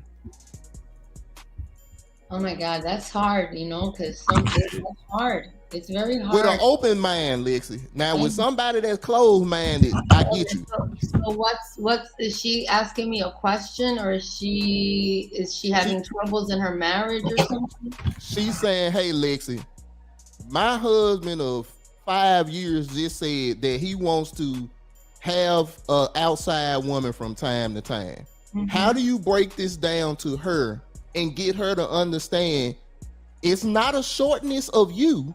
It's not nothing you're doing wrong. That's part of him. How do you break that down to him or to her? I would then ask her if she would be comfortable sharing with me what her fantasies are, and maybe she has a little dark side. And then she might be able to marry her dark side with her husband's dark side, and it could be something they both explore responsibly. If she feels like she doesn't want to know about it, and he might not want her to be a part of it, then what does she need from him in order for him to be able to have that peace, and for her to have that peace too? I mean, it takes a lot of conversation, and it takes kind of her also admitting her own desires, right? Like, she has to admit her own desires to him, and understand that there's nothing wrong with that, right? There's nothing wrong with us being married 5 years, exploring different things sexually. And what are your fantasies, babe? And she might be like, oh, I would like it if you were slap me in the face with your dick. And he's like, whoa, like, I never thought you'd be that kind of woman. You know what I mean? And then the conversation becomes beyond, I want to go be with another woman. Now you can have real honest conversation. You could really delve deep into that side of your humanity, your dark side. I always tell women, like, if their husbands are having that kind of tendency, or if they see something, to go buy something super sexy, set up a really sexy evening. I always tell women to get a knee pillow, a pillow for their knees. Jenny Morena always hashtags knee pillow because I say that. And just tell him, just get into the mentality that you just want to please him, and that it has nothing to do with a deficiency in you. And that's part of pleasing him. It's like if he says to you, babe, I like chicken Alfredo, right? And you go on your own, try to make him chicken Alfredo. And he eats it, and it's cool. And then one day you guys go out to dinner to this Italian spot up the block. And he orders his chicken Alfredo, and you see him eating it so happy. And you're like, damn, he doesn't eat mine like that. So what I would do is I would ask permission to take a cooking class with the chef, so I can make the chicken Alfredo the way he likes it from that restaurant. If my man gives me permission to do that, then I'm gonna go and learn how to make his chicken Alfredo the way he likes it. And then what's gonna make me feel good is that I pleased my man. That's where I find my happiness, is in pleasing my man. If my man is displeased, my world is destroyed. If my man is displeased, it's like a nuclear bomb in my life. I can't sleep, I can't eat, I can't think. Everything is off. I'm not calibrated anymore. Okay, so ladies, if you're listening to this, and you disagree with Lizzie in any capacity, understand what she just described. Effort. Yes, sir. You ladies always like to say a relationship takes work. A relationship takes work. Well, the kind of work you're doing, ladies, I hear what you're saying, but what you're doing is you're working at Ford Motor Company when you should be working for Tesla. You know what I'm saying? You're working on a different machine. You do, which means you're doing two different jobs. You're not doing the job you're supposed to be doing. I mean, she offered she asked to take a cooking class with the chef, so she could cook better meals for her man. Come on, man. And Mandrea, I would say, baby, you ain't even got to do that. Just ask for the ingredients. Yeah, exactly. Put a little bit more garlic or something. Like, hey, can I cook chicken Alfredo? Yeah, baby, let me tell you something about YouTube, okay? You can figure out how to cook almost anything on YouTube. Facts. Man, fix brakes on a car, everything. And Tez, check it out. It's all because she saw his reaction in contrast to the way he ate hers. Facts. That's what set it off. She paid attention to him. Yep. I was so first, Lexi, I don't know if you want to respond to the Sousa statement or question. If not, we can go past it. But I'll say this. Oh, go ahead, Lexi. I'm sorry. What the question is? What about you as a person? You risk to lose yourself in that man. No way. I find myself. I am the masterpiece. He is creating me. He is molding me. I am his muse. I find myself within him. Within him, I am able to liberate myself completely in all ways, from vertical to horizontal, with no shame, no apologetic, no conditions, no inhibitions. I belong to him. I please him. And with him, I find all that I ever needed in my entire life. There's nothing else I need. He's like water. Jesus Christ. I mean, Jesus Christ, man. If I could be his soap, if I could be his soap, I would be his soap. If I could be his towel, I would be his towel. But you got to say that again. Let's start from the beginning, please. That's dope. If I could be his soap, I would be his soap. If I could be the towel that dries him, I would be the towel that dries him. I want to be everything he needs. Every single thing is pleasing. And Lexi, you want to know why that is? Because you recognize your strength comes from his strength. When he is strong and confident, you are strong and confident. See, that's the way that this thing has been created. It was always supposed to be like this. We messed it up, but it was always that way. That's why they say behind every strong man is a good woman. I believe that because we are supposed to balance each other out. It's not that I'm worth more. The worth is she brings something into my life that I didn't have, because she has the femininity, I have the masculinity. When we bring them two things together, we supposed to be an unstoppable force if it's done correctly. So, Lexi, like I said, man, I really hope you do that show with Mandrell and Shushu. Hopefully we'll be able to get you on too. But the way that you talk about this is the way that it is supposed to be. We just have let this world tell us that what you're saying is incorrect. And I'm not gonna go religious here. Please don't. But I do believe that is how it happened. That's what it's supposed to be. Yep. And I'm not going to go religious here, but religion is what caused the problem in the first place. I mean, because this is where you hear the nonsense that's in contrast to what Lexi is saying in the church. This is where it's taught. You know, you shouldn't cheat, but it's funny because in the Bible, polygamy is all through the Bible, and it's perfectly fine. It's okay. But then what they actually teach you in church is the dynamic opposite. That's how you know. Well, see, that's what I'm saying. I'm not going there because I know it's more to the story than that, and I don't want to start getting deeper into that. But I said that earlier. The Bible doesn't say that monogamy is the way that it's supposed to be. It's implied. But if you go and look, it never changed. Only thing it tells you is a husband is supposed to cleave to his wife. Wife can be plural. It doesn't have to be more than, it doesn't have to be one. That's why I say I didn't want to dig deeper into that, because I know we can get to muddy waters, and I ain't trying to do that on this platform. But the way that you control your household, the way that your household works, is the way that you set it up.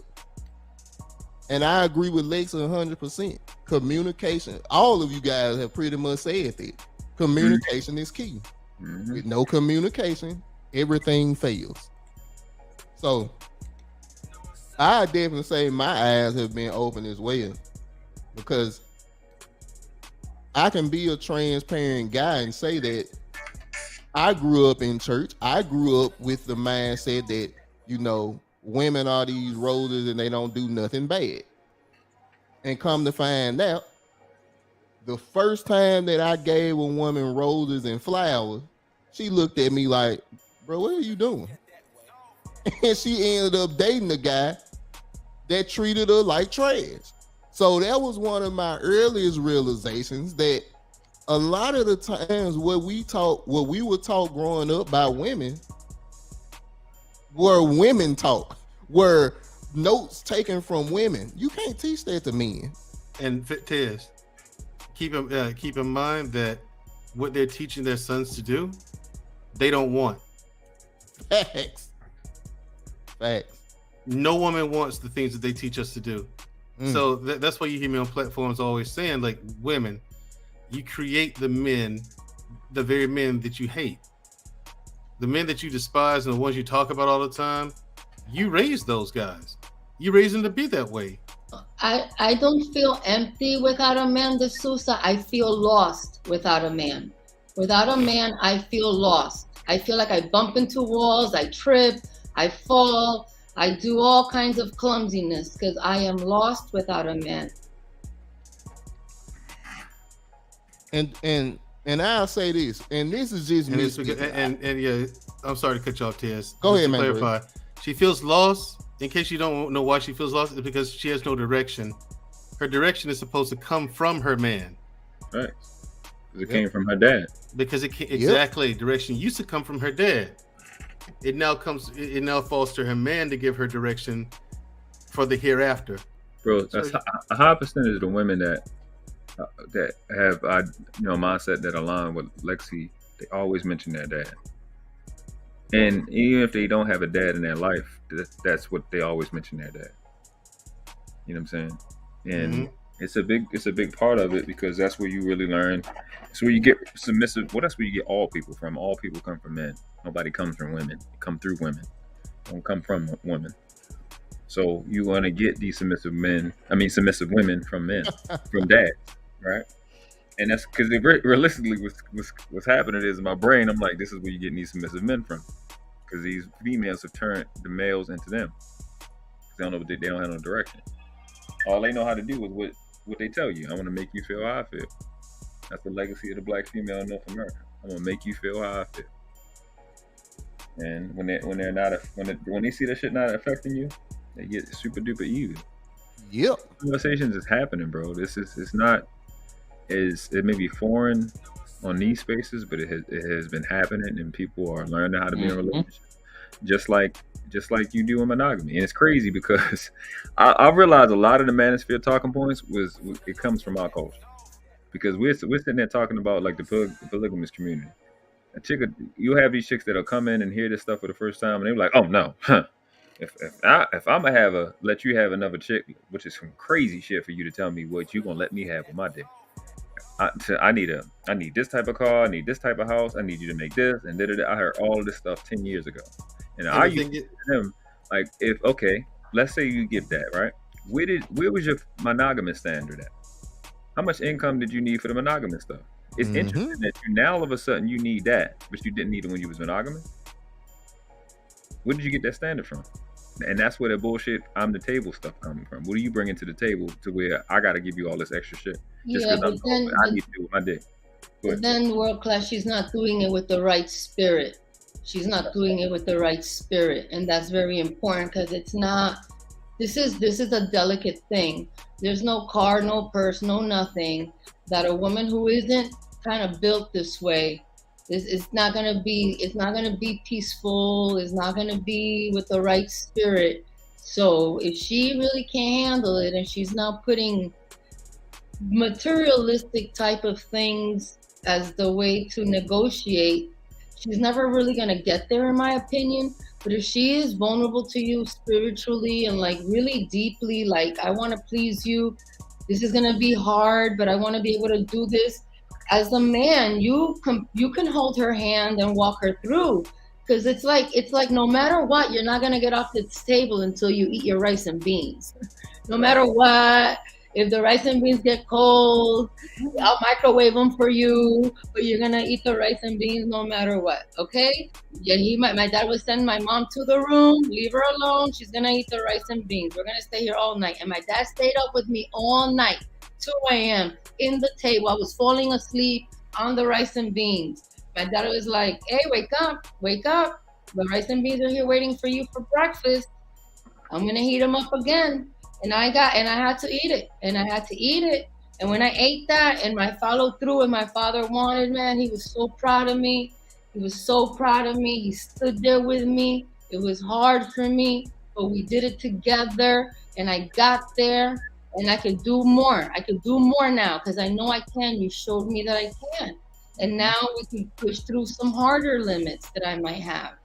You know what I mean? And I know I'm capable. You showed me I'm capable. So now we approach it differently, and that's a beautiful thing. That's a really beautiful, beautiful thing.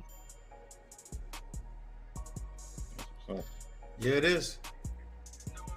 That's how it is. And like I said, I think a lot of this stuff is lost on us because it just got out of control.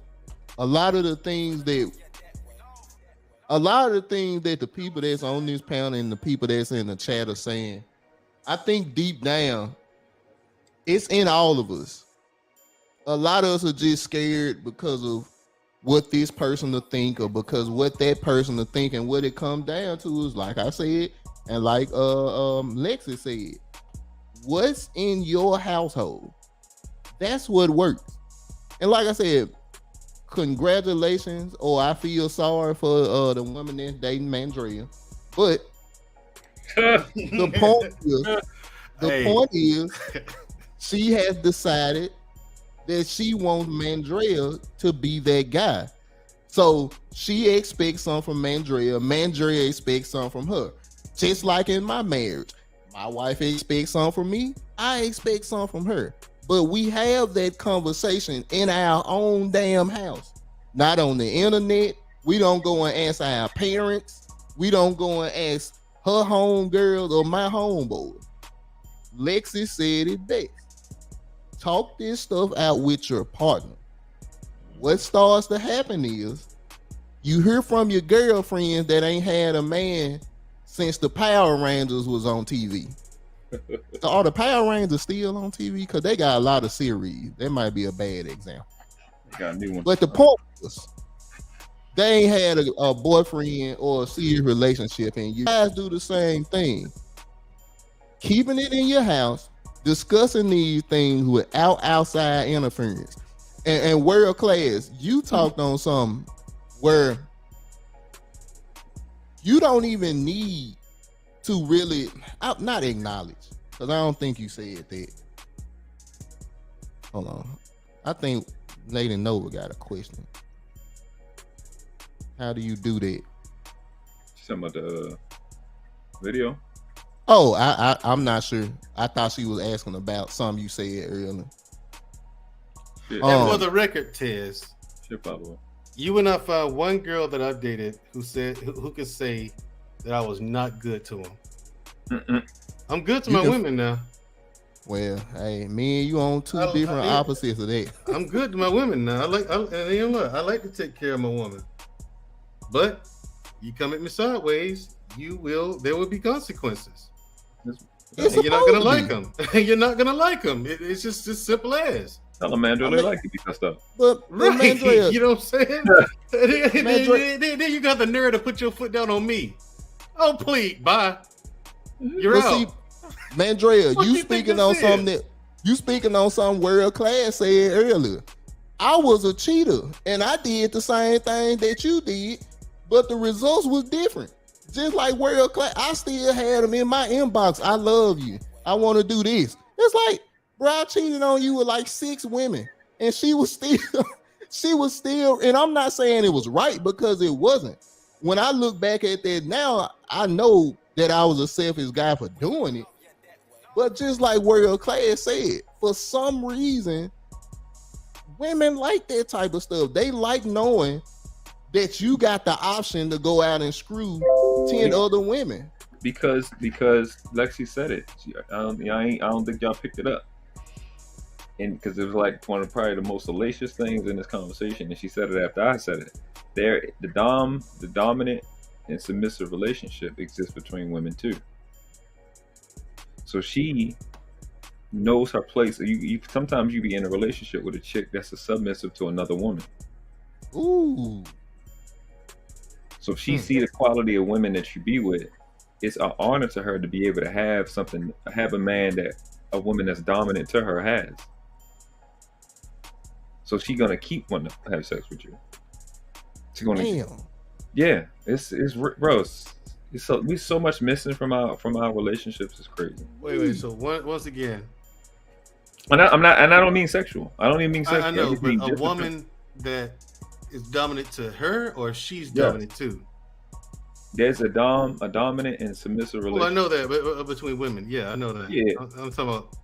She tries to bring women to him that she's dominant to. Both. Oh, okay. Both, yeah. Because a woman that is dominant, which is like 10% of them that are actually dominant, like 10% or less.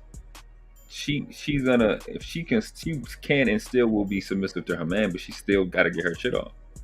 However, you still have with like the 90% of women. That's all women around the planet. 90% of them are submissive, but even amongst them, it's a dominant submissive relationship. So if you have a woman that's like a true sub, she likes to. It's like if they feel that, like what we call hypergamy is really what I'm talking about. It's not really about even with monogamy. It's not really about the guy as much as it is about other women, because they're around women more than they are men. So they love to stay in that place with other women, and that's why they fight like that, because they don't respect the hierarchy. They know who the dominant woman is in the relationship, in the environment, and they need to be submissive to her. That is how they've been raised. And if she step out of place, because what Lexi just explained, that exactly what you explained is exactly that. Right. Like if I'm in a room, I know that I come in as a dom. I already know I'm a dom female. But if there's another dom female in the room, I show her a lot of respect. I watch her. I see how she moves. I respect what she's built. I respect what she has. And that's the type of woman I want to grow up to be when I'm that age. You know what I mean? When I'm her age, that's how I want to roll. I want to learn from her. But then if there's other women in the group that think that they have the kind of game that my dominant puts me onto, I'm going to dominate them. They're not going to be able to get over on me because they don't have, I know that the men that they're with are not giving them the power and will to move in the world the way that I get to move. I get to move in the world with no confusion, no doubt, no uncertainty. My man gives me that. Not every woman is in a relationship and is able to get that and know that and work and operate in the world knowing that. Other women are stressed out while she doesn't even think about it. She's thinking about Christmas decorations. She's thinking about William and Sonoma. You know what I mean? She's thinking about the knee pillow. You know what I mean? And see, fellas. She's building your recipe book. She's setting up more chef lessons. You know what I mean? She's doing what she's supposed to do. And see, fellas, you get all of this by telling the fucking truth. That's how you get it. Right. You build trust. I did an episode titled "The Answer," And in that episode, I told men, I said, men, I'm gonna explain to you how to get submission from a woman. You have to do the things that I'm gonna list off here. And so I named something. I would name something and then give a description of it, right? That list was only 4 things. So 4 things on the list, right? Crazy. And I said, and at the end, I said, you know what this list does, fellas? It builds trust. And if a woman trusts you, yeah, she'll submit. Mm-hmm. If she's now, you do have women out there who just dumb it, stuck on stupid, and they won't submit to no man, no matter how good he is. They'll just take it to the grave with them. Those women are stuck on stupid, and you leave them right where they are. Well, Mandrell, just to give you even further context with me, when I meet a man and he wants to enter into an exclusive relationship with me, I have a contract that we both built out and go over and both sign and get it notarized, take it to our attorneys, and we both agree that this is what's going to happen in this relationship. It's a contractual agreement. And I sign it and he signs it, and it's the real deal. And what he states in there, I agree to do whatever it is, and I put my things and he agrees to those things, whatever they are, and then we live happily ever after. No, and see, this is why she's single, Noble. Like I said, you got a huge influx of men in this country who don't know what to do with a woman like that. I had a conversation with 2 dudes, right? So then my guy, okay, let's talk about it, and his brother, right? So the question was, who controls access to sex and who controls access to relationships? Like the Kevin Samuels question, right? Mm-hmm. And they was asking me, and my answer to both of them is the men. Men control access to sex. Men control access to relationships. They didn't understand that, and I'm like, listen, if I don't open my mouth, it's not gonna happen. If I don't say something, if I don't initiate it, she's not gonna give me pussy nowhere. It's not gonna happen. So I control access to sex because the word is control. It's not who has a vagina and who doesn't. It's who controls access to sex. If I don't be dominant, it's not gonna happen. It starts with me. So to your point, these guys don't know what to do with Lexi because they don't understand who's in control. They want to be controlled. That means you are always in control. It's just that simple. And Lady Navoa says, she says submissive is used only for husband and wives. She says, stop that. You want that, get a ring, put it on her just like that. Just choose wisely and right. Y'all kill me with that, but don't understand it. Don't understand what it is. That's not true. It's not just for husband and wives. Like I was just saying before, submissive and dominant exists between women. Submissive and dominant is social. Submissive and dominant is genetic. It's not just a relationship. Men go through this. You can watch submissive and dominant in the NFL, in the NBA, in the military. That is a fundamental. That's a fundamental thing on Earth. Period. All animals go through that. It's not limited to kinks. It's not limited to sex. It's not limited to relationships. Dominant and submissive is a foundation of relationships. People need to understand that. And when people play their roles, you start getting in gender roles. The dominant and submissive roles need to be addressed first. Once that's understood, everything else can work. If that's not understood, can't nobody be in bliss because you're going to have people doing stuff they ain't supposed to be doing. So Alexia has explained this, I think, like 15 times. You know what I'm saying? And then not only that, she's categorized what exact sub she is. And then she said, even within that, I'm dominant to this person because, like, I was going to use it. What? Hey, fellas, I gotta head out. Lexi, yeah, I will be in contact for sure. No problem. And we're gonna have a show about this shit. Hey, and y'all, I was just gonna say, Mandrea, you about to drop down and we about to end the stream. So if you want, if that's your last final word, we're gonna give everybody final words and we're gonna get up final out thoughts. Yeah. Final thoughts are, fellas, be honest. That's literally all you have to do. And if a woman is not with it, She's not with it. Let her go. You're gonna find someone who's okay with that because you're being honest. Honesty makes women feel safe and secure. That's what women are looking for. So it starts off with that. I mean, if you're lying, you ain't playing the game right. You're trying to cheat, and that's why you always lose. You want to play the game, you got to play by the rules. There ain't no two ways. There ain't no two ways about it. Amen. If you don't, if you want to lie to her about something you're embarrassed about, be a better man. That's all there is to it, man. Just level up in every way possible. But that's too much work. Yeah. Oh yeah, Mandrill, that would take effort on my part. Yeah, you lazy fuck. Of course it does. Everything takes effort. Man won't let me. I'm just saying, it starts with honesty and ends with honesty. Your relationship may or may not work, but if it doesn't work, at least your lady will respect you. Indeed. There you have it. Mandrill, thank you so much, man. You've been up here longer than I have. So look, No bro, problem. we appreciate you, man, putting in the time, bro. I appreciate you guys, you and CJ having me up here, man. I really do. Like I said, y'all do dope content right here on this channel, man, and I really rock with you guys heavy. You know what I'm saying? So, and like I said, this is one of those shows I really look forward to watching on Saturdays. You know what I mean? We all go live, and we all drop a video. I look forward to watching it.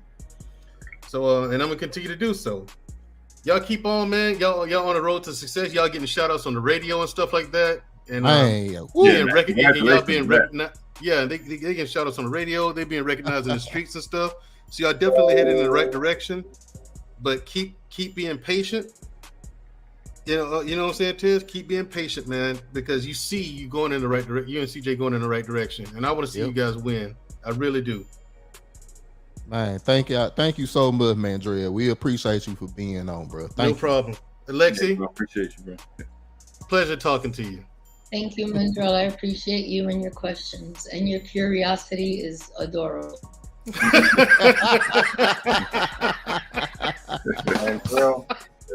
I'm just saying, look, she's like, you're 46, right?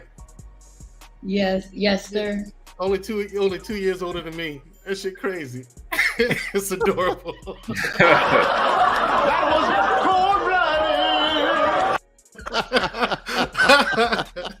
All right, I'll see y'all later, man. All right, bro. Take it easy. World class, you up next, brother. Man, I appreciate the conversation. I'm glad bro went live. I was busting my hind parts, about to go back and bust my hind parts and break. But I think it was a dope conversation that I hope people listen to, ask questions about, and start on their own, man. And definitely appreciate you, bro, as I beat through. Yeah, I'm here, man. World class. Once again, brother, I think this is my first time being on a panel with you.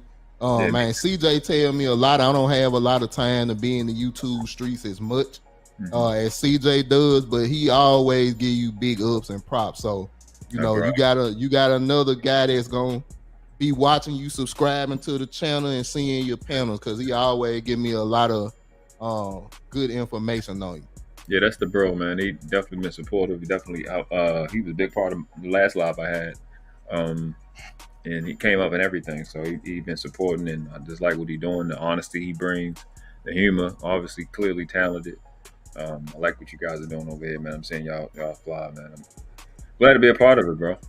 It's dope to see brothers come together like that, man. And yeah, man. We here, man. Like I said, we ready to work. Yes, sir. Appreciate it, World Class. Thank you so much, brother. Peace, peace, Dust Dole, Marcus, Lexi. Peace to the chat, man. You know this is a good conversation. Yeah. I ain't never seen Jenny Moreno comment this much. Man, she been in here. Hey, y'all. Jenny came up on a panel with me one time, and I was shocked. I'm like, wait a minute, Jenny don't do panels. And when I seen her hop on, I'm like, whoa, okay, yeah, we doing something right. No, YouTube is corrupting Jenny. I be having her trolling. No bad influence. She be trolling in chat. Facts. Yeah, man. On Jenny. Hope y'all enjoyed the Latin podcast. Hey, man. What El Fuego 100 podcast. All right, Marcus, you next, brother. Last word. Yeah, man. I just appreciate you letting me up on the panel, bro. And great words from World Class, Mandrell, Lexi. Scam can be a troll, but you know he'll get there. He's a work in progress. But Yeah, that he got peanut, some knowledge in there somewhere, you know. yeah, that peanut head, you know, you buffer it, you wax that sucker. You got some up in there. And then I got shout out to Memphis, bro. Big country, house of music, house of barbecue, house of some sports right there. You know what I'm saying? So shout out to Testify and CJ, you know, representing Memphis and all the way from Cali, bro. Much respect. Y mucho gusto para la flor y la mariposa de Lexi. Tú eres muy Gracias, Marcos. Muchas gracias, Marcos. Ya sabes, chula. Vete, bella quiera. All right, man. But y'all take care. Y'all be safe. Y'all make sure. And don't listen to Dust, though. He's just bitter. Hey, have a good one, Marcus. Tune in with us Saturday, man. We live every Saturday night at 8 or 8:30. I got you. Shout out to my prima Jenny too in the chat. All right, Ma. Dusto, you up next. Final word. Glad to be here. Thanks, my brothers. Turning the scriptures. No, just clown. No, it's cool setting the tone. Appreciate you coming to set the tone. As a certified troll, even. It's good to be able to come to a space that ain't a bunch of conflict, YouTube politics, beef, and all that extra stuff. Because it should be I control somebody, we clown, or we disagree, and then we had a conversation and we both go out and go eat a sandwich. Agree to disagree. It ain't got to be all this extra stuff. No. Or if there is the extra stuff, there's ways to have a conversation. But you know, some of the stuff be getting out of control in some of this. It's good to have establish some order, make it a safe space. So I'm gonna bring about 15 trolls from out the block, and we're gonna have a trollathon. But, hey, as long as they healthy troll, long as they ain't trying to start no problem, we good. I'm a healthy troll. I got jokes, I clown, but at the end of the day, I got no problems with nobody. If somebody had a problem with me, had a conversation. I mean, it's that simple. I'm not flying in nobody's city. I'm not shooting at nobody, threatening nobody's mouth. It ain't that serious. It's YouTube. It's just conversation. People have some fun, people. Damn. Y'all ain't smiling. Hey, and Dusto, I know you got a show. Can one of the mods drop Dusto? Wait, you on Black Man, right? Yeah, Black Man Unfiltered. It's gonna be Thursdays, 30 minutes, improv style, the Dustosphere. Because here's the deal. We told the woman to get, lose weight and go to the gym and be feminine and stop having kids. They said no. We told the dudes to get on their purpose, stop all the testosterone, anger, come to the outside, blah, blah, blah. We told them to stop, and they just said no. So, Dustosphere, we're just going to troll them. just troll them and get it over with. But it'll be no show this week because I got to evacuate these punk-ass hurricanes. Gotcha. Next week, it's on. Hey, brother, make Wigs, sure you be feminists, safe. everybody is welcome. Trolls, feminists, wigs, dusties, crusties, everyone is welcome.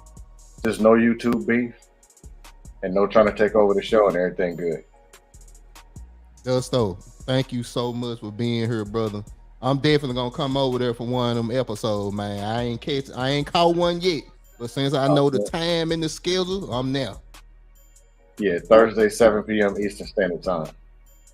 Gotcha. Not this week, but next week. Next week. All right. Appreciate you, Dusto. All right. Peace out. You'll see me in the streets. Yes, sir. Jenny, Lexi. Shout out to Lexi. Welcome back. Thank you. Thank you, gentlemen. I just want to say to the gentlemen on the panel today, thank you so much. I appreciate being able to talk these things, and I didn't realize that that it was such a foreign conversation. So it'll be really wonderful to bring light to things. I like to this. I think it's important. I also just want to let the gentlemen know that don't underestimate what your woman is willing to do to please you. Don't underestimate her. Bring her the information. Talk to her about whatever it is as much as you can all the time. Create that environment for her, and just give her the opportunity. You would be surprised how many ladies out there are willing to rise up and do what it takes because they love you that much.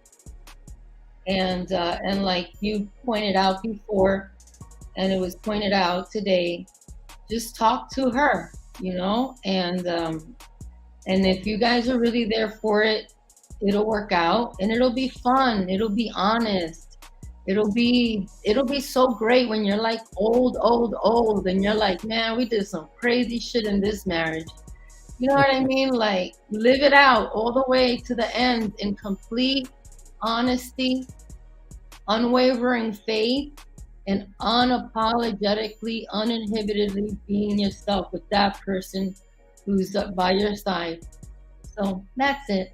Other than that, have a great day, everybody. Mwah. Lexi, thank you so much. This is my first time being on the panel with you as well.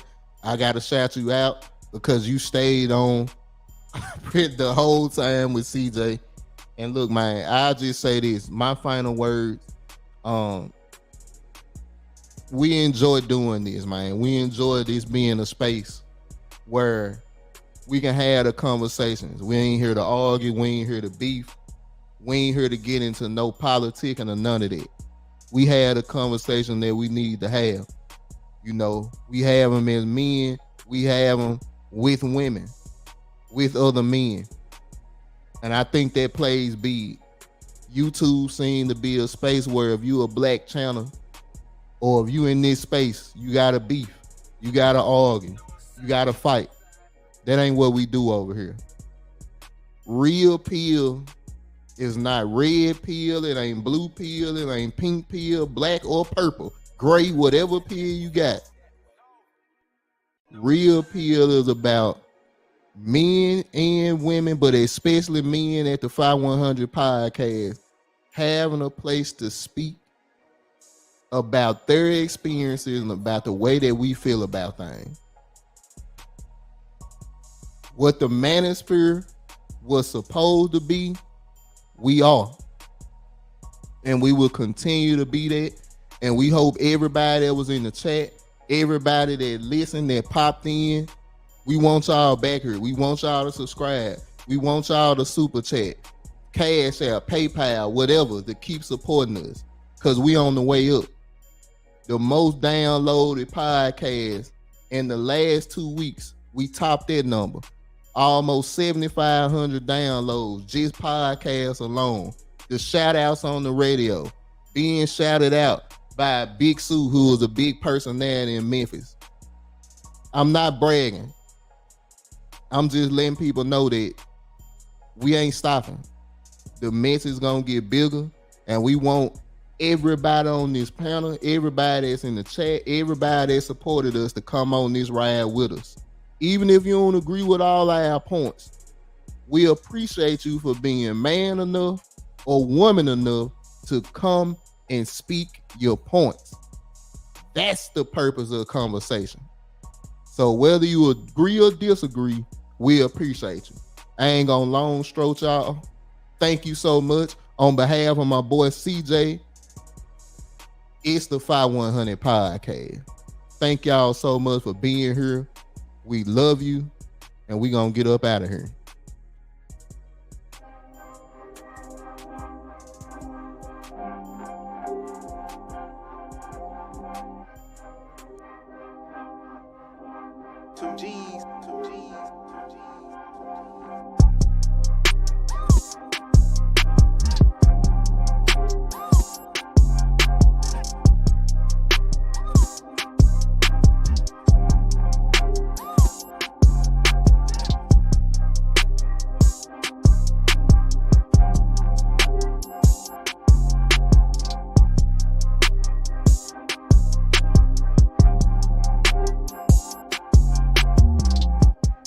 Yes, sir. If y'all still want to support, drop a Cash App, drop a super chat, whatever. Thank y'all so much from the bottom of the fye100 podcast heart. appreciate you. Thank you so much.